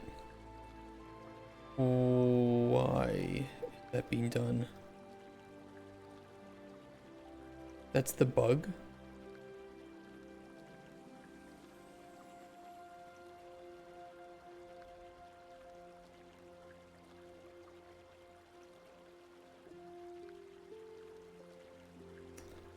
You care to explain this, sir? Care to, what is this? Don't let this get out of control. Fix your spaghetti.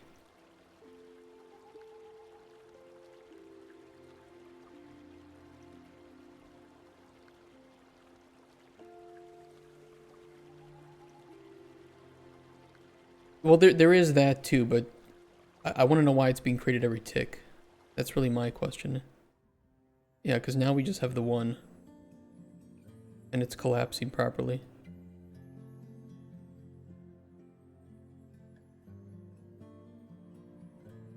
Throw it on completed and not triggered. Or started. Started or completed should work just fine.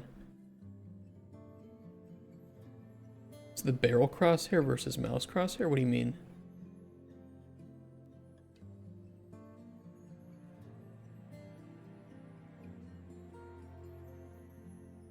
What isn't working in this case?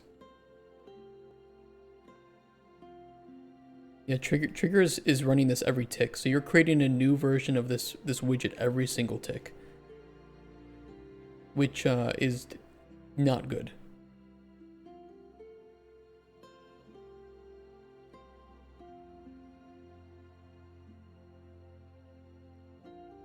But of course, yes, this will create a new one each time.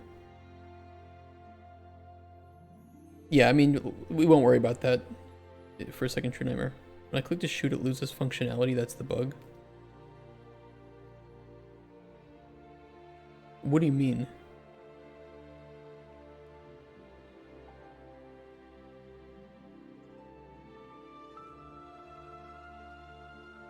What loses functionality when you click to shoot?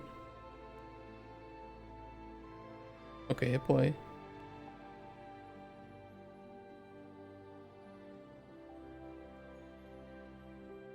And then hit what?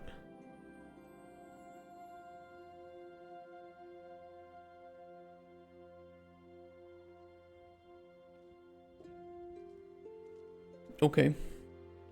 Try to turn turret. Yeah.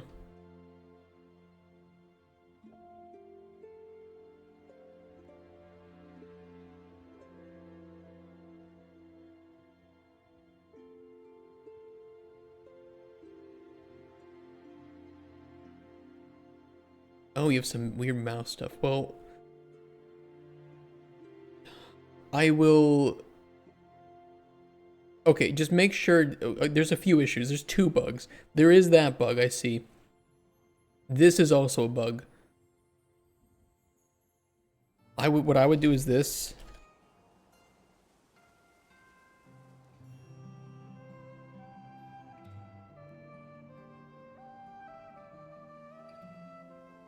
Don't even store it as a variable, because that's kind of not needed.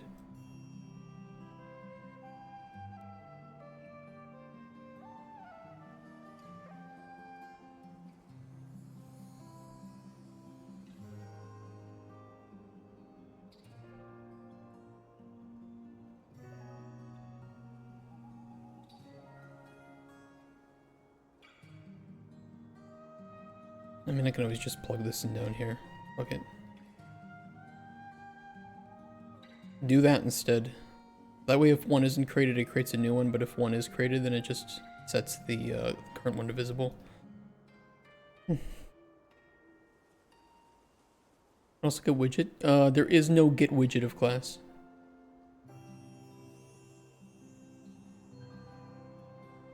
There is a get actor of class, but there's not a get widget of class. Unless it says 5.5. Well, either way, there's none on this. There's only get actor of class, not get widget of class. You have to get all widgets. Either this way, or you can add like a main game HUD and add that HUD to your viewport at the start of the game. So on like event begin play in the level blueprint or in a function in your function library. And then you can just grab a reference to that, and it'll always be valid because it's always on there. But this works if you want to create the widget from scratch, you can, and this would work. I can copy and paste this into Discord for you. And then you can just copy the text in there and paste it into here. And make sure that it's put on started or completed. One of these two.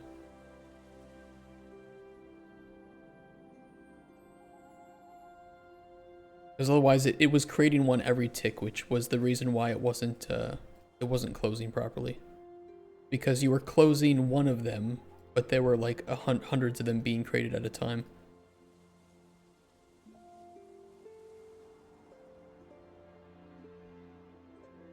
Okay, the issue that you have is with the turret turning. And after you shoot, you can no longer... Yeah, because it's losing focus, I think.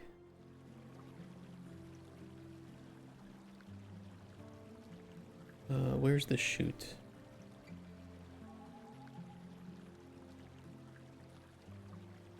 The issue is that when you're starting the game, you're setting show mouse cursor.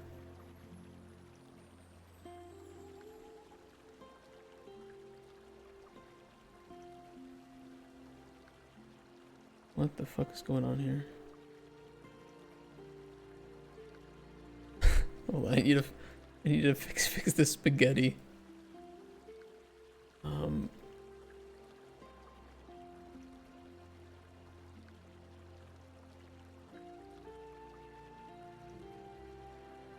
Isn't really relevant. Is your game multiplayer, by the way? Hey, Matsusa.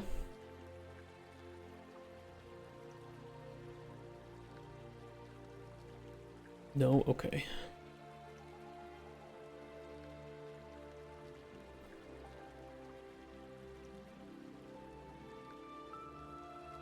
As a project, we are fixing or helping Limab with his project at the moment.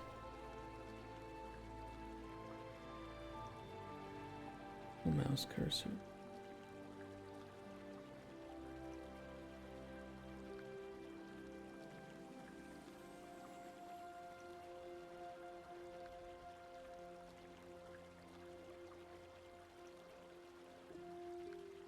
He's changing the cursor widget to be custom.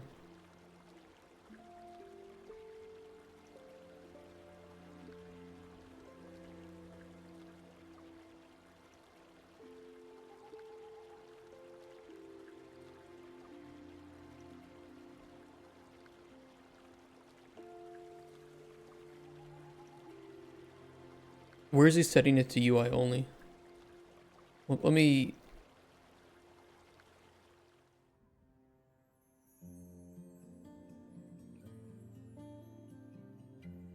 Barrel should have a cursor, mouse position should have a cursor.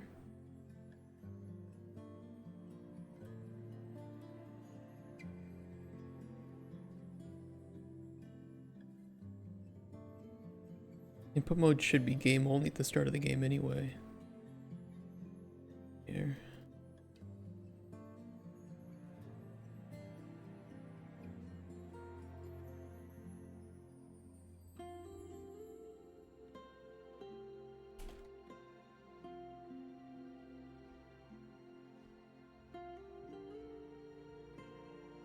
Why are you bitching at me?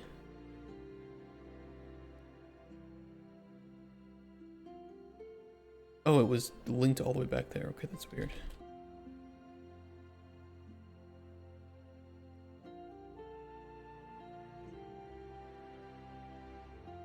Okay.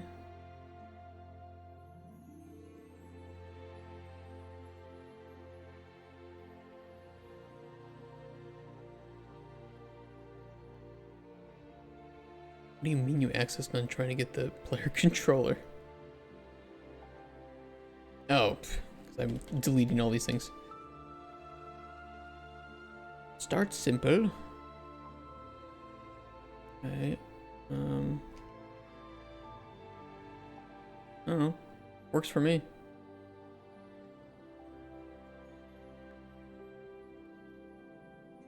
I love how you spawn in so much shit.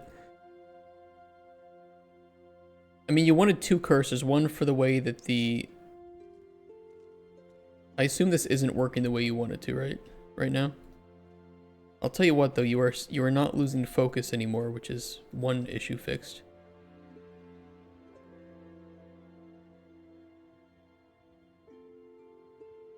There's a lot of kind of unnecessary stuff being used here.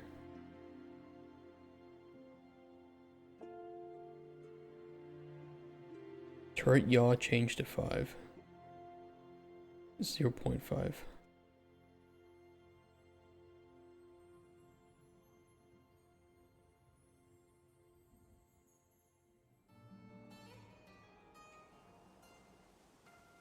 So you want to have this visible, but you're losing...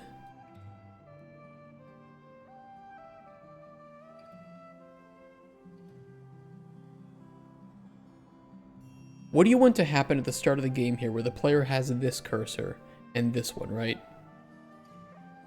And this is the way that the barrel is aiming.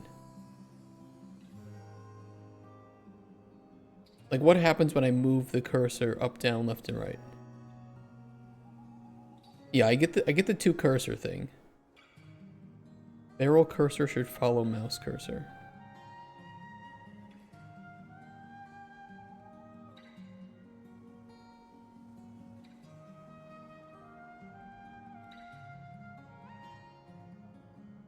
I mean, there's a few ways you could accomplish that.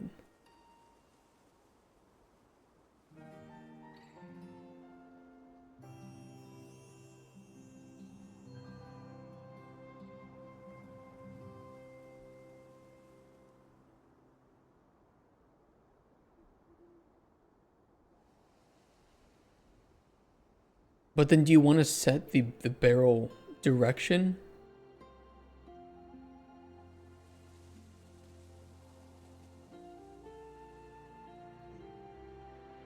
Spring arm could work, yeah.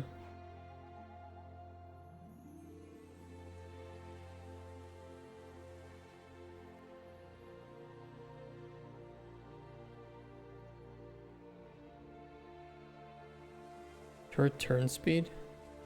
Well, right now the turret isn't turning at all because I unhooked things because you were losing game focus. Unless that's exactly what you wanted to have happen.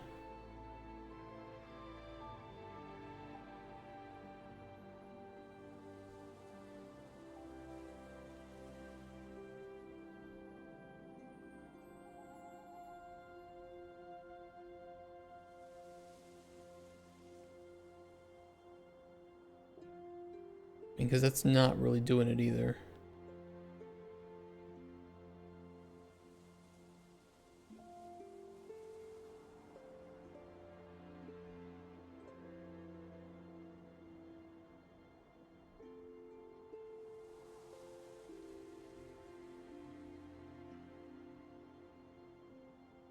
Oh, I see.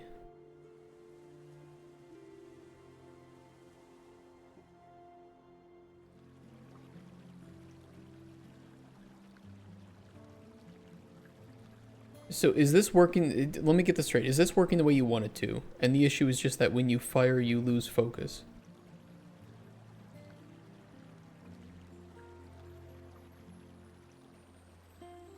Okay. Okay. I misunderstood the problem.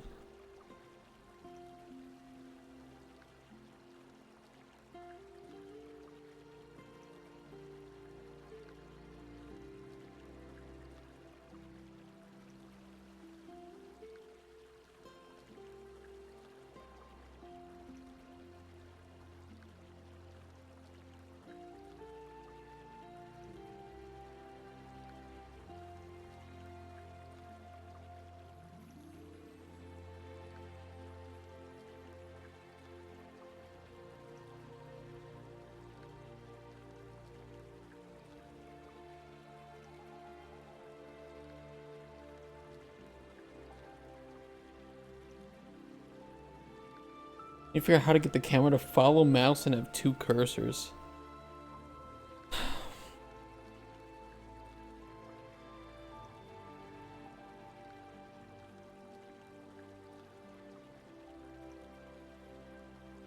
Spring arm would be probably useful here.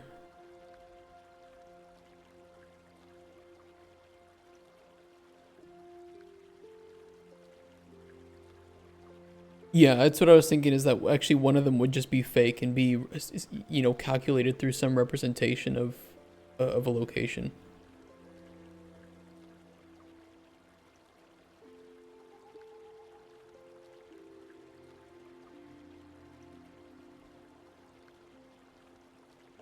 You know, maybe like the second cursor that's fake on tick would just try to move to the location of the player's mouse on the viewport, so that as you move it around, it attempts to align itself with the player's cursor.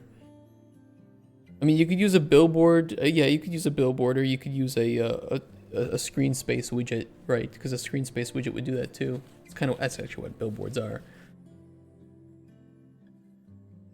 And the game for like 2 weeks, and it's astonishing how everything is not what you would think when it's playing. Yeah, there's, like True Number says, it's just as long as it looks like it's working, to the player it is working.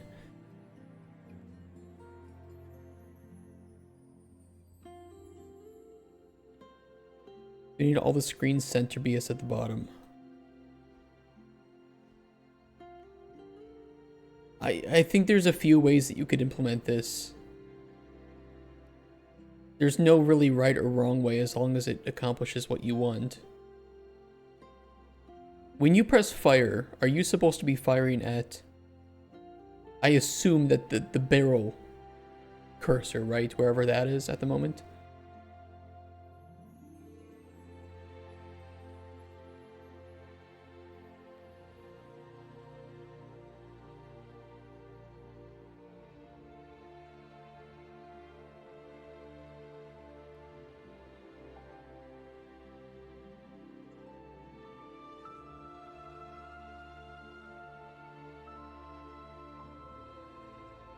Yes and no. Okay. Well, you're right to start with this because I think this will be a good challenge. I want the camera to dictate where to fire, and the mesh barrel rotates to that position.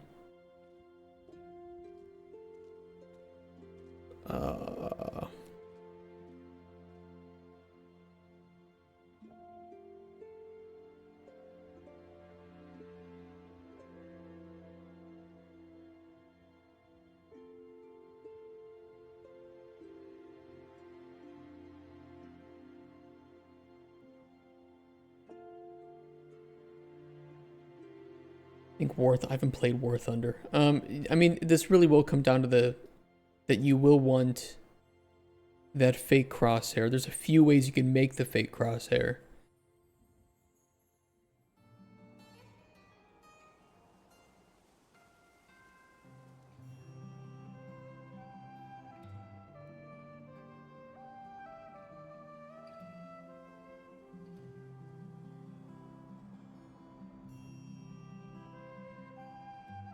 Slowly rotate barrel towards camera position.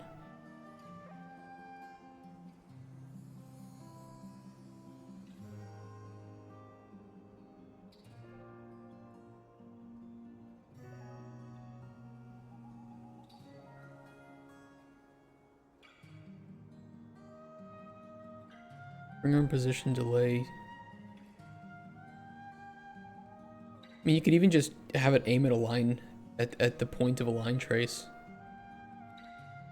Because you could pretty easily just make a line trace of where you're currently aiming. That wouldn't be impossible either.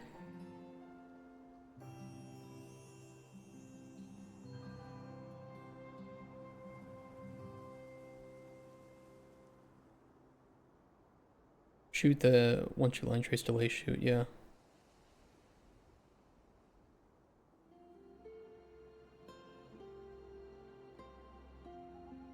You fire with the barrel crosser. Yeah, so you just fire wherever the barrel is at the moment, which is easy to do. You need the crosshair to be semi-realistic. I mean, like I said, I think you're looking at a few different ways to fake the crosshair, and it's just kind of up to you which one you want to use. And yeah, you already have the limitations, which work fine.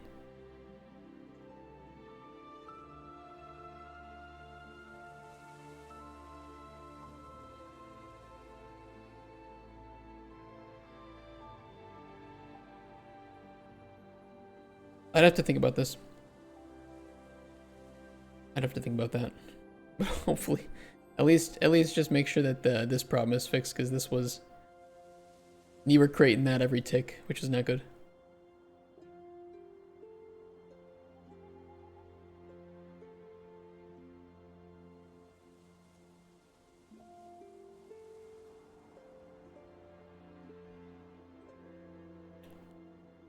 Potion effect. We're creating the potion panel ingredient icon. We only want to do that if we know the icon. Copy and paste your code. Plug it into either started or completed. So on started will be when you actually click the button. Yeah,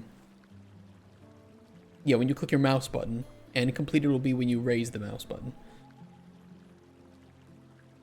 Although technically you only fire the button on release anyway, so you could put it... It wouldn't matter. It wouldn't matter. You can put it on started, it should be fine. The button is only going to check once the button is released anyway.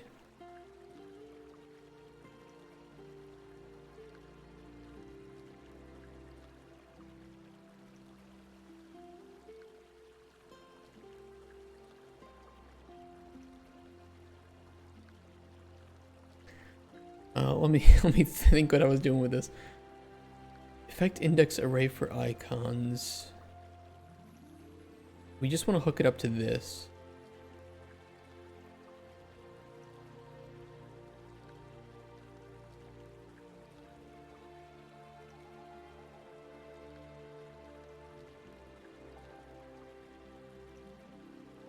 And do an and check here.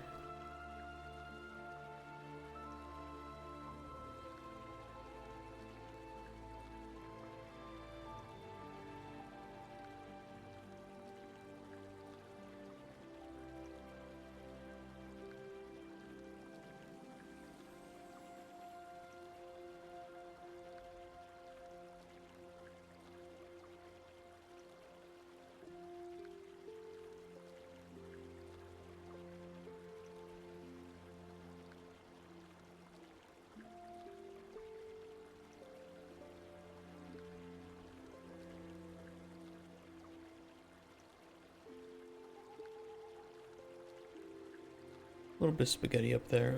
It should be fine though.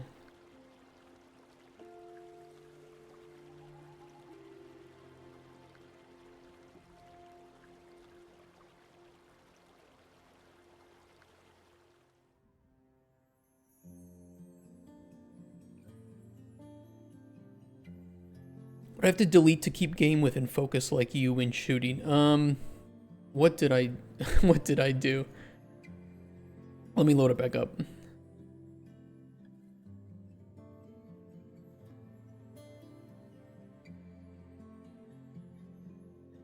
What did I destroy? Well, first off, I got rid of the sequence just because that fires on the same tick. So these would be firing on the same tick. You may not want that. So set up a proper order here.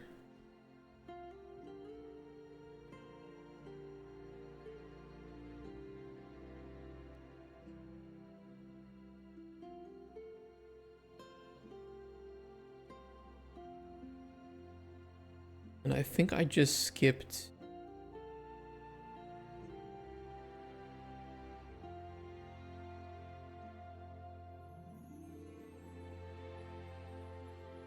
rid of that.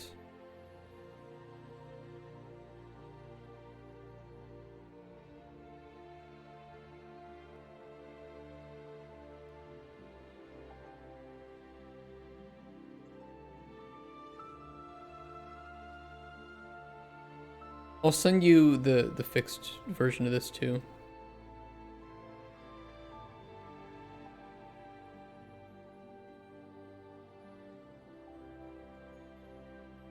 Missed the conversation. There were a couple issues. There was one with a widget being created every tick, and then there's a separate one. Mode.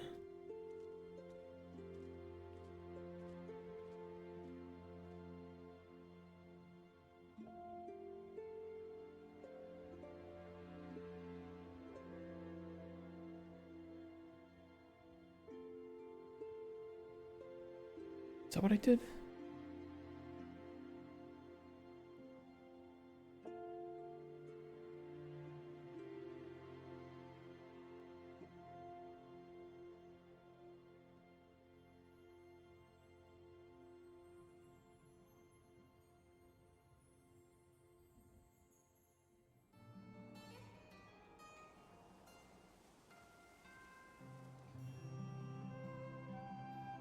I could have sworn that's not necessary because we are already in input mode game only. Well, no, because we'd have to force it once and then just remove that.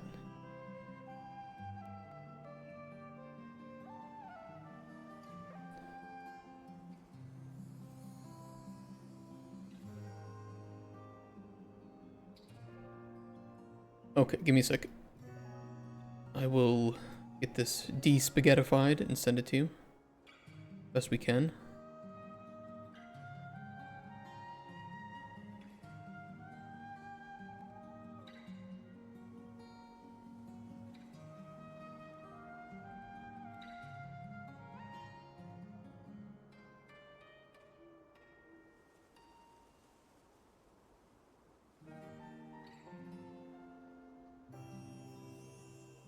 There you go.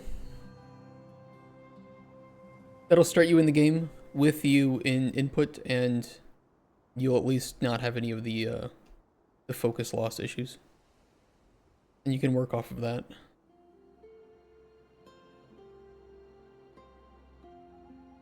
Beans everywhere. Yeah, I like the beans.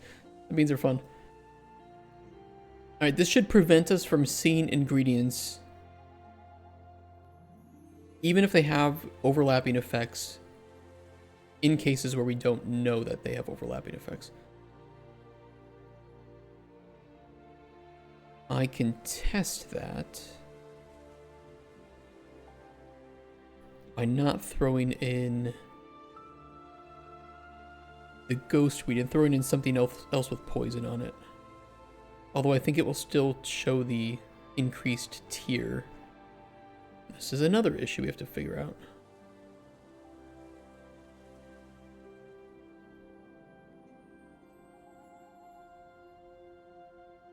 Lots of issues. Okay. We're saving.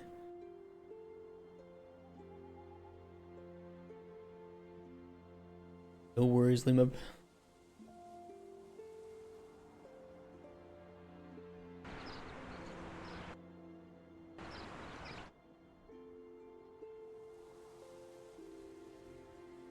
Okay, we know nothing about Woody Nightshade. Beautiful.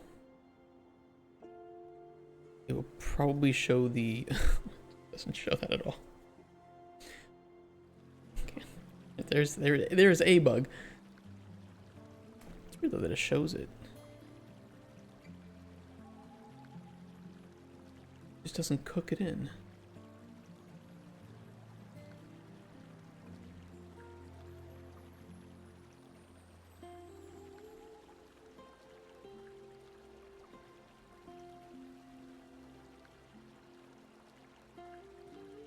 It must be calculating its position correctly. Not that.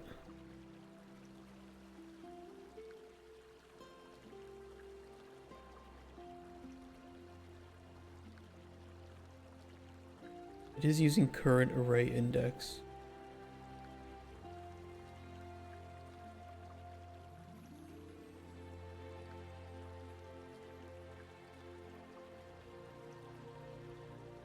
Two problems.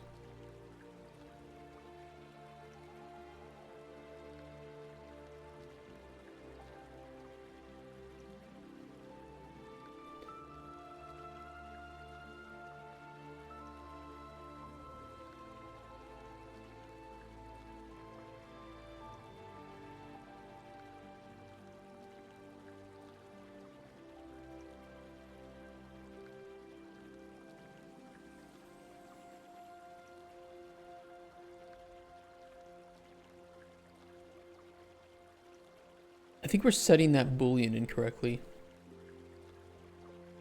for the ingredient effect knowledge array.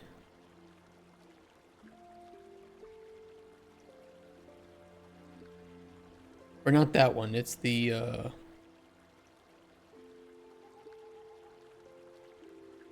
no, that's irrelevant. Not that. It's the well, no, it isn't irrelevant, but not what I'm looking for. False, true, false, false. Yeah, it's because we're setting that to false. We should know about this effect. The reason it's failing is because of the check up here. We just don't know the right tier.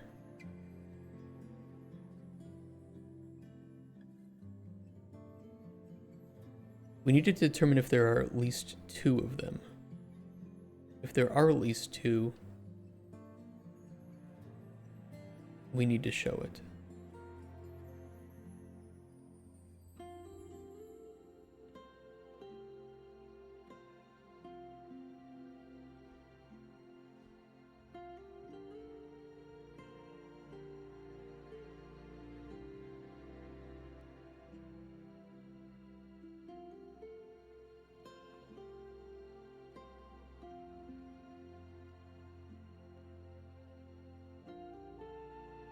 I can do this instead.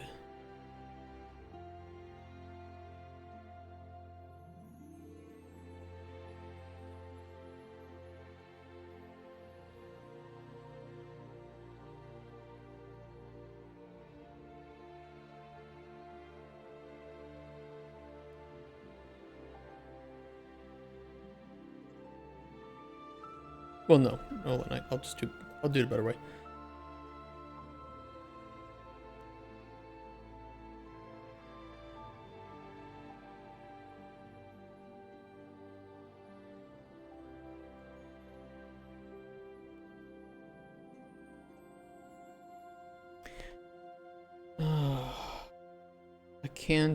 I could do it if it was a set. I think I could count the number of occurrences.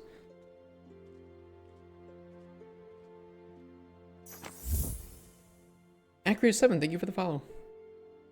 Appreciate that. Hope you guys are having a good Tuesday. It's still Tuesday. I thought it was Wednesday. That's how much this has been draining me.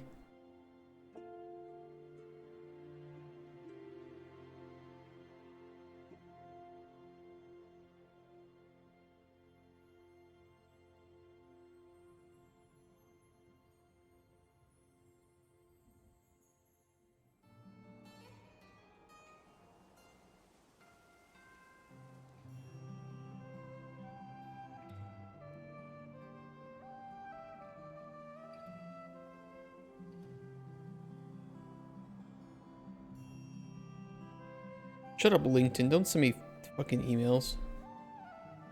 I'm like linked out.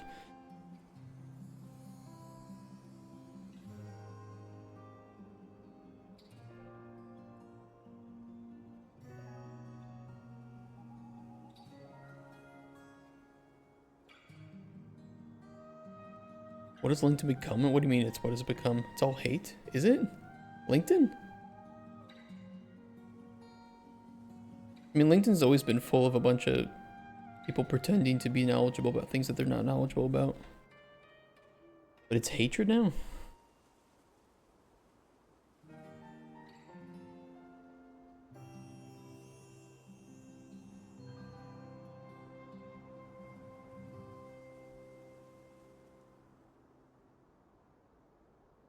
That viewport mouse capture mode. That broke my turret turning functionality.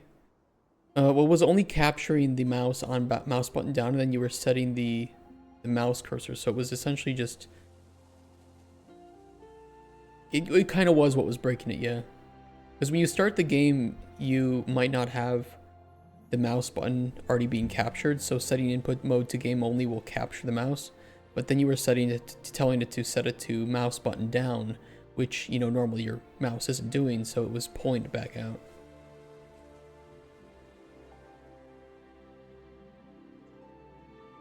There's the F my boss post, like, do you guys want jobs? Isn't that what LinkedIn is for? I don't know. LinkedIn is a weird site. It's really weird.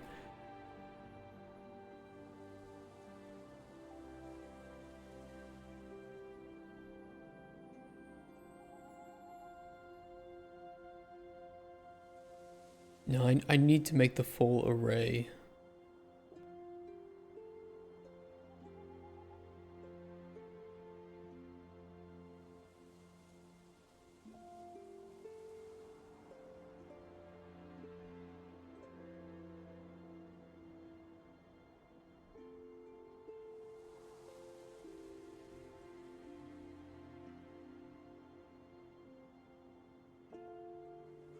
I'm trying to think of a super simple way I can just check.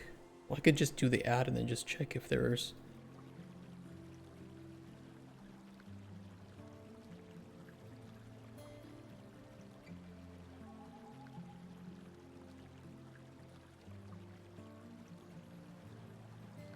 Oop, not that. What the fuck?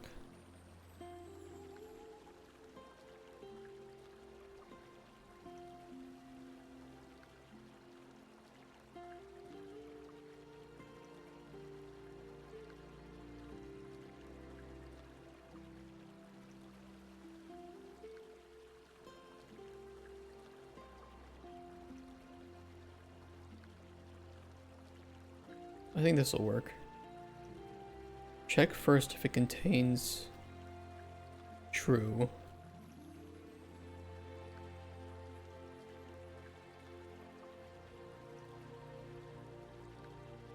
And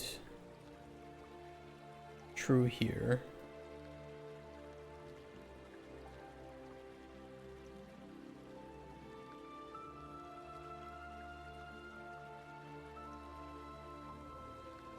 In which case I'll change this to a for each loop with break.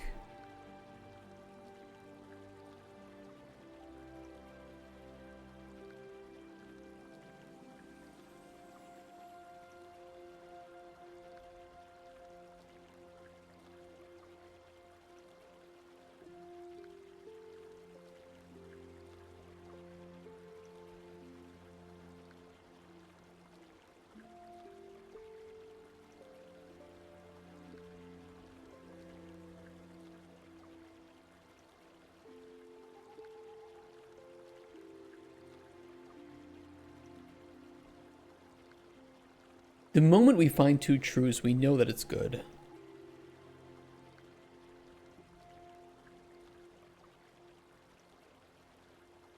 This is such a this is a backwards way of doing it. It's like, oh, maybe I can do it without having to make any extra bullshit. It would just be easier to make another Boolean.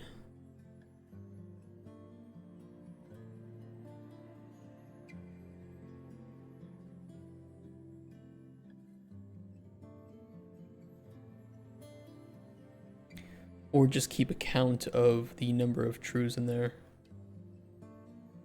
There isn't any way to... Yeah, if it was a set, I could do it. Unfortunately.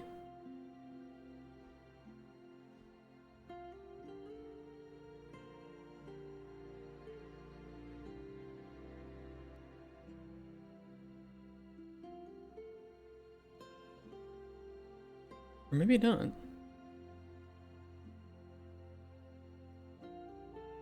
Huh. Maybe I'm mistaken.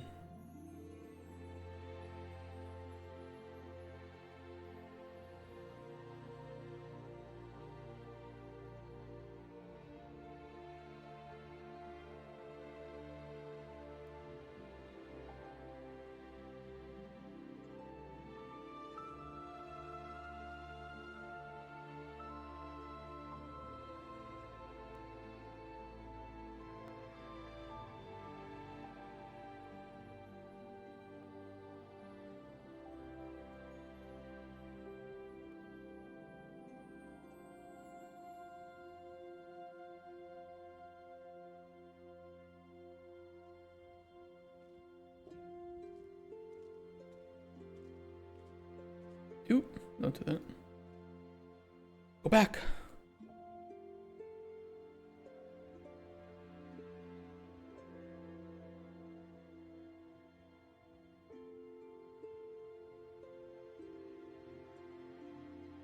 Okay, we'll just change this back to 4 each loop, a feach. Wop, wop, wop. Plunk there.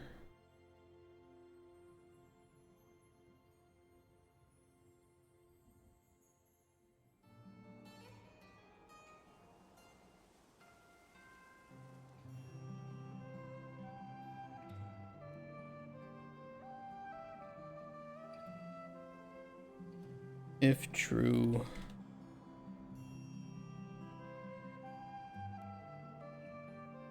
Increment the shit out of it, baby.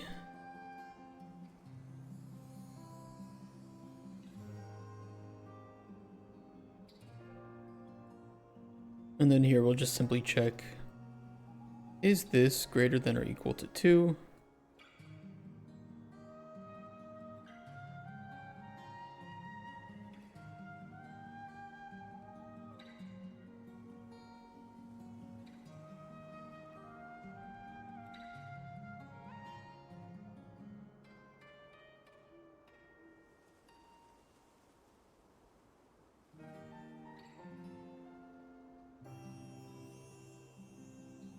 I think that'll work.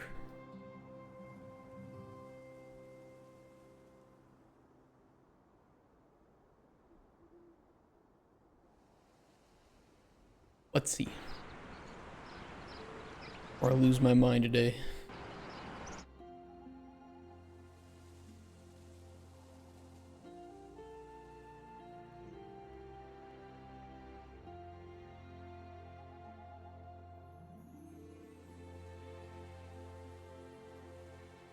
Yeah, therefore it is still showing.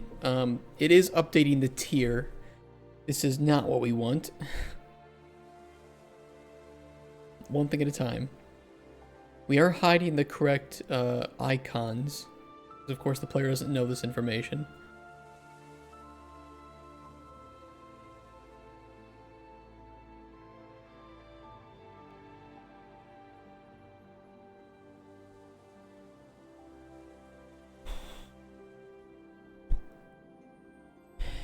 How can I fix the tier? We need like the highest known tier.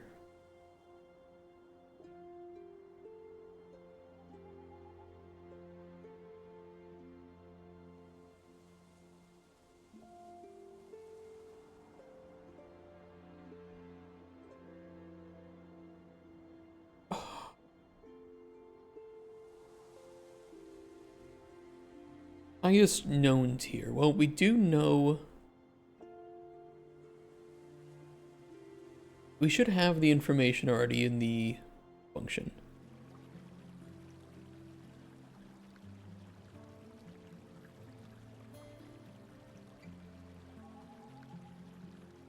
When we are grabbing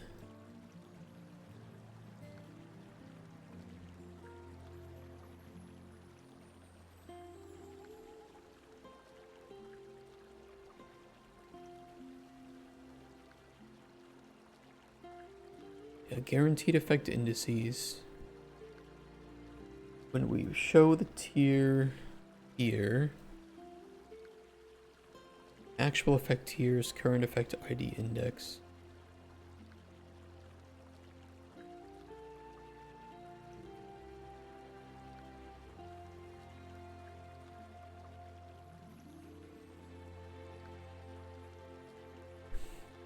Here, we need to show the visual tiers.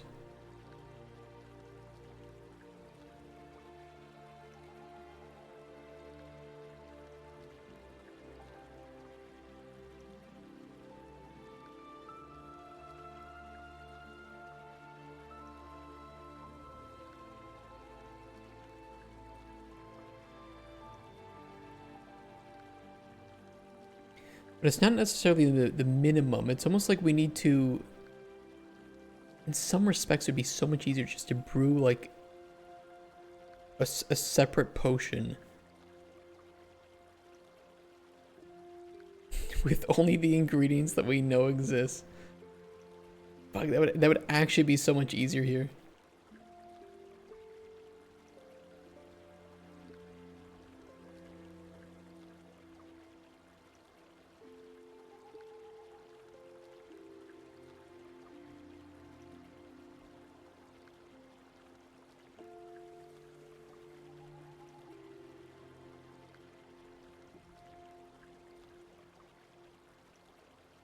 Would that be doable? Could I just use this?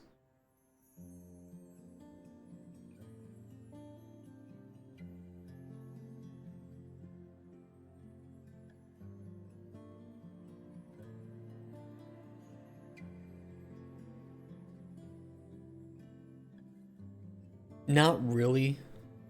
Because it's not about knowing which ingredients are there, it's knowing which effects. You might know one effect of an ingredient. Okay, I can't use that. Much as I wish that I could.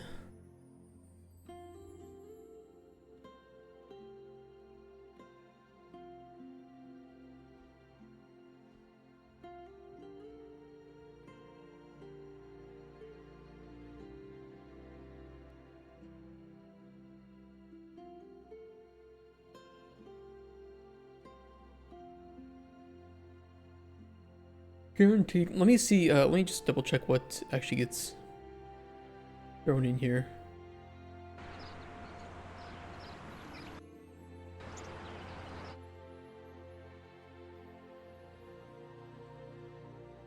What was on our poison? This one. Here.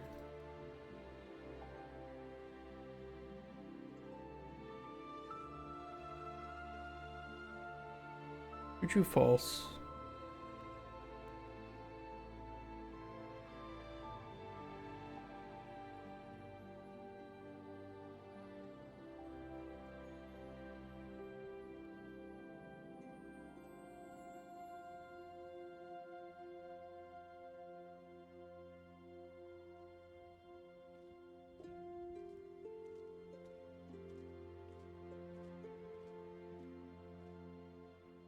We are still going to be updating the tier here.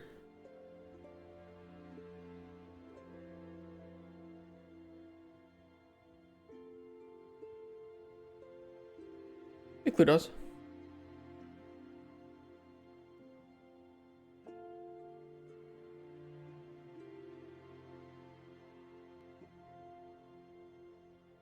Yeah, poison is 0. Who are you? I'm dying, honestly. I'm just dying.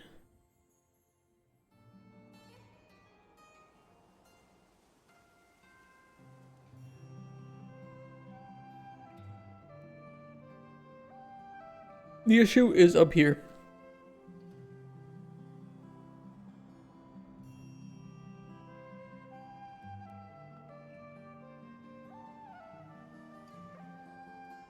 We've already calculated which one we want to show.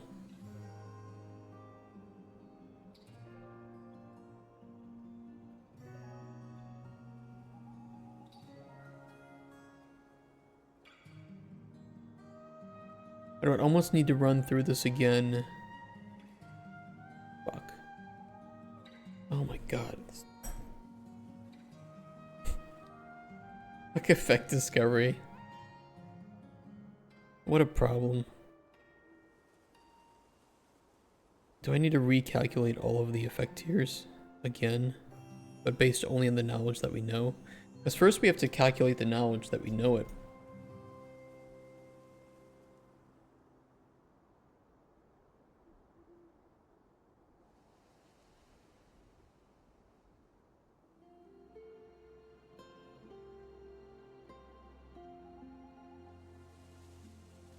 Almost absent.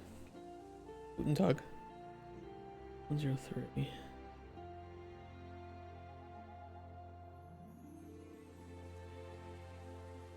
How's it going?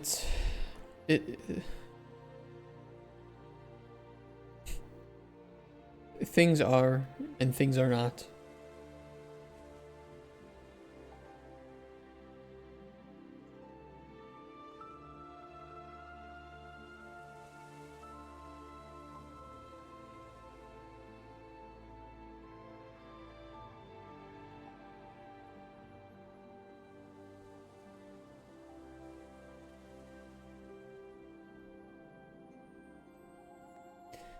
I don't see any way around other than having just to redo it.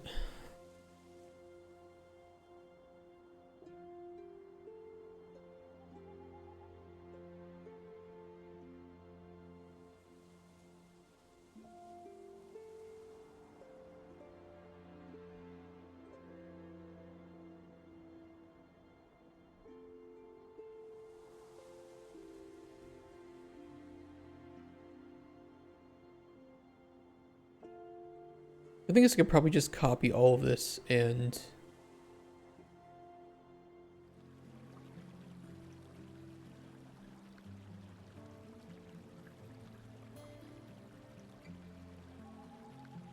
all we are grabbing current effect.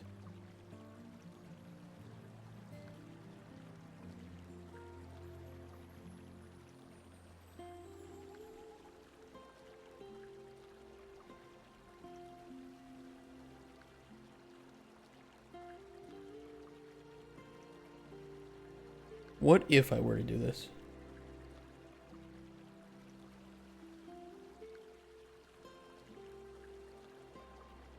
What happens? What breaks?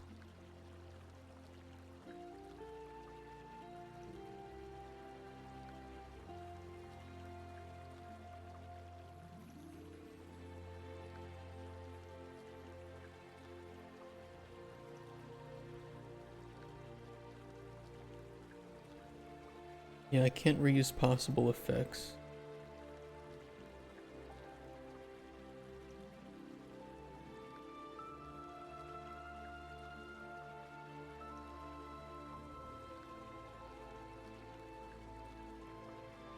Wouldn't it be possible to wait, hold on.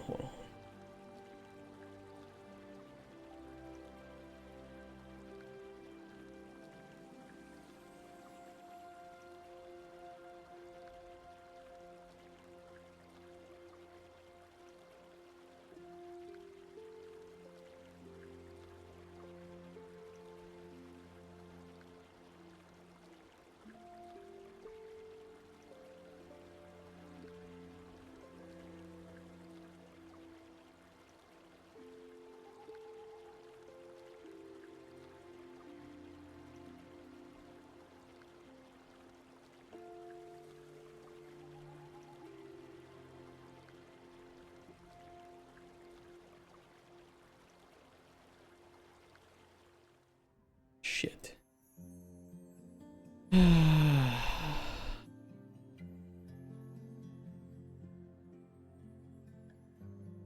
You know, I've never done drugs in my life before. Today might be the day.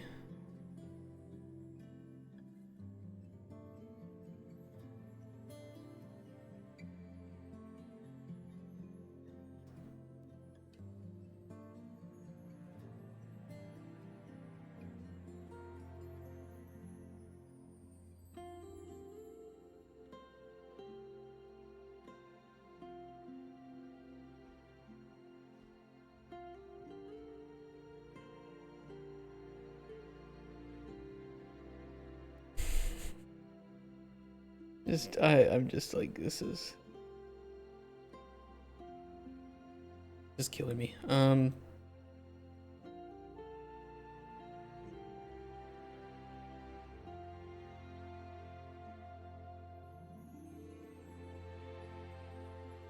I hate this, but I need to run this again.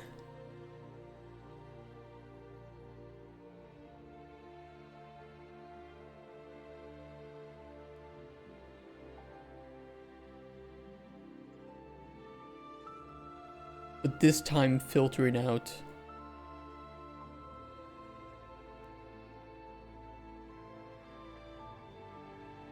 effect knowledge.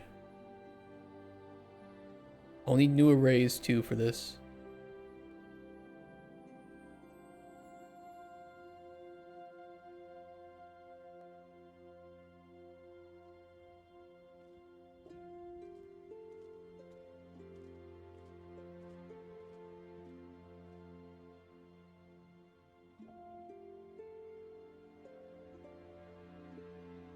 We should need to run this again. Or this. But I need to check if the current... Yeah, the current array index.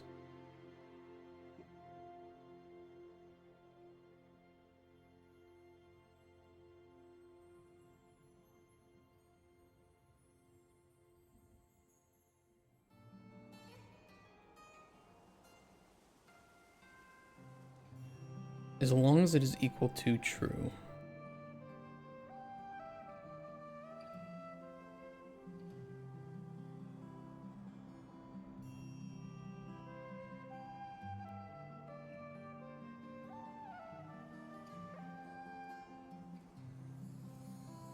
I'm gonna cheer for you with a funny donation. Female ones wanna went up? I don't know. Maybe it's down or something, who knows?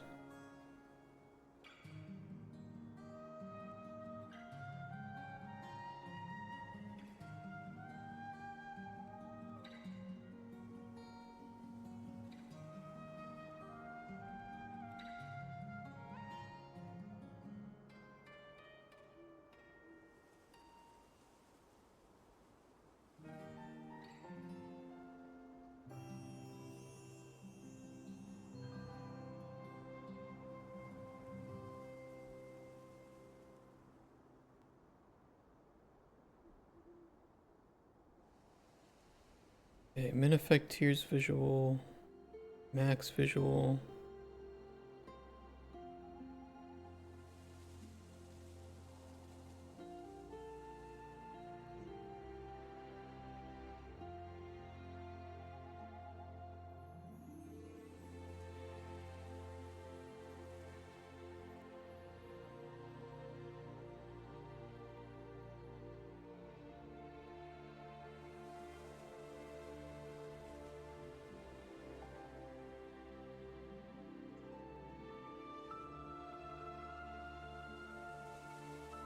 What a blueprint. Alright, let me see what this poofs out then. We'll just see if it's correct or not. It should be filtering out effects that we don't know about. But it won't affect the end result of the potion, it will just affect what you see.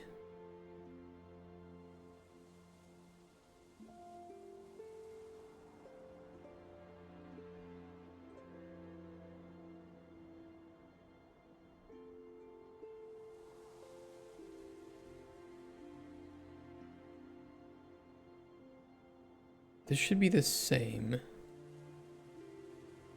1.5. Is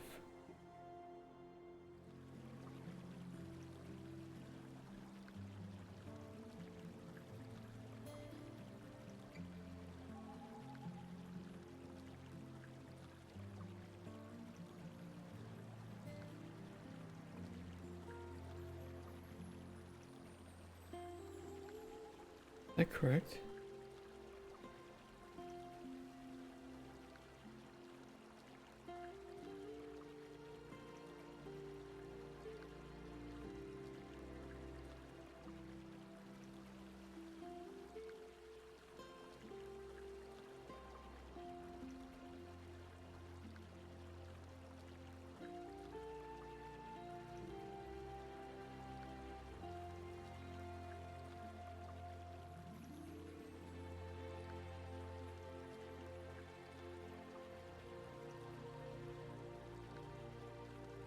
I think this is the wrong index.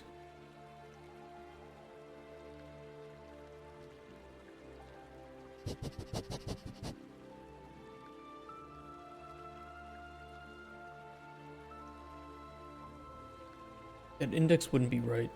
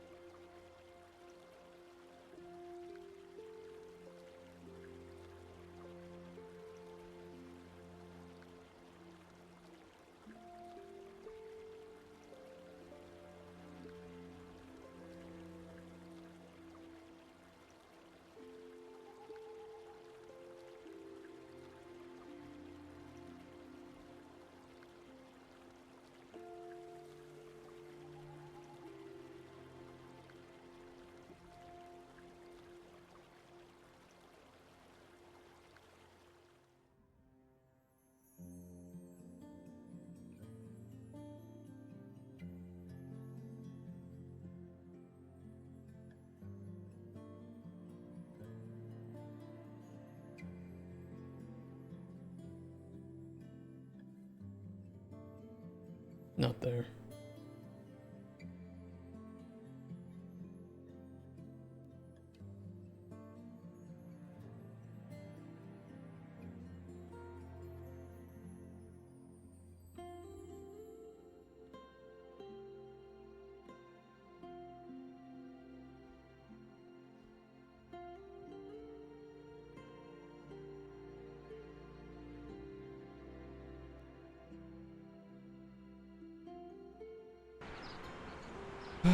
Da-da.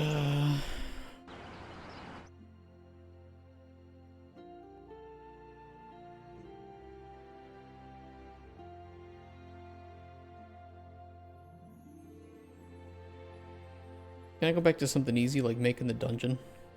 That was nice. That was good.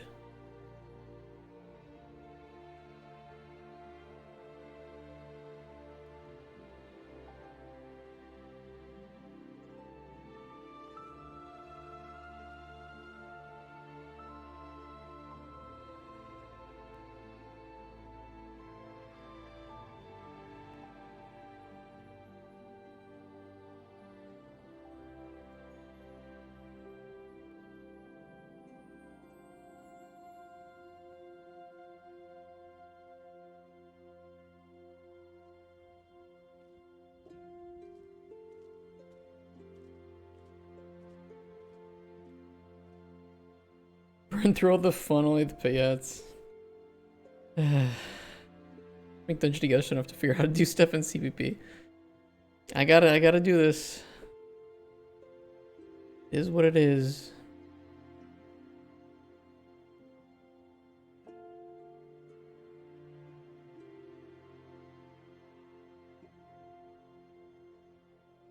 Let me build this. I think it's fine.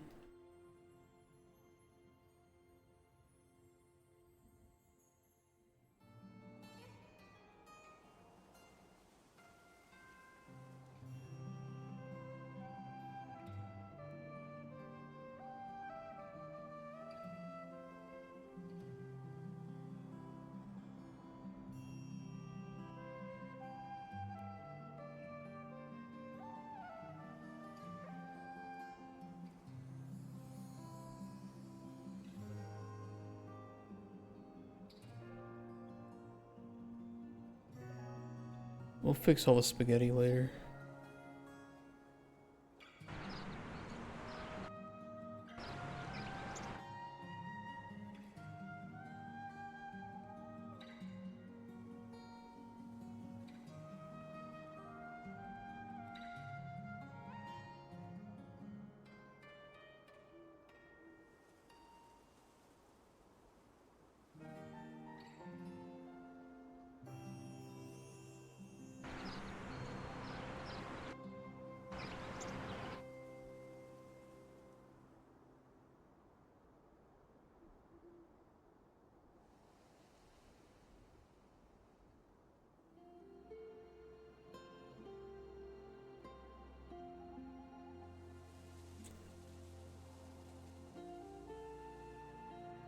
That is correct.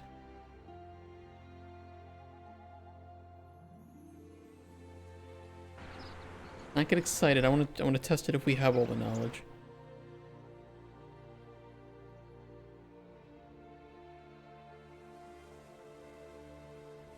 Okay, that is correct. Okay, small win, small W.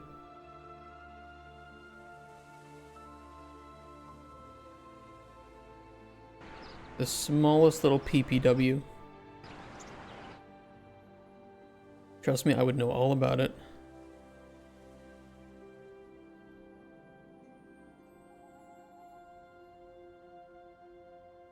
Because we do not know that the Woody Nightshade has Poison 2, right? So it doesn't show up here.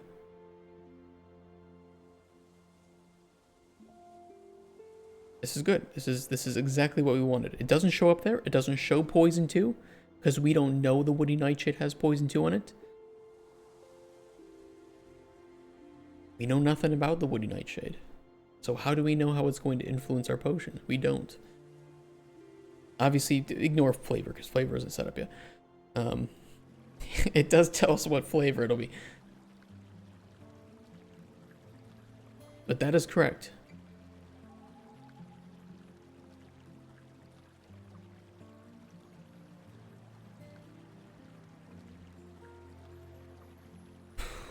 Okay. Okay, we have that done. Okay.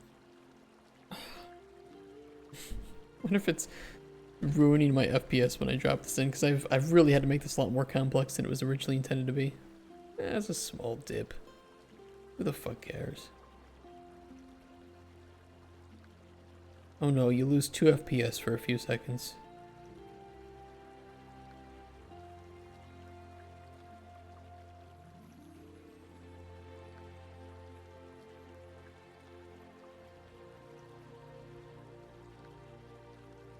That shouldn't be happening.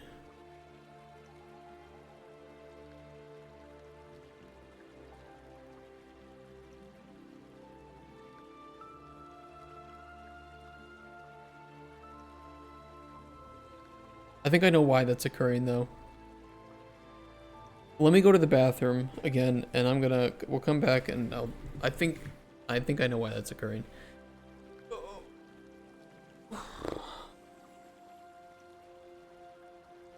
Need to stretch. Get this shit figured out.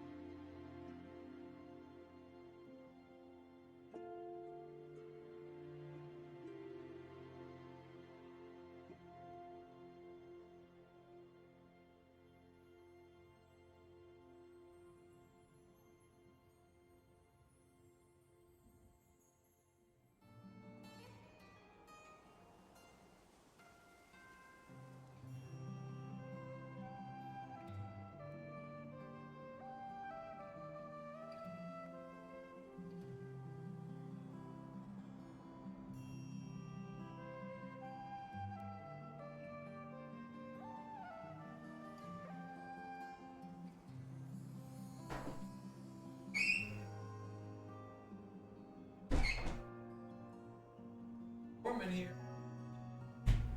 Hell. Warm as hell in here.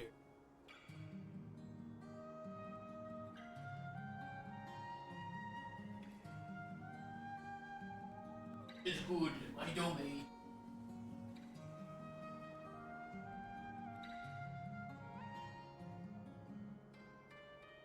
Good. The devil's domain. AliExpress.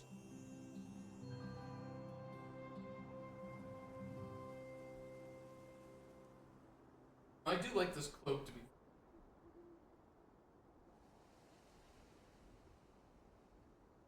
Makes me want one like a fire cape. Old school.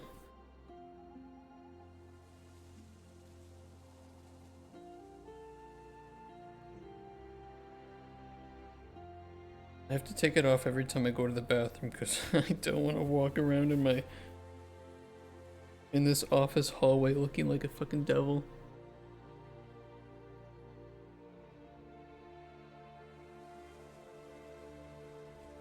And I'm pretty sure I would get some weird looks.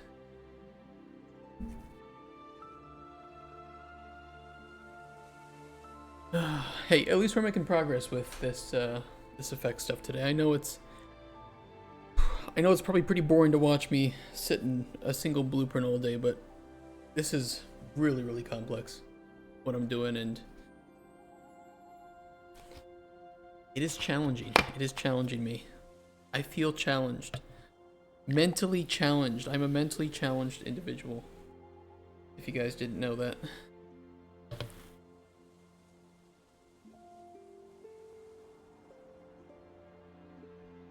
You're for support, dude. Thanks. I do appreciate it. I know that it's maybe you guys would love to help, but it's kind of hard to understand what's going on. Don't worry.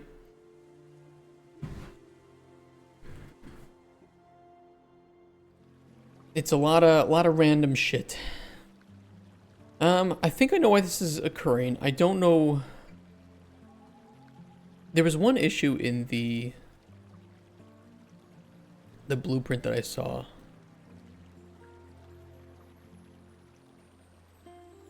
And I think that it was because there is an wait, hold on. Let me test this.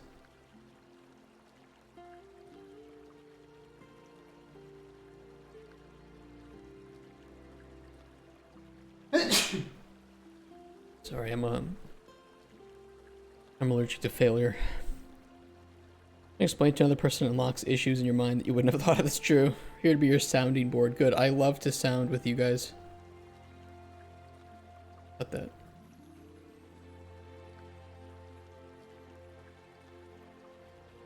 It's showing 3 guaranteed effect indices. And I think it's because we don't know that there's going to be a 3rd effect on this potion. So if I try to brew this potion here,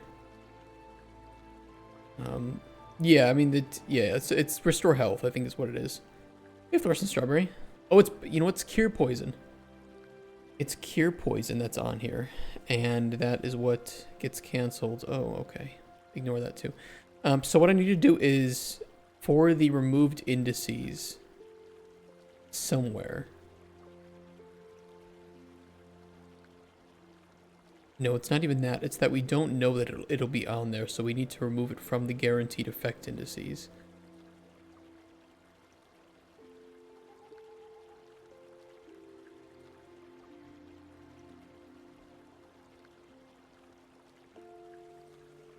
We're skipping the effect is what's happening.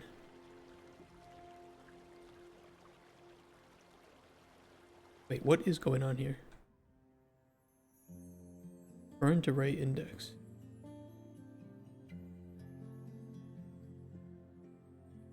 Burn potion effect widget.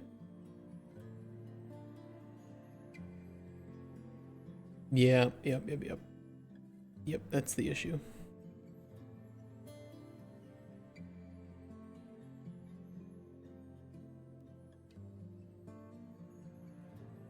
Because if we don't know that that effect is supposed to be on there, then we aren't building it, but we're still you know, adding the index in, which is making it appear incorrectly. You're getting issues with the UI elements not being clickable when they're first added to the viewport until you click it. Been having some trouble with that, and then set focus doesn't seem to do anything. Like when you start the game, first add it to the viewport until you click it.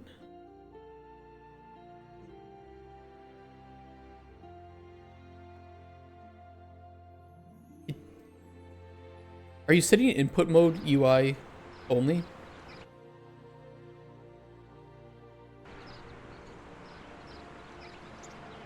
I click once before any buttons work.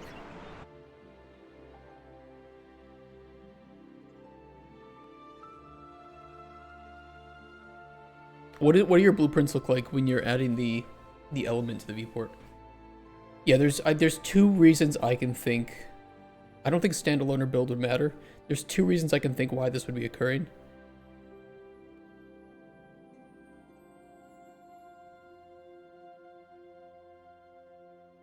And there's one issue that's a little bit sinister that I also had to uncover.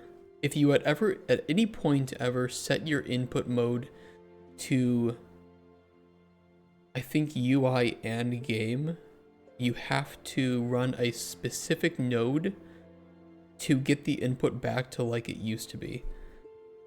Let me try and see if I can find out what that was. I think I had to do it in here. Somewhere. Somewhere.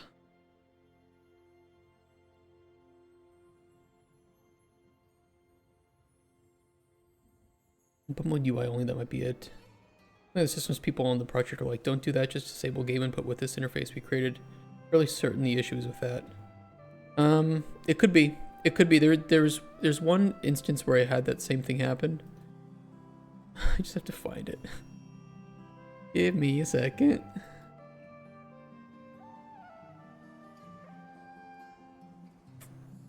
was like called mouse capture or something. Hold on.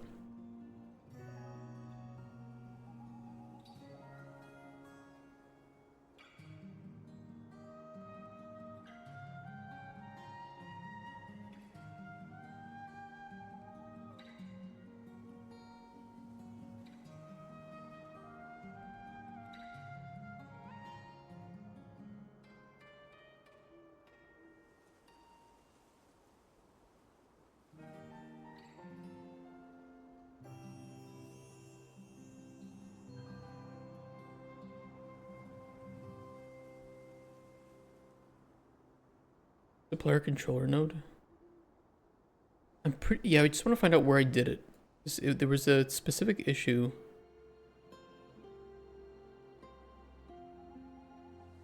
I'm pretty sure it was here. You have to set the viewport mouse capture mode to capture permanently, including initial mouse down. I'm pretty sure.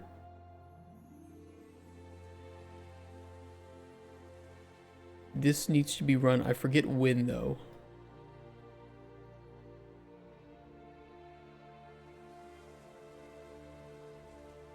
I think it's after you set the input back or something, because otherwise you get that that recurring problem.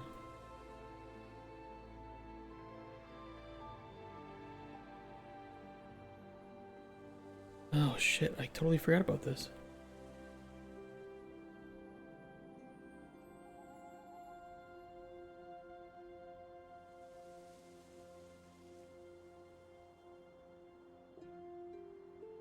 When is this referenced?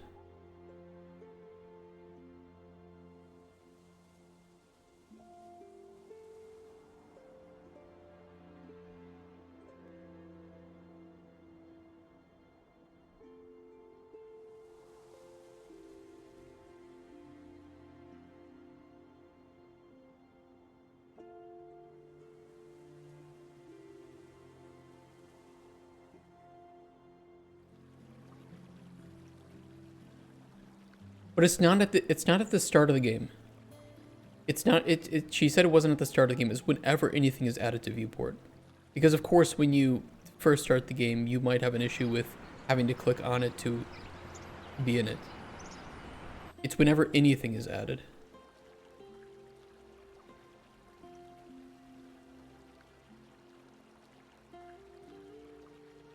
Which is completely different. Yeah. Disable game input with this interface we created. You shouldn't even need to focus the widget, honestly. Yeah, I always switch to game and UI mode too. Like this here. This is for the inventory.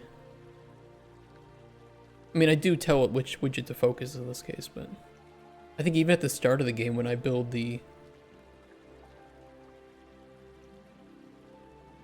Google Chrome stop supporting, you shouldn't need it, Aga, because we have, oh, I'll fix it for you.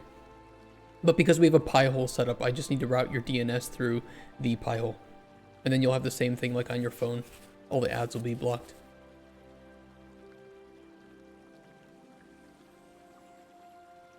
Yeah, Pi-hole is great. I 100% recommend it. You don't even need uBlock at that point. It's pretty cool. And you can then route your phone to it too, so you have all ads blocked on your phone, on everything. Pretty dope. Network system change the function. Well, yet I'll look into how they're handling disabling the game input, because it's probably something they're doing that. Yeah, I think it's something to do with how they're disabling input. It's possible that they're doing something. They're doing something weird. All I know is, for me, disabling input, this is pretty much all you need. Like, set the mouse, show the mouse cursor, set input mode game and UI, remove the mapping context for like, you know, for whatever your input is, and that's it. And then when you need to add it back, just hide the mouse cursor, set input mode game only, and add your mapping context back in. That should do it. I don't remember the issue that we had though with the, I think it was with fishing. Was it fishing or farming? There was some weird capture mouse cursor issue. I don't remember what it was specifically. I thought there was an event for on hardware device change for switching to controller prompts, but they'd rather check every input. Hey, you just check. Yeah, I think I would just do what you said. Just switch the inputs on hardware device, and then just send like a call, like a blooper message to all the relevant. Or actually, I mean, what you could do is just change a boolean in like the game instance, or an enum of whatever is being input, and then whenever a widget is created or is being shown, you just update that. I don't know. There's a bunch of ways, but checking on every input is weird. That's way too much work.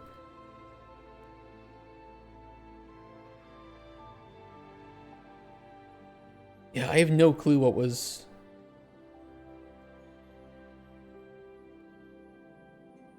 what I had to fix with the capture.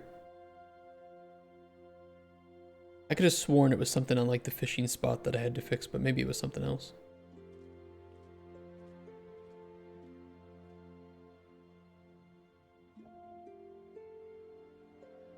Handle inputs.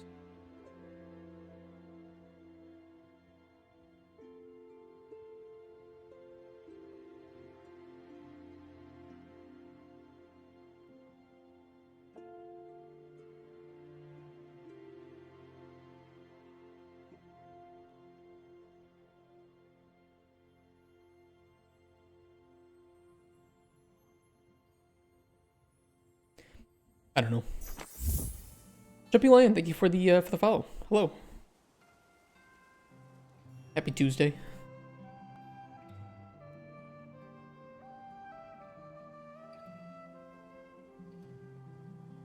Yeah, if you go to microscape.cc/play, Kent has been working on a game that is playable with Twitch chat. It's pretty cool. Thanks for looking. Yeah, I'm sorry I couldn't find it. I don't know if I can look in history. 3, 5, Have to click twice on UI. I know I had the exact same problem, and it was because... Oh, I know what it was. I know what it was for.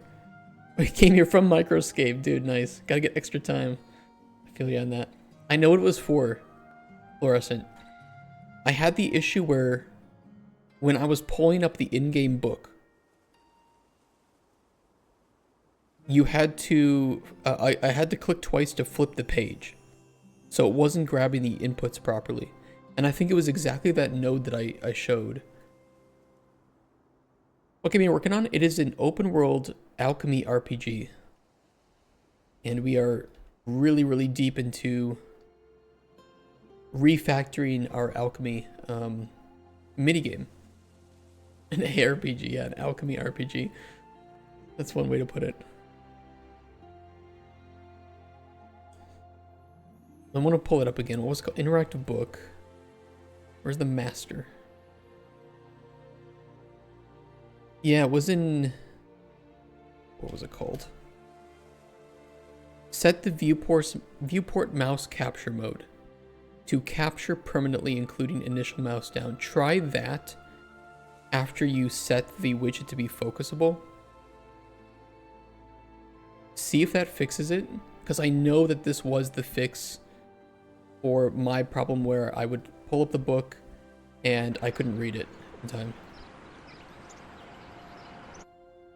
Yeah, hopefully that helps.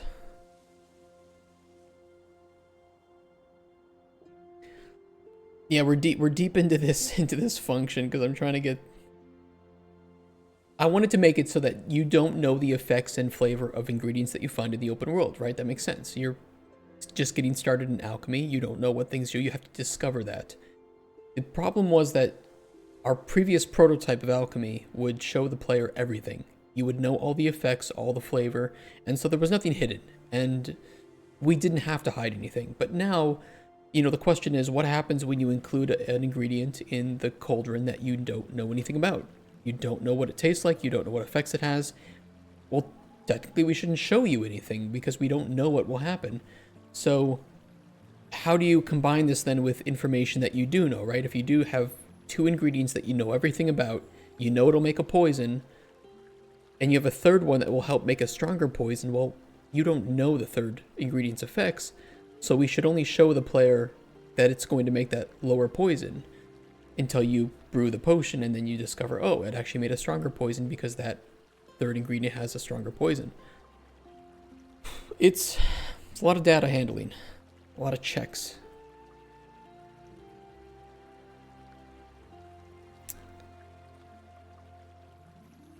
What was I doing?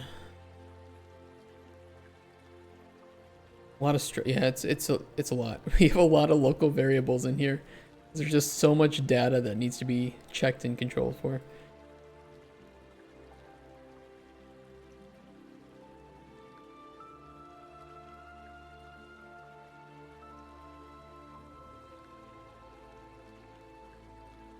Love strokes me too. The issue I'm facing right now is that we're building that invisible... Let me phrase this correctly. We are skipping an index, but then using the current array index, which before worked. But now, because we don't know that effect will be on the potion, we need to remove that from the guaranteed effect indices.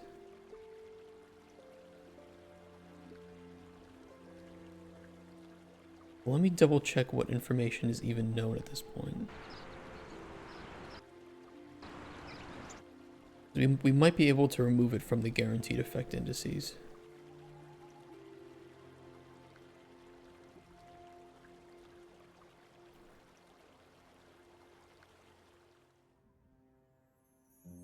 We have 3, 2, and 5.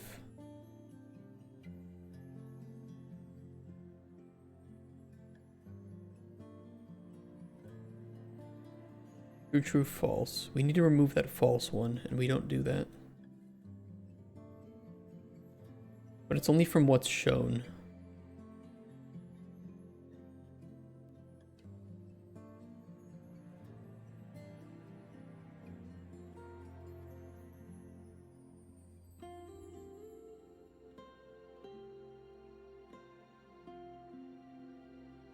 safest bet would just be running this right at the start. Well, no, because we'd still be setting the index.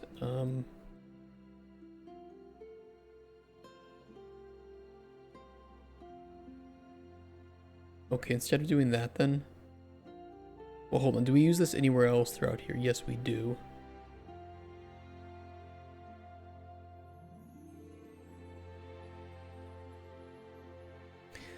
Okay, new local variable then. Current effect number. Fine, get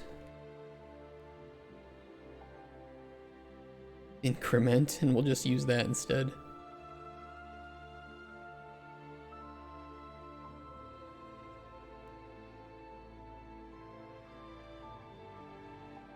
Okay, and where was that? Right here.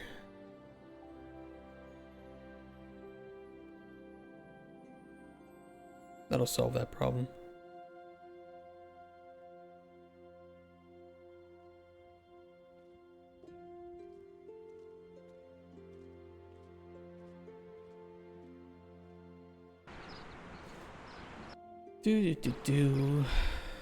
Lower that.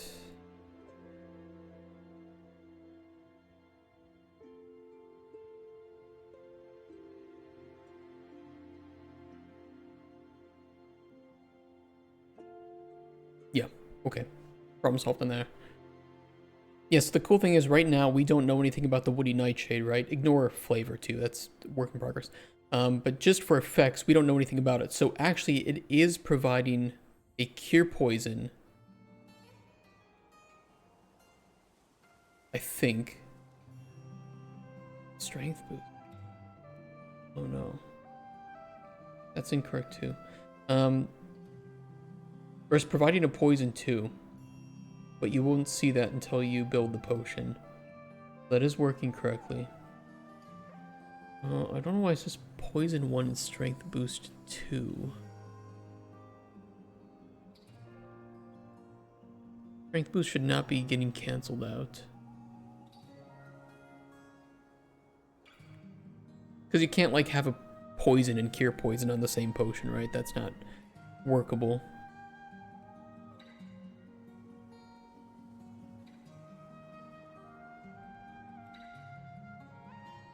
It's probably in whatever information we're sending to this. Potion data.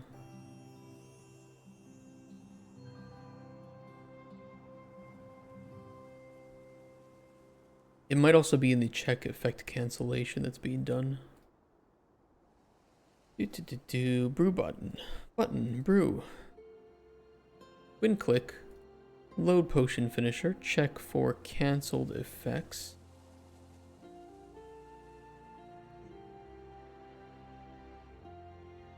Yeah.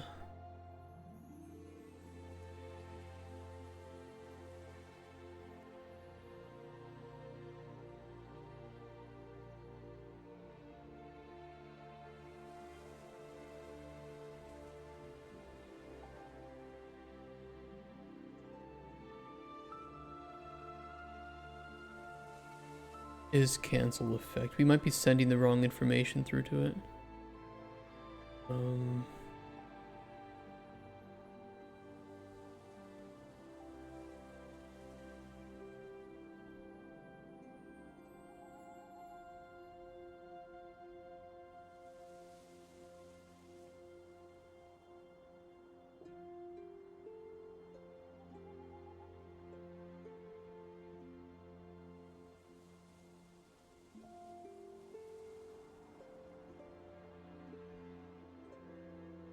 Just made a coffee potion. Fish boost thing real or a meme? It is real. It does work.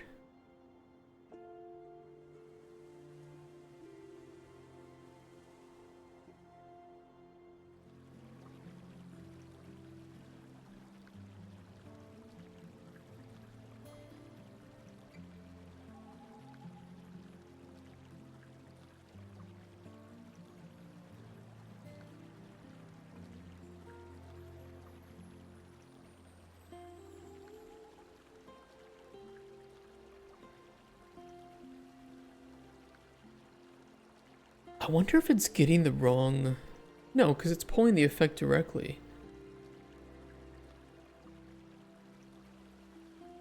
That's weird. That's really weird that it was showing the wrong effects. Granted, we shouldn't be showing the player any effects that they don't know about that are being cancelled. That's another thing we'll have to fix.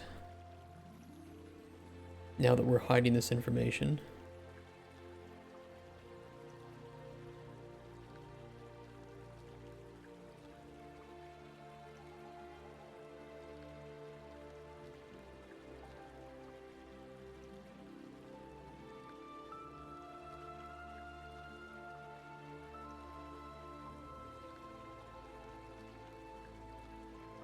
Has the method of ingredients and their counters changed?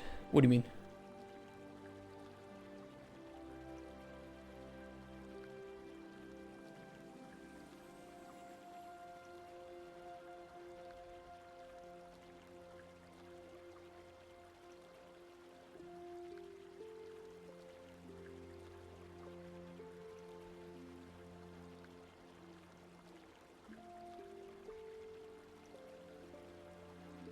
That's weird that that's set to true. You figure out if poison and health are there, for instance? What do you mean? What do you mean by that?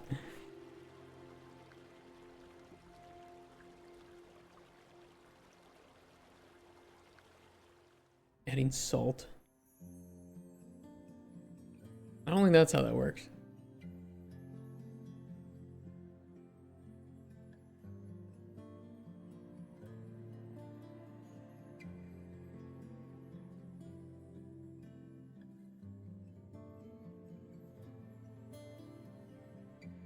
Wait, could strength boost be... Wait, is strength boost cancelled by weakness?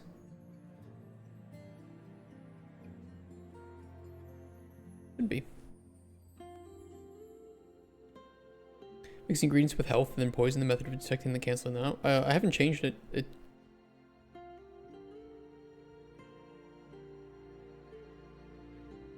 It shouldn't be that. It's something with what effect it's grabbing or a difference. It's grabbing the right validity. It's just not grabbing the... It's setting it incorrectly. Am I crazy, or is weakness appearing on that potion too? Then I'm just not seeing it. I'm not fucking that up, right?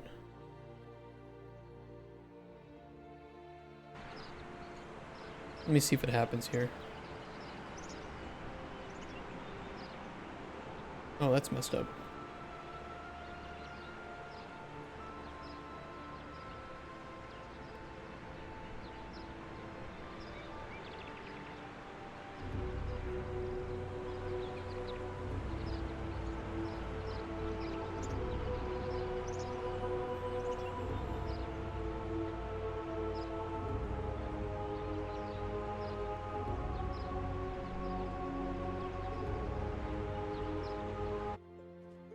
Everything's broken. Everything is broken.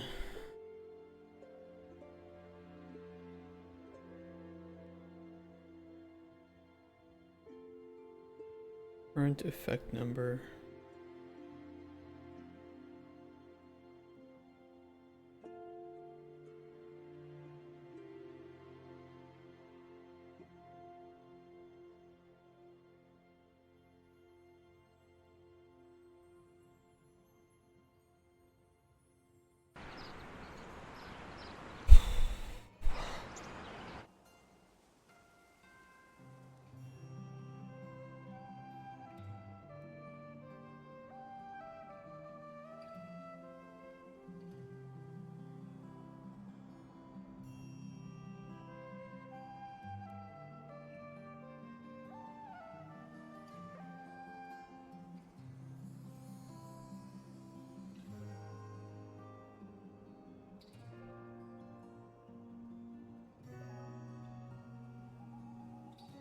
Or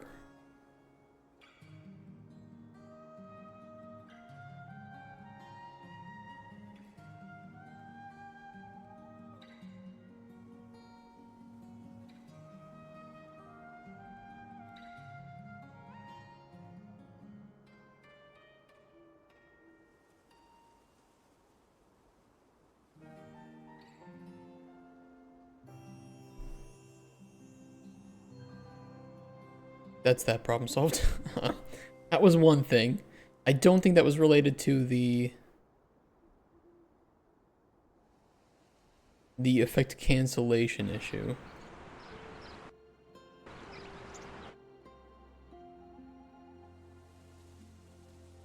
I mean, maybe it was. I don't know. That'll fix the layout problem. I thought that these three.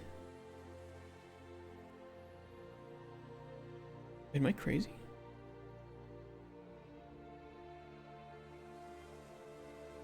What was I putting in there before that was canceling out the poison? Ignore the camera too. Like, shove these on here.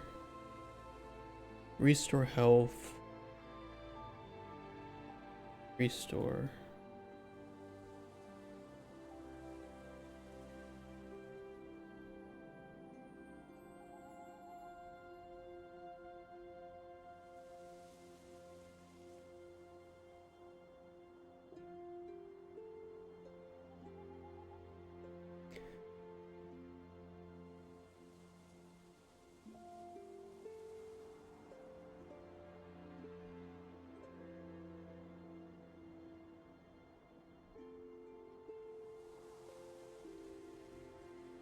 It looks fine. Now maybe it was related to that. I don't know. If we see that happening again, we'll take a look at it.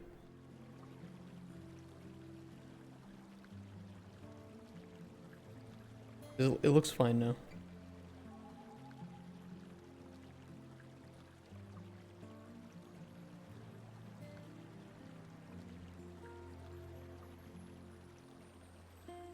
Okay.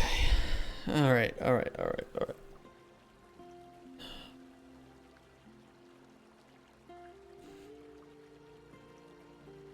If the layout's working fine and effects are working fine,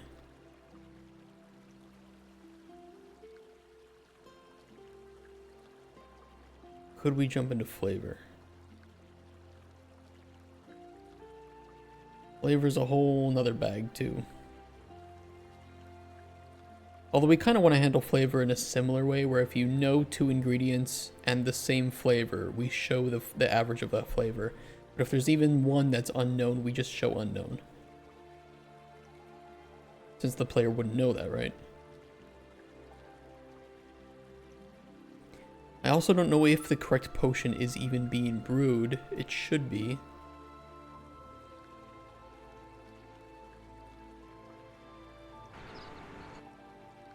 Even if the player doesn't know what's on there.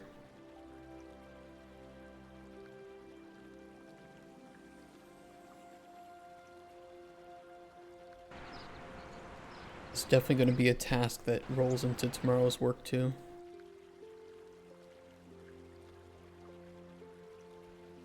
Yeah, we don't see anything because we don't know anything about the effects, right? But when we create the potion, of course the randomize will still we'll still know. That's good. Add that to the list of things we have to fix now.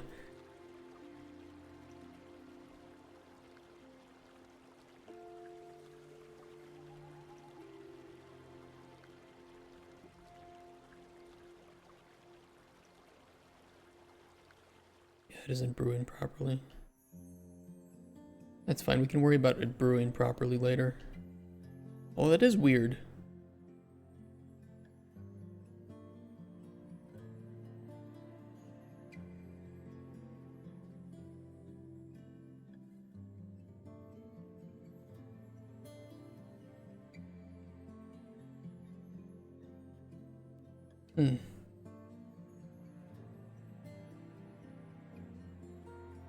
Sour potions only.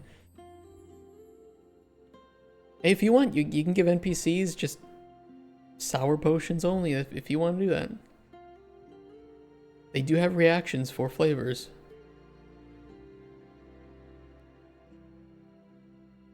My potions would be like super lemony potions. You just drink it, it's like... I love it.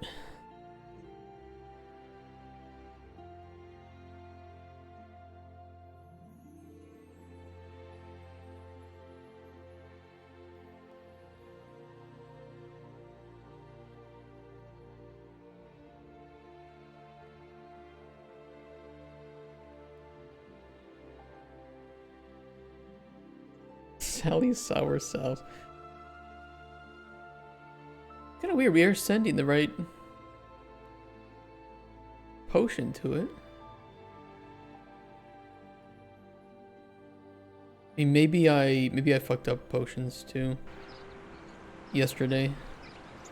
Oh, I just fucked up potions yesterday. That's all. Is what it is.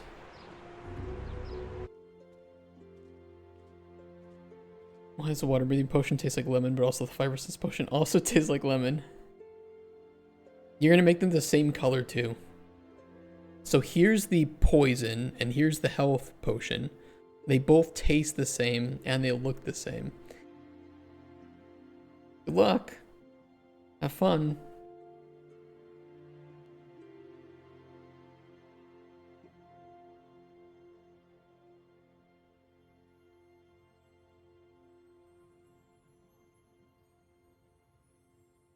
Does that handle effects as a whole?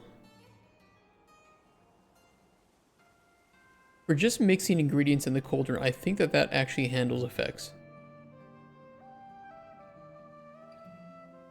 I think.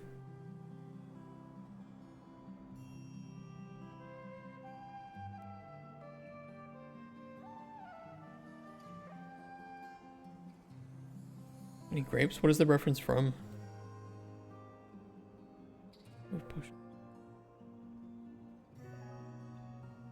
Did we still end up removing the correct indices? Or did we delete that on accident? I don't know. We'll see. Leave it here.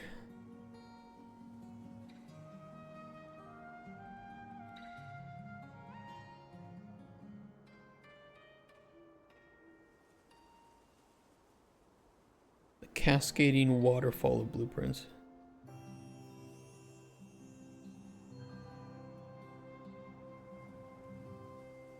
Time to make it more complex. Time to do flavor. Flavor is here.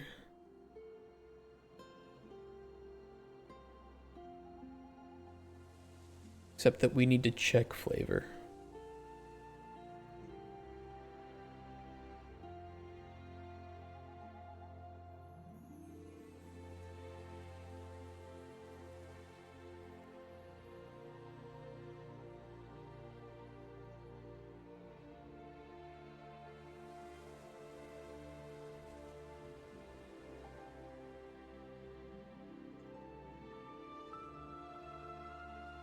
Oh, thank you. You know what? I just love when these aren't lined. Oh, that's just, yeah, that's just so great.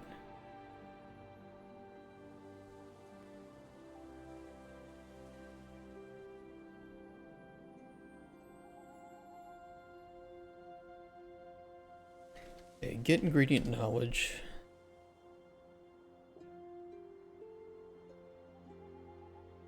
We still want to add, we still want to do the arrays properly. What we also want to do though is check whether or not they should be shown.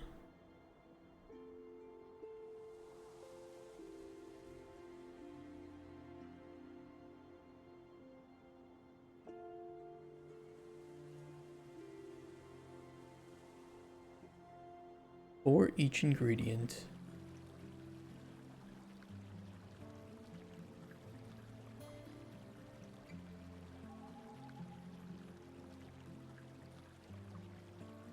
We know that we will always have the 7 ingredients. It's not like if there's an ingredient that's 0, or the 7 flavors. If there's a flavor that's 0, it's not like it's gone. It's always going to be there.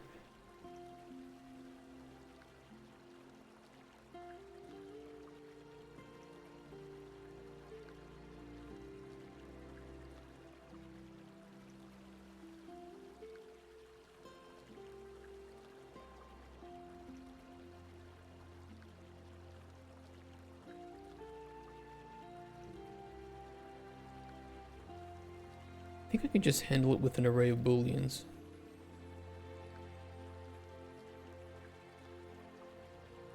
Booleans. And for each ingredient we shove through,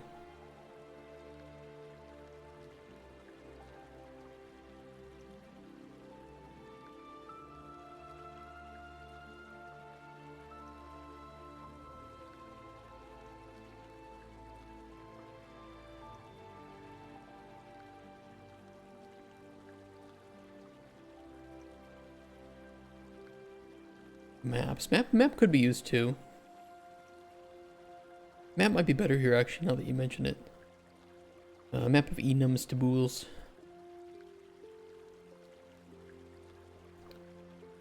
The one thing I don't like about maps is it's more complex if you want to pull shit out and do math with them or something.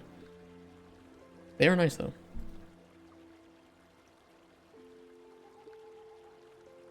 What is this enum? What is this even called? This enum? Ingredient knowledge, flavor. Yeah.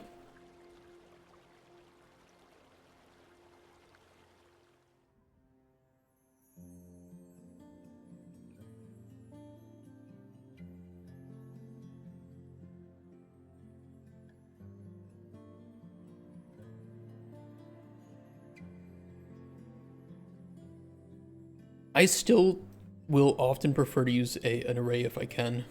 There's just more that you can do with an array, especially with like sorting. But maps do have their uses. They both are good. They're both good. Different cases.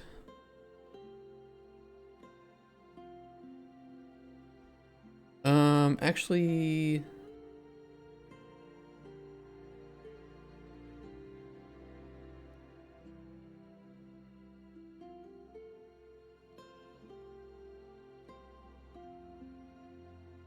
No, instead of the mapping the enum to the boolean, I'll map the flavor enum to the knowledge enum. There's a way that I can do it like this.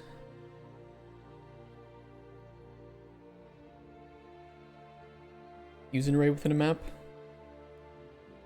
Still, you have to grab the value and the keys separately. I don't like doing that, and then maps can only have a single unique key. Don't like that either sometimes, so. If you're confident that you've written your functions properly, you don't have to worry about maps in some cases. But in this case, what I want to do is I want to keep this the same through each run, so having a unique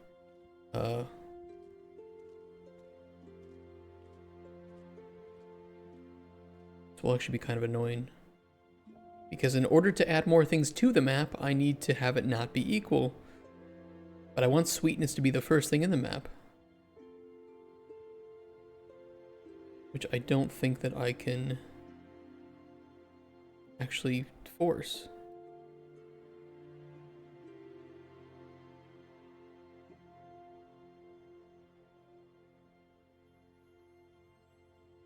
Because I cannot rearrange things in a map.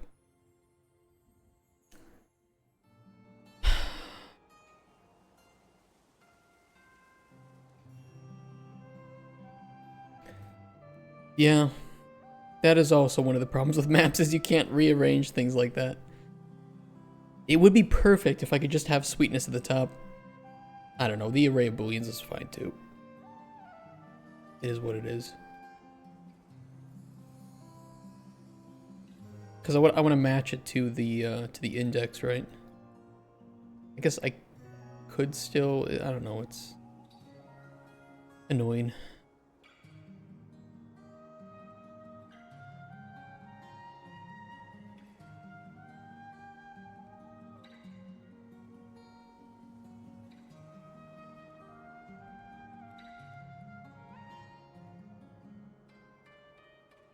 Okay, what was my plan for this before I did the map? Because now I forgot what I wanted to do. At any time if the flavor is unknown.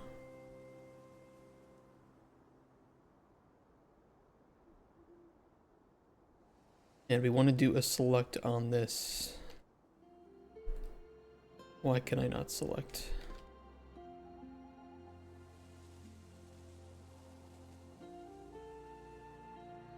I hate you. Where is my index?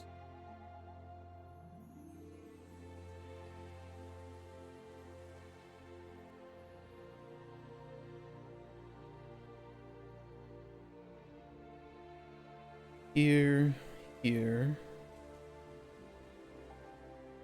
plug it in. And plug it in here too.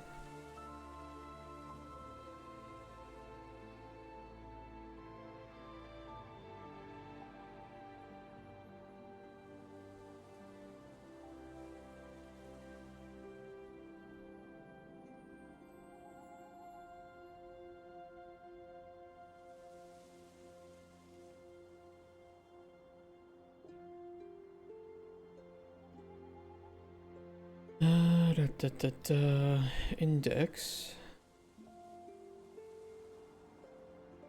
Oop, too many. Oh, thank you for not letting me get rid of the pin.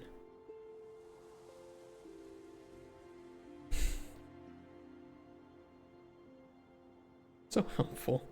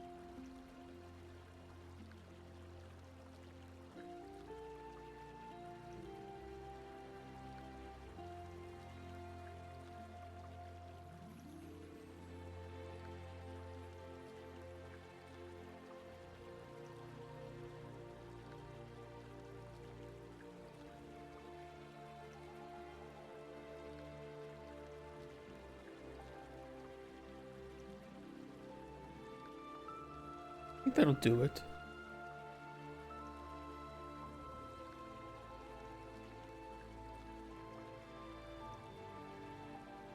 We assume all are known until we insert anything that is unknown.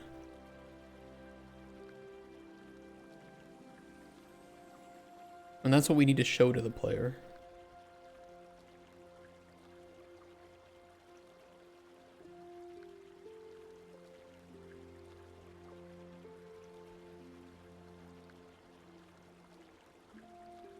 In-build flavor.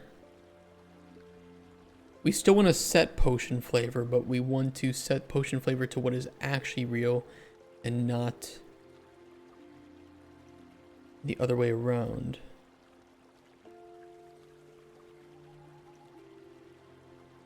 So this is fine. It's independent to what is the actual flavor. Oh. Thank you, YouTube.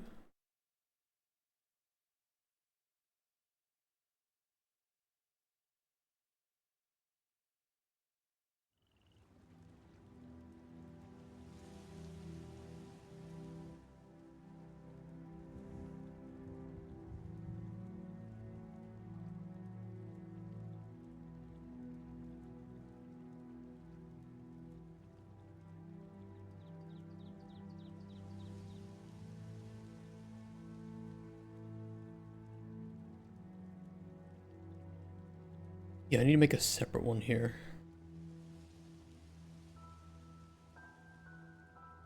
Gonna be kind of big, but I'll probably just shove this down to a collapse node.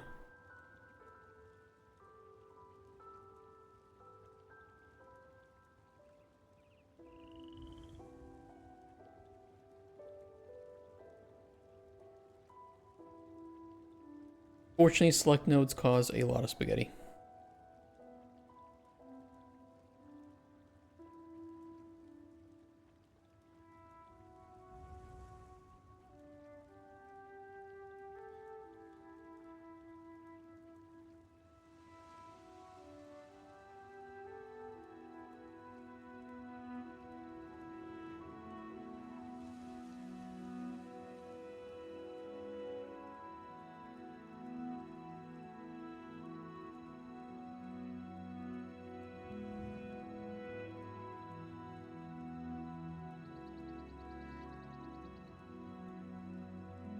but they're cheaper than execution nodes, so there's a better way I could do this, but also this is perfectly fine.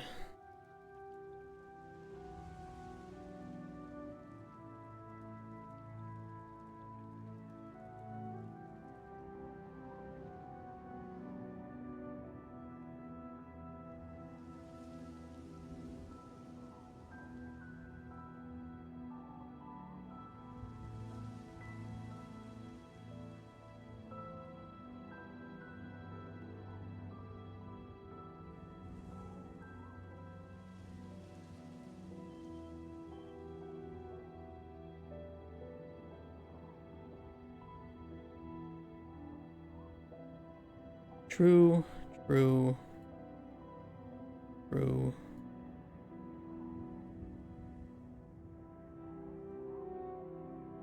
Hey, father, are you still watching? My dad was watching.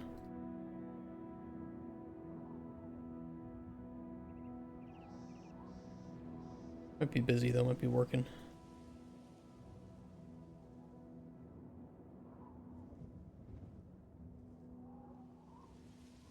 Gonna see if he planned to play Sky Oblivion when it comes out. I think we can set this to 0, right? Because then it will default to 5. Well, we'll see.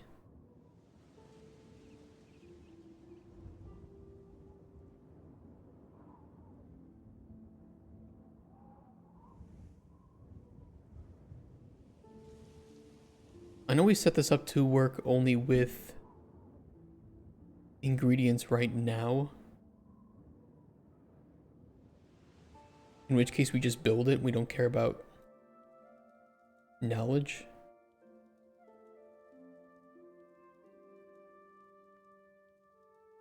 Oh, knowledge sets to 5. And then we do a select. Is it a function library? What are function libraries best used for? Function libraries are awesome. I have a function library here where most of our functions are housed. Like a shit ton of them. And they're great because then I can call them from anywhere in the game. So anything that, you know, is supposed to like update the player's inventory, I can just call the node. Don't have to add an interface or anything. I can just grab it from here. And then it grabs it, info from the game instance and sends it back to the game instance.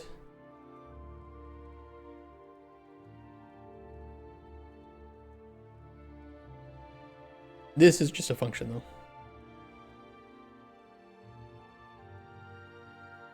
Yeah, it's a global function system. Yeah, I would highly recommend it. In fact, I would, at this point, I would make a game without setting up a function library. I think it's the best way to interface with core game systems. Especially stuff like inventory, saving and loading.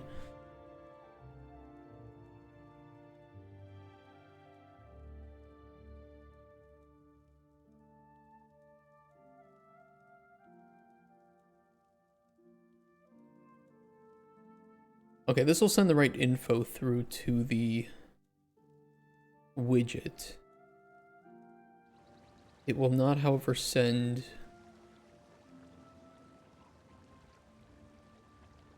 the specific knowledge. I need to put that in here.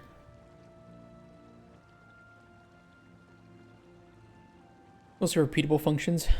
You can do that. You can also throw like for instance, all your startup, if you have like a whole bunch of startup stuff that's supposed to run to build widgets or whatever, you can throw that in the function library, and then whenever you make new maps, you can just call that one function. There's a lot of good use cases.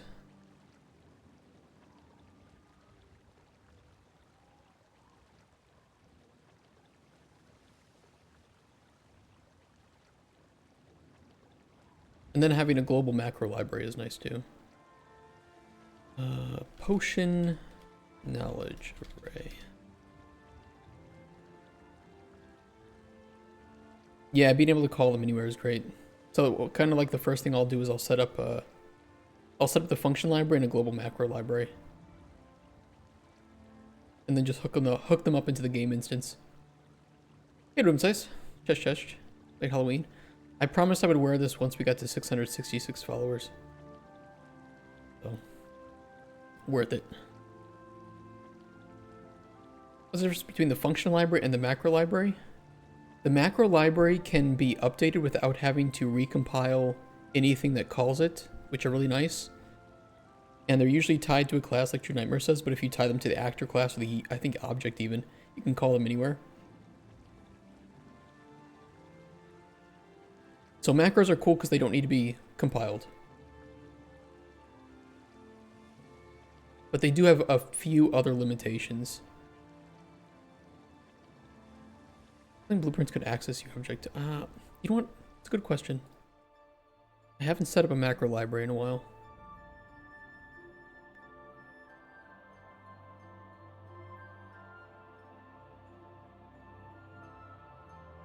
Oh, you can tie them to UObject,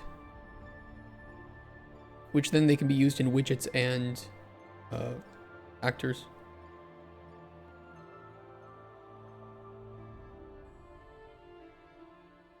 Which case my inventory can be completely done in blueprints. Yeah, so, you know, like one thing that I do is getting like the game instance is always a nice one. I don't know if I put that in here. No, I put that in my function or my macro library, I think.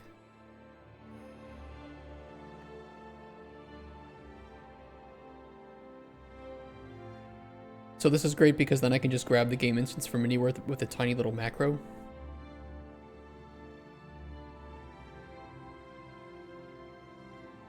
And I think game instances, unlike functions, let me double check though, can be shoved down into little compact nodes.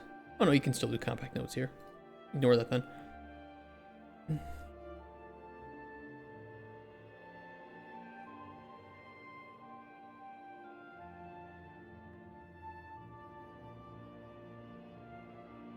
Yeah, I wouldn't try to pass anything as a UObject. That sounds a little dangerous. You use UObjects to store data that can't be placed? Oh. I would just make my own storage for that. Hey, Rixler.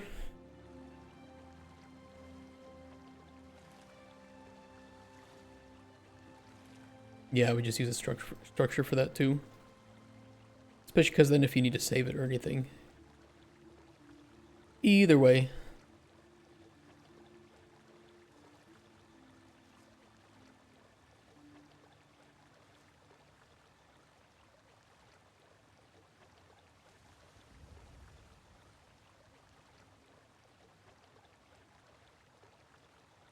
Get visual flavor, which is different than the actual flavor. And then when we build, instead of calling potion flavor directly, we will call... Oh no, it should be fine. Let's see if it works.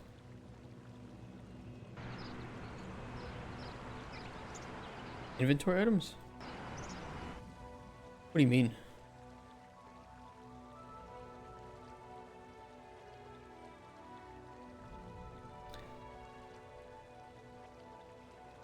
This is no, wait, is everything known right now? No. I should force it to 5. We need to update this so that it shows question marks in these cases.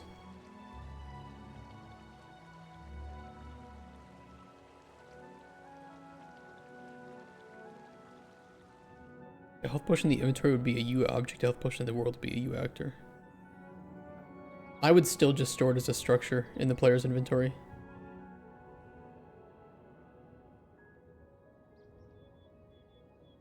The potion structure. What is the flame icon on your taskbar? Oh, this is just Paint 3D. Nothing exciting.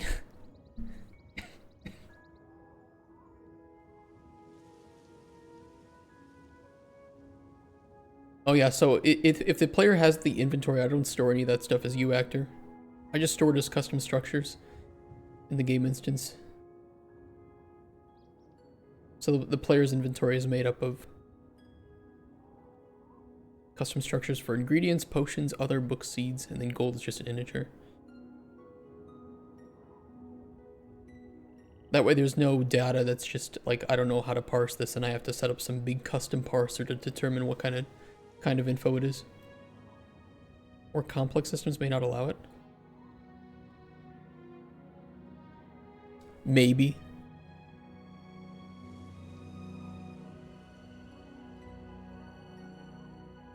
You'd probably have to cast it, wouldn't you?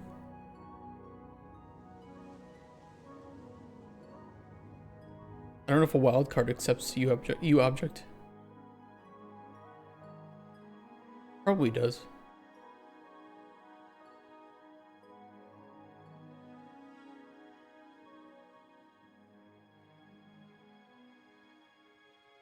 You'd probably just have to cast it.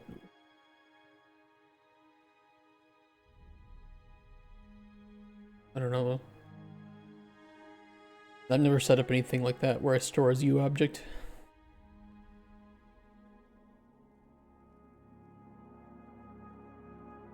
Yeah. Okay, flavor widget. We have our potion knowledge array, in which case updating the text.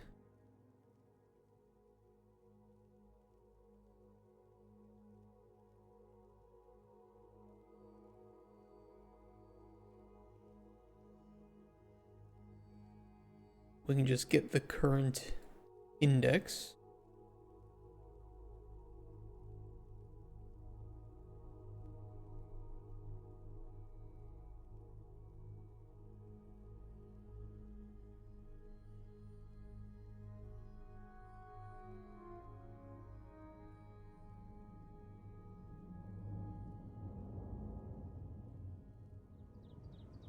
Ever get around to making something that complex? I mean, it would be useful for like randomized items, but still, I don't know.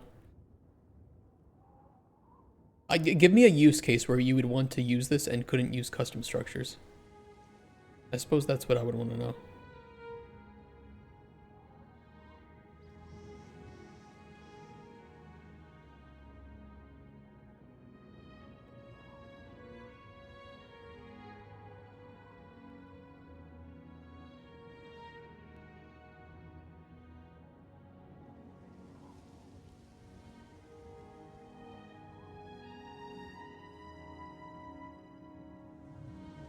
Because I can't really think of a use case right now. The variables under your custom structures?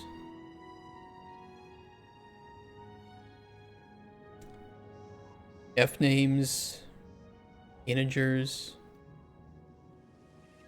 floats.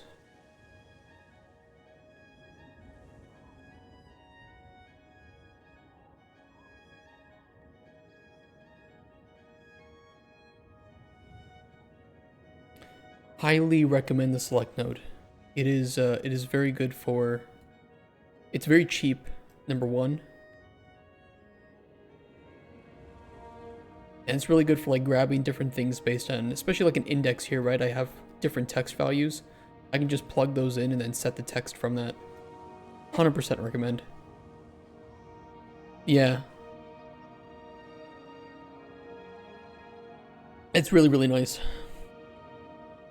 And it's very, it's performant, but it's also very adaptable because it works off of like wildcards in most cases. So your index can be, you know, Boolean, byte, integer, or even an enum. I don't know if I have a good example enum. Maybe like the flavor one. So I could have different things being pulled in for different flavors. Yeah. The object use case would be a wrapper allowing you to have multiple types of structs in the same location, as each U object can have its own variables inside. But why would that be preferable? Yeah. I don't think it's a great use case for what I'm doing, but I want to know, like, what would be a use case? Because you can do a lot of things, but it doesn't mean that they're better.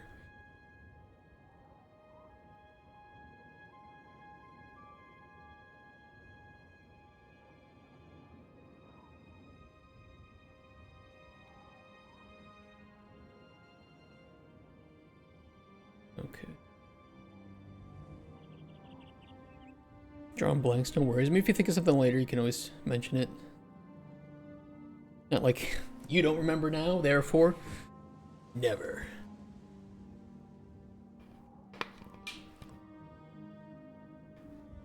Struck B and C. I don't know, it's just...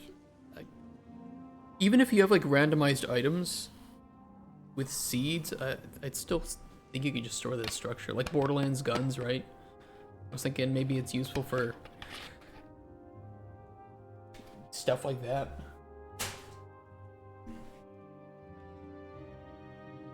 One thing made up of multiple different cases of structs.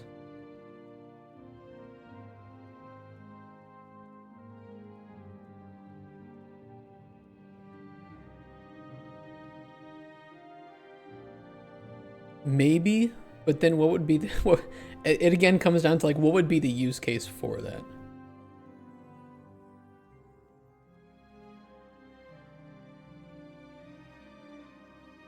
Inventory component. And would it really be faster? I mean, you'd still have to call the information, determine what kind of information is necessary for it, and then run that. So it feels like you're just trading calls. I don't know.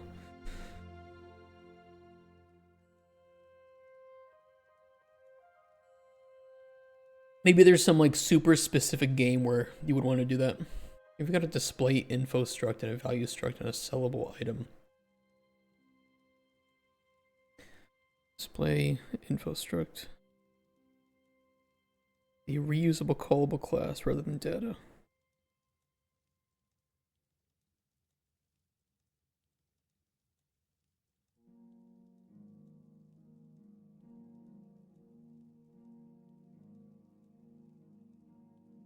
But I mean, the obfuscation of it would lead to potential issues, whereas having strict classes with predefined data would make it a lot easier to prevent potential problems with that data.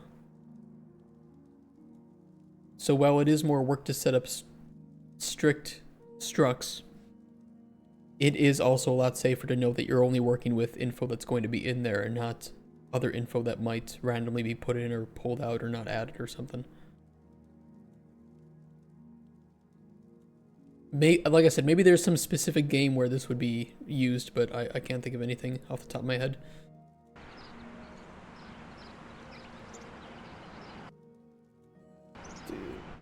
Okay. We know all of the flavor for the teacup and for the spider stinger, so if we put these in here, we should see their averaged flavor. But the moment we add anything that we don't know about, flavor is unknown.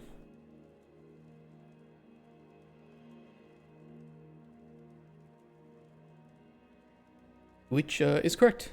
That is correct. Let me try to see what happens if I only lock some of that info and not all of it. So let's say sweetness is known here, unknown, unknown, unknown.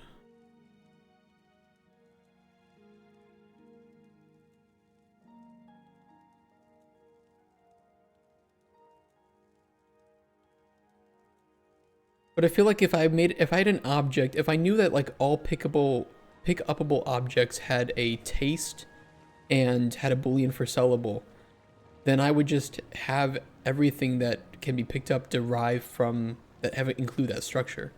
So again, it would be universal, and then I would know exactly that information was always present too. I don't know. I'm sure there's a game out there that would give us a proper use case for it.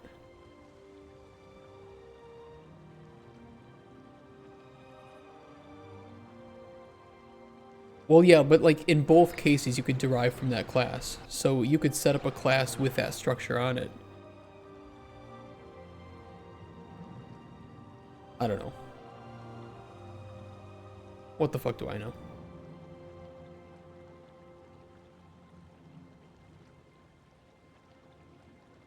Yeah, apples versus orange. Yeah, I think so too. I think you're right about that. Okay, that is working. Both make smoothies, it's true.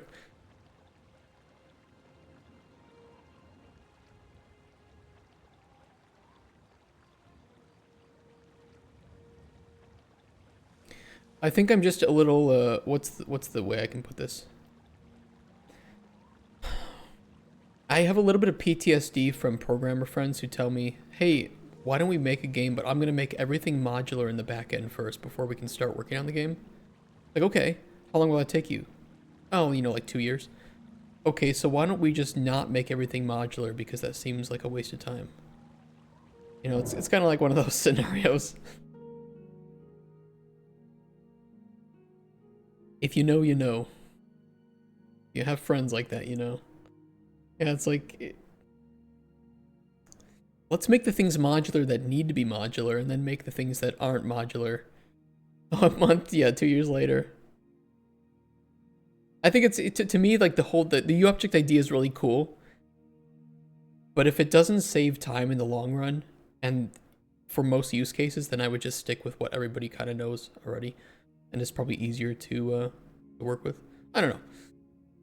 Like you said, apples versus oranges. There is probably a game out there where your idea is perfect. It would be beautiful. It would make everything run perfectly. That Star Citizen of ideas. Yeah, there's always a use case. Hopefully not Star Citizen in terms of budget, though. I think the C++ would be more performative for comparison code, but we're talking milliseconds and milliseconds. Hey, sometimes milliseconds count.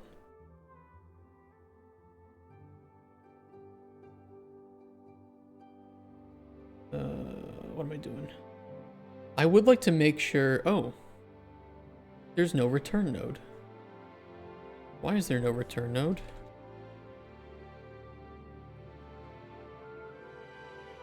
Has that been unhooked the whole time? You know what the funny thing is? This comment is really old. I don't know when this comment was added.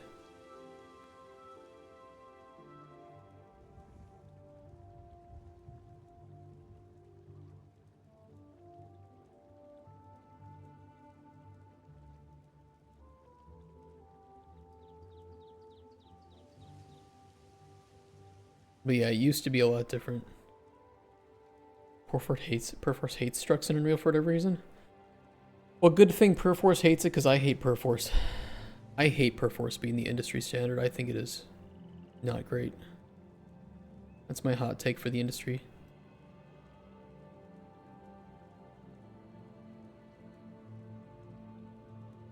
I still need to try to Diversion. I've heard nothing but great things about Diversion, and I'd love to try it. Why? Why do you do this? You just be normal. Thank you. Straight lines. God. Everything's trying to be gay in 2025. Even the lines. They can't stay straight. There, that'll get me canceled. I'm already wearing the devil outfit, Twitch. You know what to do. Now you have proof.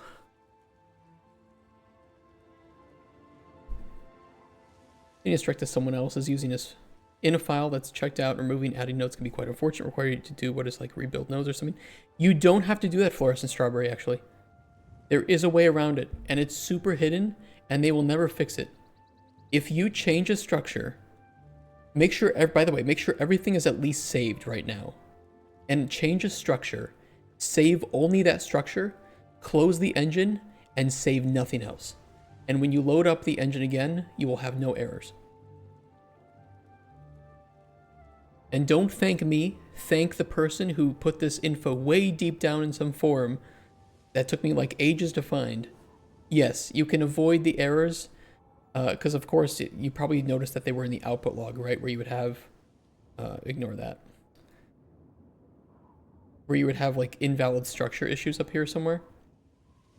Yeah, if you change a core, any sort of structure in blueprints, like adding or removing well, removing something will kind of fuck things up. But if you add something in, just save only that, close it, save nothing that it tells you to save, and it's gonna bitch at you.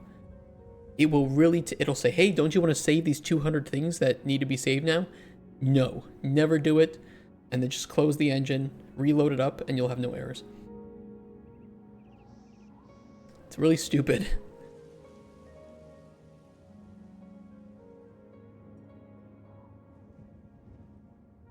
And then you can avoid having to open up all the blueprints, refresh nodes, close, refresh nodes, close. Why is this attempting to access incorrect? Was this before or was it now? Yeah, save, change struct, close, project, ignoring errors, open, everything's fine, yep. Yep, save everything, change the structure, close project, ignoring errors, yep, and everything's fine. Now removing things might still cause an issue where it's trying to grab information that isn't there anymore, but that's different from, usually you would probably have the issue with adding something new into it, right? And it wouldn't tell you that there's an error unless you go into the output log where it says there's an error, and then it prevents you from building the project. ChatGPT, please tell me what a structure. So a structure is like a, it's data. It's data, right? So every single, let's say fruit can be defined with maybe its sweetness, its shape, its color, and these would be elements in a structure. So every fruit has a structure that is defining what it is. And you can nest structures too, so maybe sweetness can also define vegetables, but vegetables are a separate structure, so you can put the flavor structure into fruit and vegetables. It's just a way to like categorize information and data within a game. A good example is actually our potion, right? Or like potion is defined by, this is a structure, a name, an icon, ingredients, effects, flavor, tags, value. Every single potion in our game can be defined with this.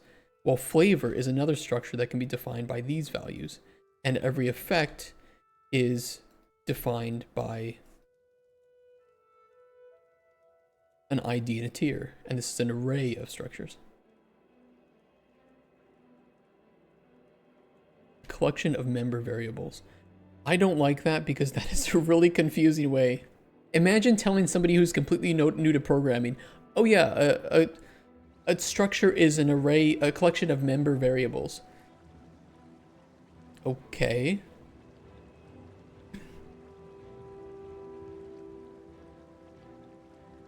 I think using like the fruit example is a pretty common one that I think is often used.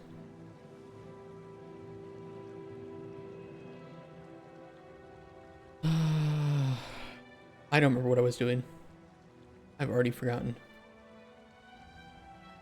Oh, number one, I wanted to check if these were appearing simply because I was breaking something or if I actually do have invalid access calls.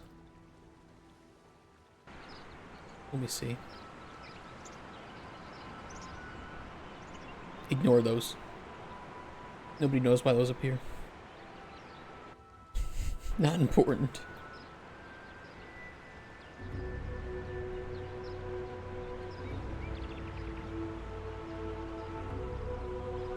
Weird.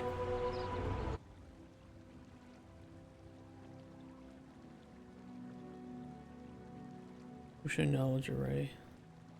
Why would that be failing?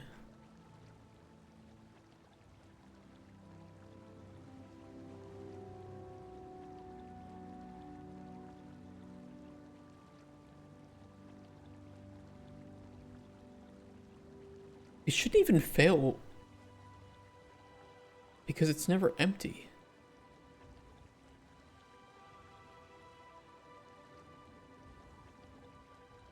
Unless I'm rerunning build flavor at the end of a... Might be that in building flavor. Okay, let me do this.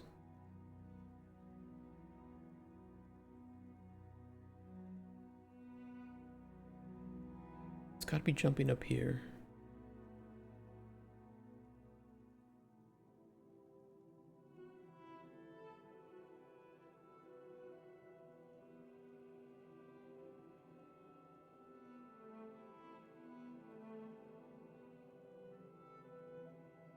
Sure, people in my college would make an effort. Basic CBP knowledge helps a ton with Unreal. It does. Also for game designers. Just knowing how to read, at least knowing how to read code as a designer is already hugely beneficial.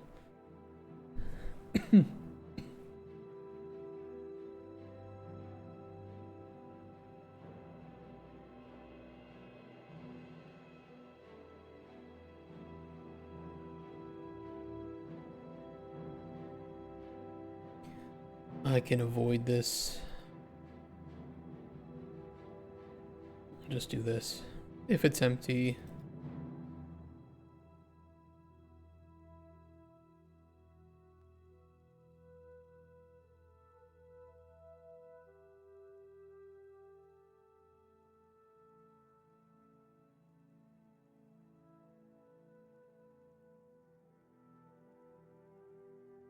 I don't feel like fixing it in a more proper way right now.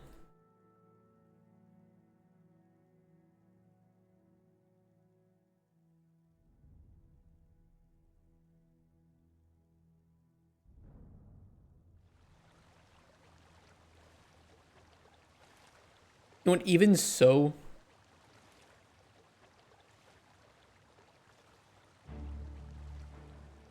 I'll put it here. Make my life a little bit easy.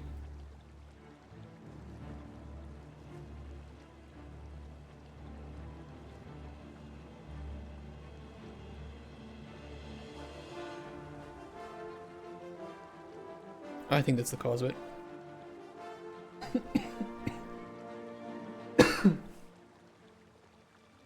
You like the materials graph? Or are you actually good at material math? Please don't say yes. I can't get the bool because I'm passing this through. And I think that I'm running build flavor as a way to reset the widget. So, it's a hacky fix, but whatever. Yeah. And I think that's why it was accessing invalid. Not these are unimportant. Let me double check that though. It's still accessing none. When? When is this running that it isn't calling the right thing? Hacky way in programming. Yeah, especially for a prototype, fuck it. Can't be for the ingredient. No, it's something else. It's when I'm building the potion.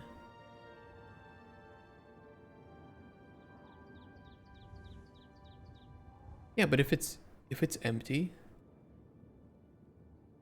0, 1, 2, 3, 4, 5, 6.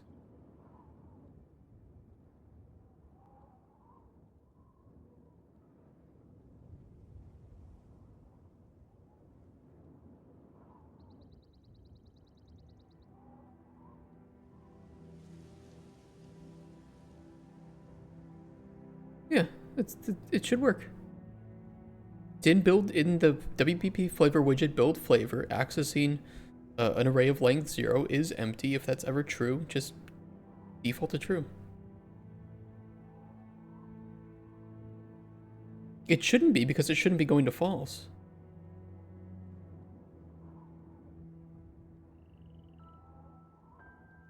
It should never be grabbing that.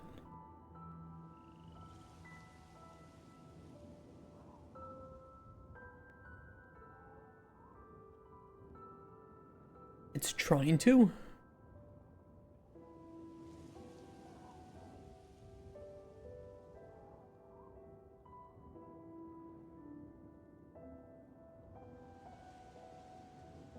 Okay, I'll just do it the way that I wanted to do it initially then.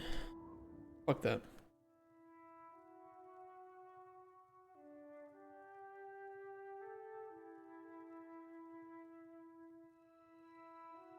It really shouldn't be though. There's no reason that it should ever be grabbing false.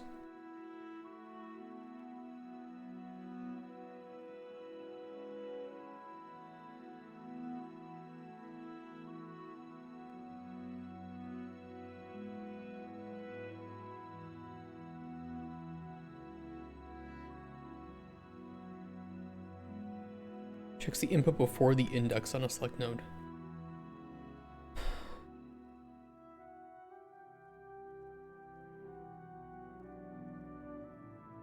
That's not to chat. That's not to anybody in chat.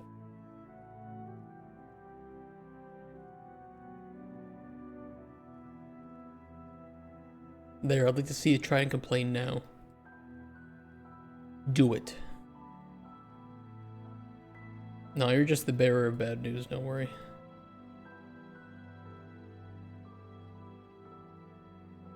That's right. I'm bloating the RAM with a array of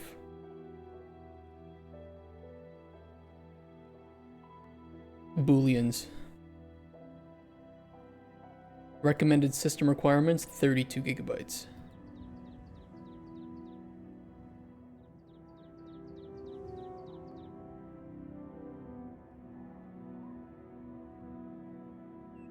It's still gonna have the same problem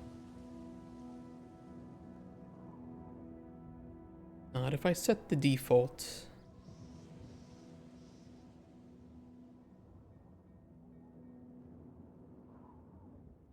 In which case it wouldn't matter anyway, but whatever, just do that.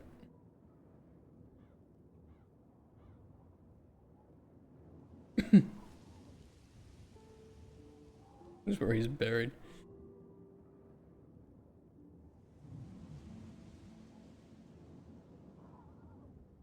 Actually, because I do that now, I can just revert this.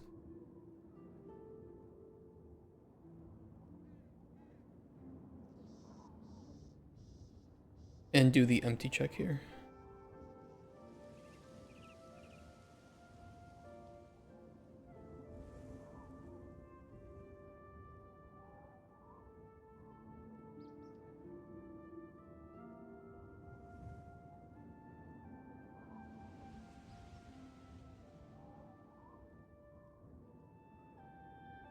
Wah, wah, wah, wah. Yeah, I never knew that it checks that first.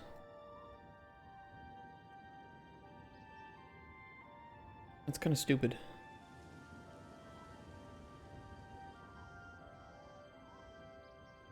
There's tons of stupid things like that, though, with Unreal.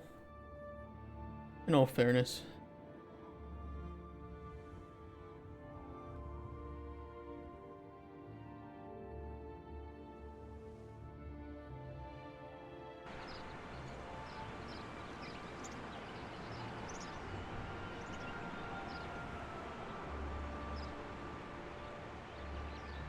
Yeah.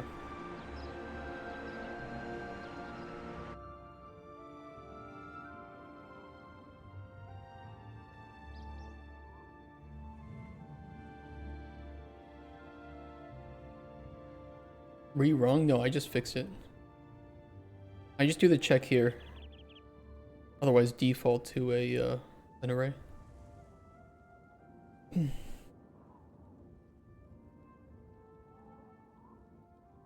So apparently the select nodes checks these before it checks the index. I don't know why it would do that though.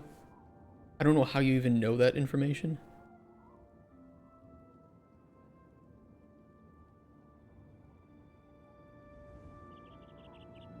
All paths need to be valid. Whatever. I guess what I could have done too was just do a validation.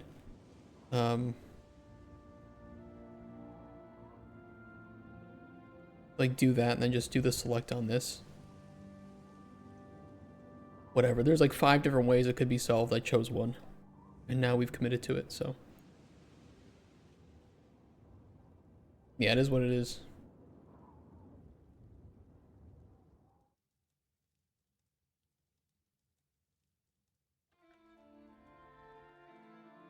Okay, this is fine then. Potion finishing should be fine. Kind of, except that we don't show potion data. I don't know why. That's something to do with the effect widget. We'll deal with that later. When you build a project, do disconnected nodes get discarded? I think so, but they don't matter anyway.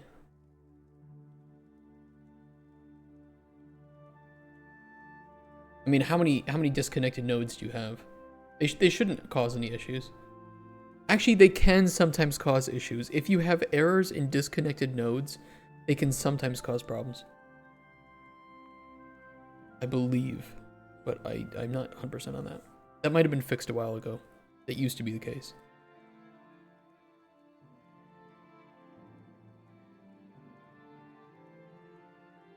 That might have been like a 4.0 thing. I know there's some cases too where if you have blueprints that aren't being used but they have errors in them, in which case you will never encounter those errors through normal play, it will prevent the build. And you get a lot of that with like shitty packs that add player controllers that use some old shit and whatever. We ignore those two.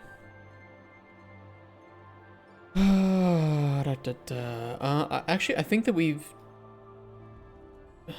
I can't prove it.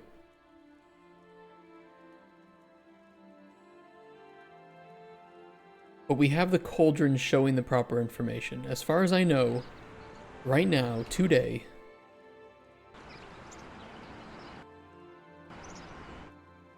I think the cauldron is working correctly. Oh, it's an experimental feature? Classic. Saving groups of nodes for alternative methods of doing things. No, you should be able to do that.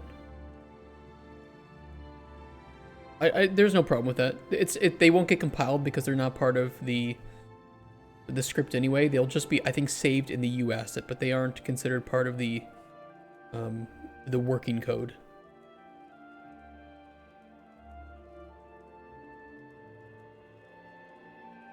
We still need to update this to not appear if we don't know that certain things will not be in the final potion. So that's one thing.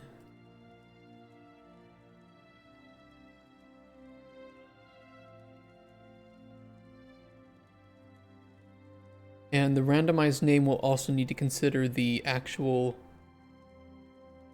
you know, essentially potion that we know of. We also need to add in the question marks anytime that there is at least one effect that is unknown. There's still a lot to do here. Yeah, I've also done the same thing, True Nightmare, and I wouldn't. Quick time to disconnect 10,000 nodes. I mean, maybe if you have hard references in those disconnected nodes, I cannot prove that they aren't considered, but I don't believe they are. The same thing whereas if you do not have tick connected in new actors, as long as they are grayed out, that actor will not tick, from what I know.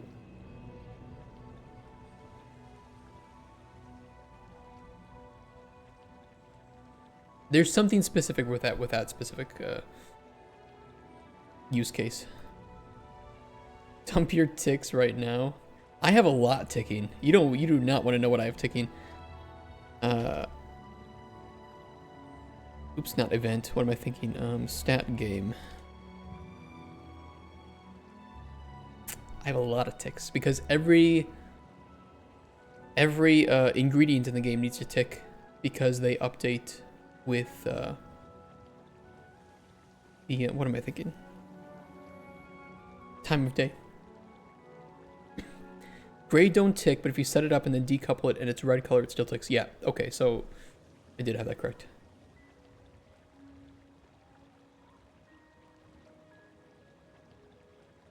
Our game has a lot of ticking because of ultra dynamic sky and weather and all that shit.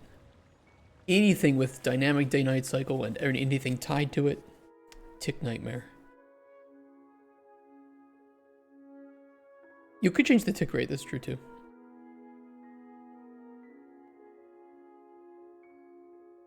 The guy who made UDS went to your college? Oh, that's cool. It's probably one of the greatest $40 you can spend in Unreal. Hands down. Spend 2 weeks to get the tick to tick at a fixed delta time, oh boy. Hey, little optimizations help.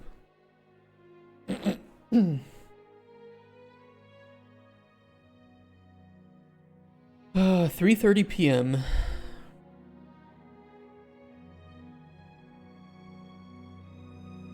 there anything else small that I could do?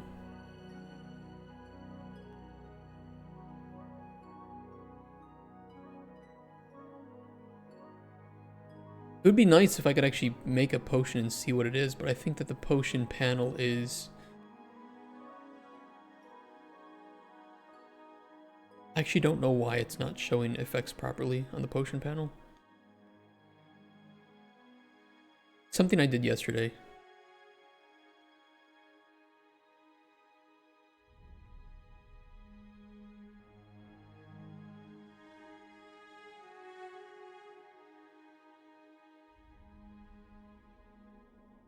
It's this. It's build the effects list. Yeah, we had to build it for ingredients first, which then grab that knowledge. But it needs to be different if we're passing in a potion.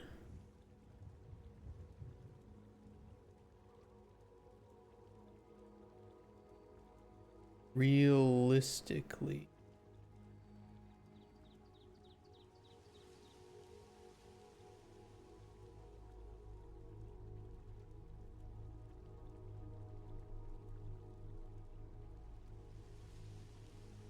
Mods for games like Hogwarts Legacy. Just want to make more games, especially time and energy, yeah.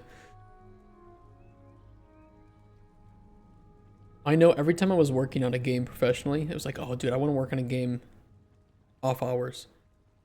And then you come home, I have no energy to work on a game off hours.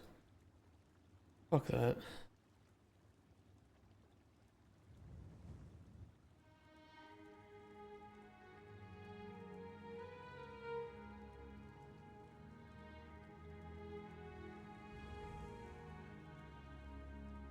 I could probably just use select nodes here, actually.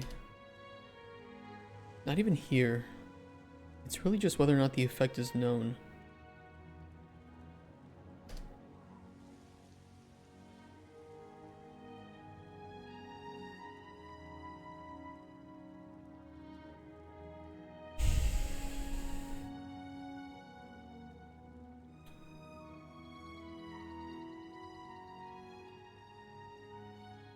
Biggest frustration with college is I'm learning how to make games, but have no time to make games. Yeah, it will be worse once you're in the industry.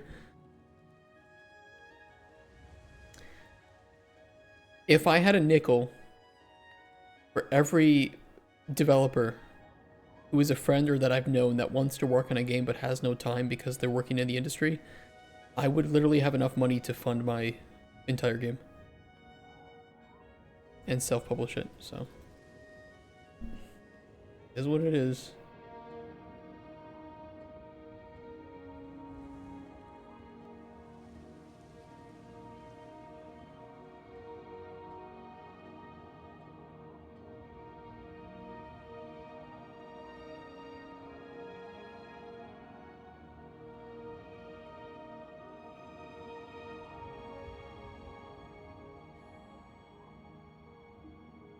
Yeah, release them on itch, I think. And the biggest mistake that I see a lot of people fresh out of like college or new to the industry do is that they don't show off their tiny projects or even failed projects. And so what it looks like is that they've never actually tried to learn anything on their own. Or make your dream game first. You can try. I think if you can actually make your dream game first, do it. But if you're jumping into it with too many unknowns, it will be a bit of a nightmare.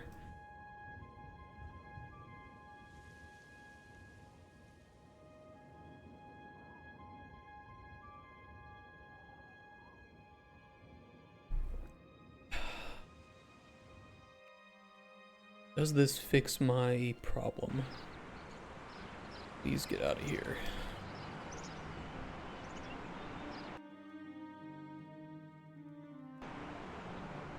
No. Why are we still not building widgets?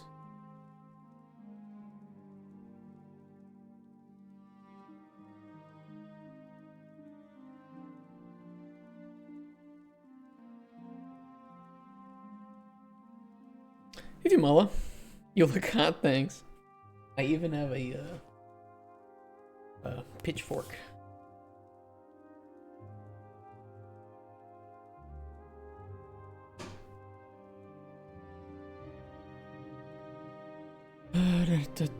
Set up panel, send in effects.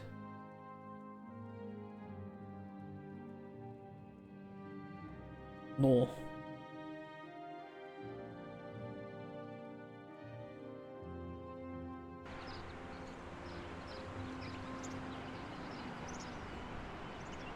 No work. Are you celebrating Halloween? I promised I would wear this once I got to 666 followers.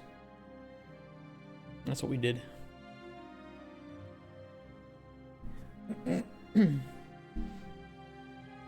I did see 5.5 added orthographic is now fully featureful. I was using that too for a small game. It was a game that was meant to piss off all of the games journalists.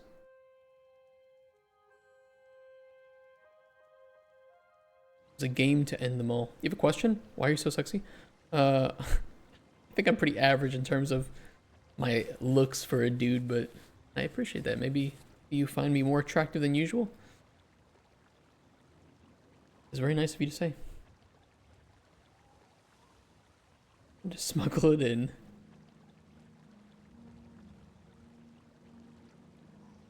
Let me see when this is being run.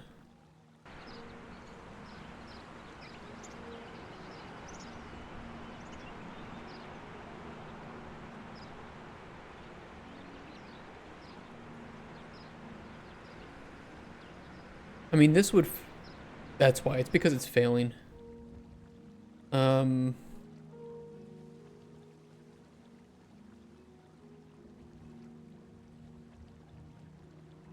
Okay, I'll just do the check before we do that. I mean, I was kind of thinking to do that anyway.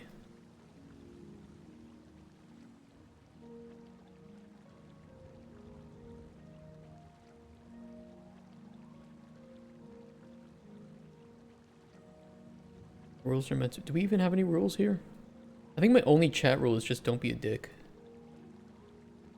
It's pretty much the same as my, I don't know.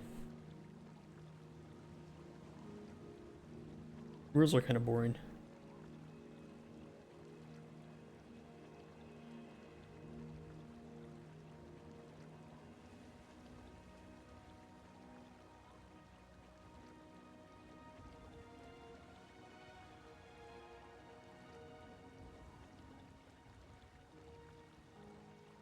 Are you from LA? What, me? No, I'm from Wisconsin, but I'm living in Poland. I'm the furthest thing away from LA as possible. Including in my views on the world.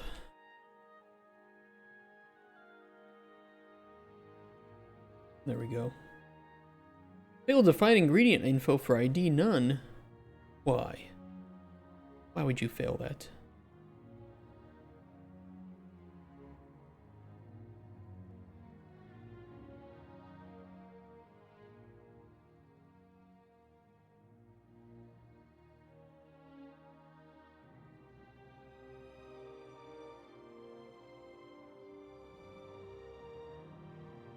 We shouldn't be checking for knowledge. Oh, we are. Why Poland? I don't know. Why not? No, the real reason is because my fiance here and work. Easier to find jobs in the industry over here in Poland. Especially if you're new to the industry. Which I wasn't really new, but I was new enough that it was pretty much impossible to compete with most people applying to places in the US. Not a lot of junior jobs in the industry. I will tell you that.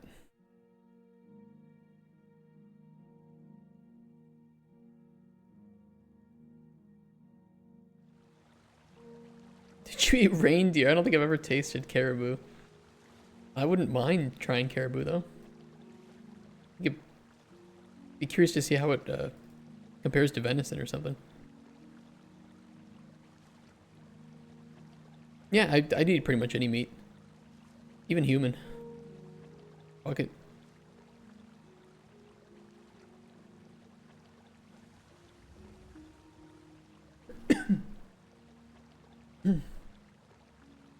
You work for CD Projekt Red? No, but I know a lot of people that do. I wouldn't work for any AAA game company. I don't really want to work in AAA. You think it beats streaming? AAA doesn't... You know, I would love to work in a game that is as well received and expansive as, let's say, like Witcher 3. The problem to do that is you have to sell your soul to a AAA company. Be another cog in the machine. Let's pick a Witcher 4 leak. That should fix the issue. Yeah, that's better.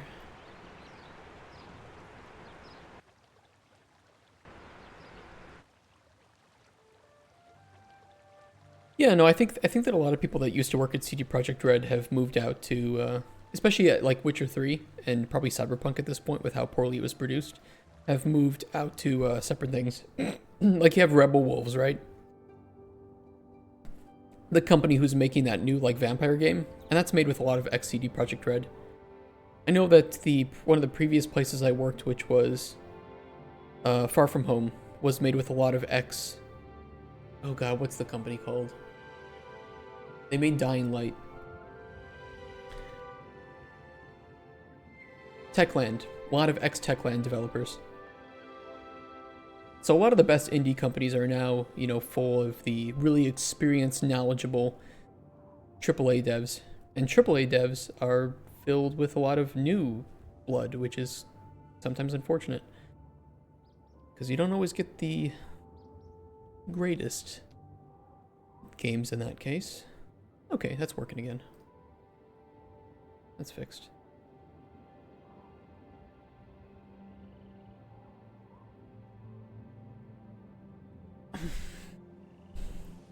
I will say too, the Poland is nice. Poland is very safe.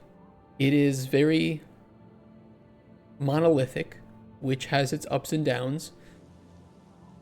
But one of the ups for any place that is monolithic in the way that people think, in the way that people are with their culture, is you tend to have everybody following the same rules and laws. Indians? Yeah, there are Indian people here. There's a lot in like tech companies. Tech companies are, I think, quite multicultural and multinational. Is it cold? Compared to Wisconsin, Poland has less harsh summers and winters. So it still gets cold, you still get snow and ice, but you don't have as harsh of winters as Wisconsin or harsh as summers. Compared to like the Midwest. Yeah, it's pretty nice. I mean, I kind of miss having so much awesome snow and stuff, but... because then you just get like the gray, slushy, shitty winters. But less harsh summers are also kind of cool. Cost of living? Cheap. Much cheaper than the US. Thank you for that. But, the salaries are also worse. I often say, you know, I often show that when I was working as a lead game designer here, I was making $1,500 a month, US dollars. So, if you don't want to make money, move to Poland and work in game dev. If you want to make money, move to Poland and work in tech. How much is rent or a house? Depends. Back in Kraków, it was 3,000 zloty roughly per month. So it was over half my salary. For a tiny apartment. And the cost of flats here are actually more expensive than... like, here's the or the US dollar cost for buying a flat, a 3-room apartment, 61 square meters in Kraków is 261,000 US dollars.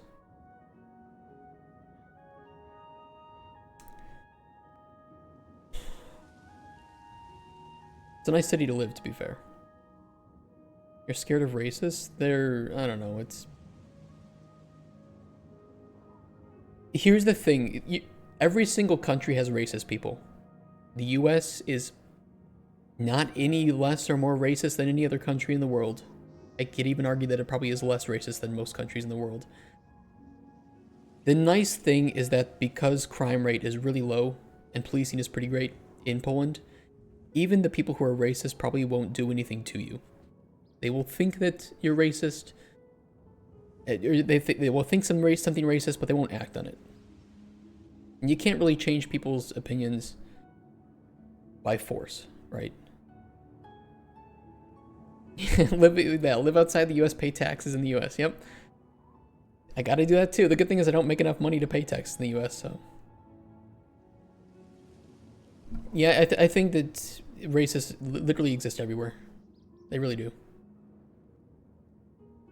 Look at the other countries' cost of living. They tend to look at with their country current salary in mind. They need to first check the minimum wage and then think about it. You won't have the same salaries in the US and said country. Yep, true. But all I can say is that Poland is extremely safe. Poland is one of the lowest places with crime in Europe, and most of the crime is like petty crime, like, you know, a couple drunks fight and get a fist fight, or, you know, like petty theft, things like that.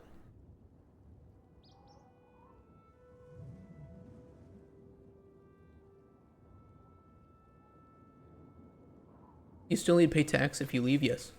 Yep. You need to declare money that you make out of country.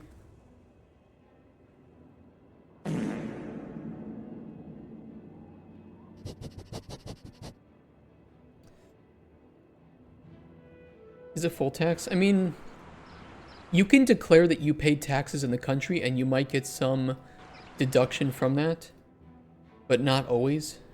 In many cases, you will have to double tax. Chaos bot. Banned them. Look, I banned them before they typed 3 of their messages. Gotcha, bitch.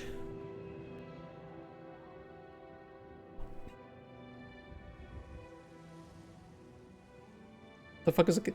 There's stupid bots that follow you and then they spam long live chaos, sports betting, esport, online casino, TW?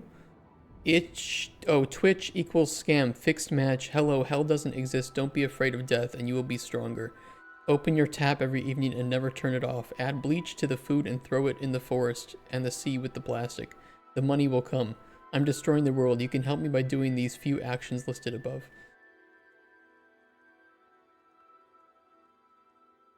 That's all they do. That's all they do.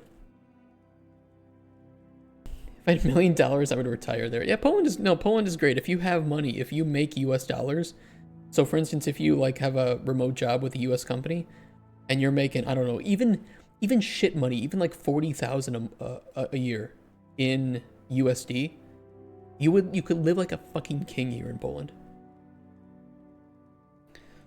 Which is what a lot of people do. They do remote jobs for like Germany or US or UK for really cheap. They live here in Poland, and then all the people in those countries don't get those jobs, which is one of the unfortunate aspects of remote work that isn't often considered.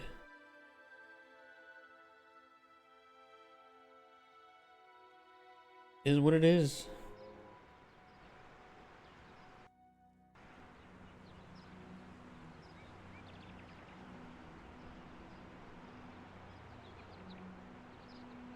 Yeah, we'll fix up potions. Potions will be a whole thing we have to focus on.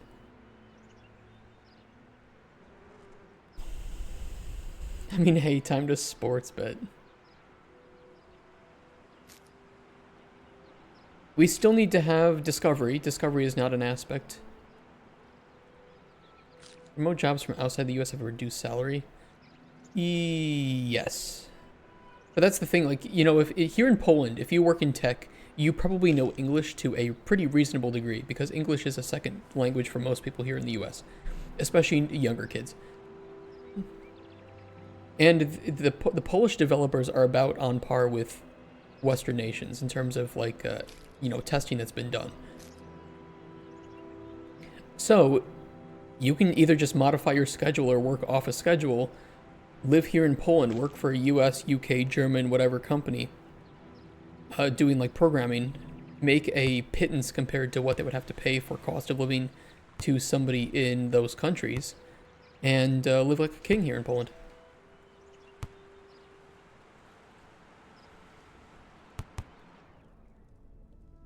I'm gonna move to Poland and continue working my remote job in the UK. Go do it. Yeah, you'll be often. In the US, a lot of companies offer location-adjusted salary ranges. They do, yeah. But, you know, even with location-adjusted salaries, it's just, if you don't care when the work is being done, even if it's done in a different time zone, or you move your entire programming team over to Poland, and you just set up a, you know, I won't say like shell company in a bad way, but you set up a company in Poland and operate from here, you'll save a shit ton of money.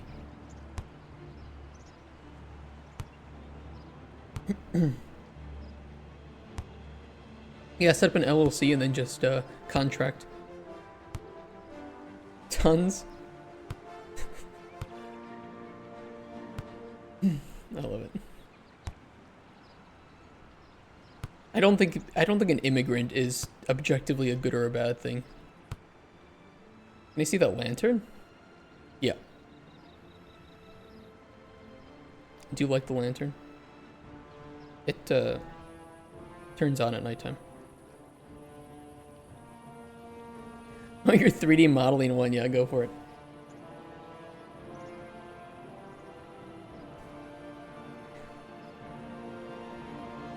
Looks like it's filled with concrete or snow. Yeah, it kind of does, doesn't it? I want to see the bottom.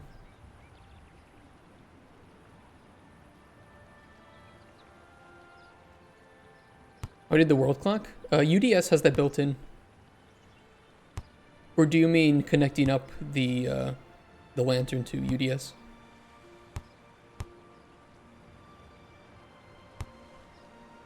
Connecting? There is a function that you can call. Or, I didn't set this up actually, but I just connected up the day-night cycle. You can just check, is it daytime? From UDS. Can you make CC use IRL time? Yes, you can get system time if you want. If you apply for a job, does it matter if you have experience in past before? It depends on what job. If you're talking about like game dev, then yes. And the thing is, you know, if you have like a junior job in the game dev industry, you are likely applying with hundreds, if not thousands of people around the world. And so if you don't have any prior experience, you will... the likelihood of you getting a interview is it's zero. It really is zero. Unfortunately. Even if you have a little bit of experience, you are still competing with lots of people and you're unlikely to get a job.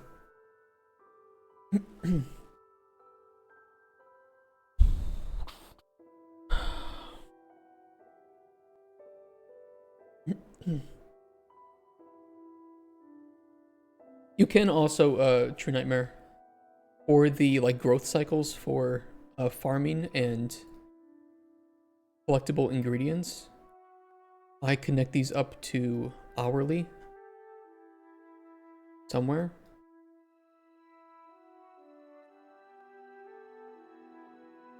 Where is it? You know what? I might have put this directly in UDS, but there's an hourly check that hits every single hour. Even if you skip time, it will send the appropriate number of hour checks out. And you can do it that way. I think I must have done with a farming system. It's gotta be in here, right?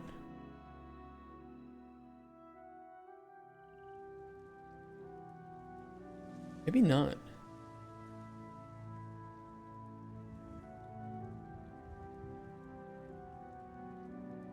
New growth cycle. Probably because I gave it the BPI. Yeah, I gave it the BPI, that's why.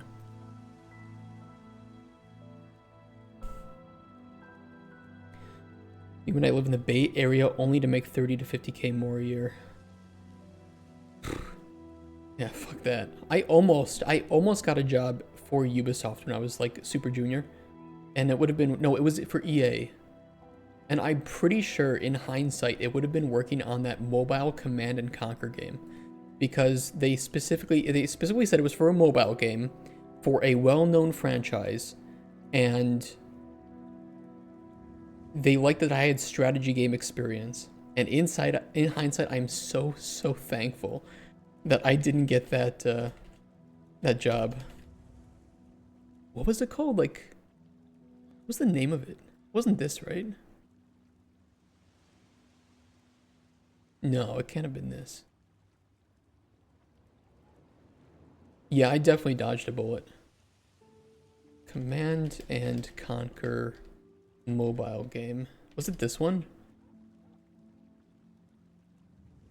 I know they put it on Steam, but I don't remember when. Oh no, it was this one. It was the canceled one. No, wait. 2014, would that line up?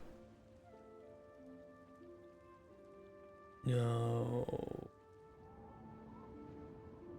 I don't remember what it was. I'm pretty sure it was some Command and Conquer game though. I think it was canceled. I know there was a like E3 trailer for it or something. Command and Conquer mobile game E3. Was it Rivals?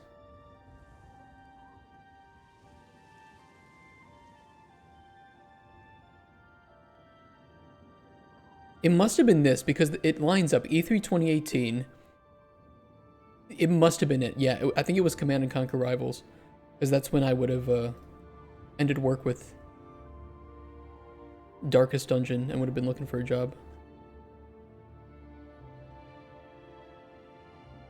Yeah, it was Rivals. I almost got a job too for... I did an interview and it would have been great, but I almost got a job working at... What was that space game? Astroneers? Astroneer. I almost got a job here. What'd you do at Darkest Dungeon? Yeah, it was mostly like junior stuff. It was doing a lot of like the balancing, content creation, a little bit of like AI design, map creation, stuff like that. Yeah, this would have been cool. I just think I was too junior at the time and there were better candidates than me. Balancing is junior work? I don't know. It is for me. I love balancing. If there's one thing that I could without a doubt say that I am good at, it is balancing. You have an interview with TT Games?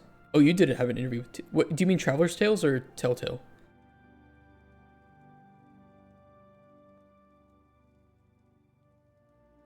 Traveler's Tales is the Lego games, and Telltale is the the now defunct. Oh, the Lego people. Yeah, Traveler's Tales I would have loved to work at. That would have been kind of fun to work on Lego games.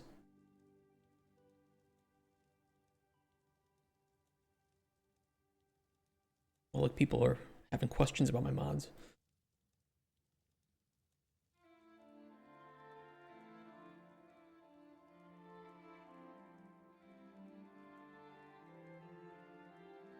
Your industry expects you to already be an expert, even at junior. The thing is, I think that it's just, if you have 1,000 people applying for a junior job, which I would imagine is pretty common, why would you ever take the individual with no experience over the person with experience?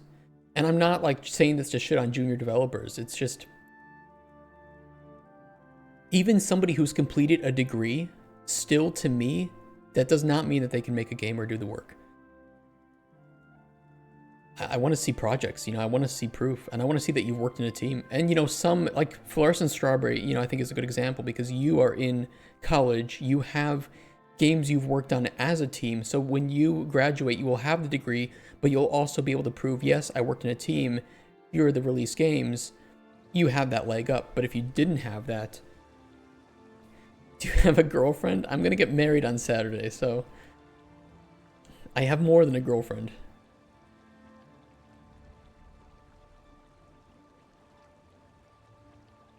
You know, I'm going to tell you honest, getting a girlfriend was never my problem in life. Finding a good girlfriend was my problem. Joey shitting on juniors confirmed, true. Do you guys want to do a Tim Kaine reaction to end out the day? Because I don't want to touch anything in this. We will finish this shit tomorrow. I am done with this Cauldron bullshit. For today.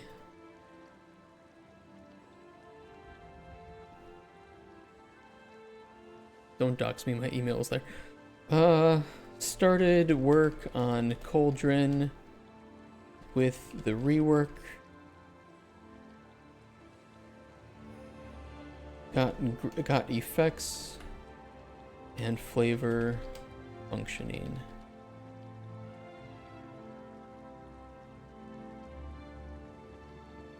Minimum specs of this game, it's hard to know right now because we're so early into development, so we've done no optimization yet. However, if you want to play the game, it is very unoptimized, but you can play the latest build on our Discord.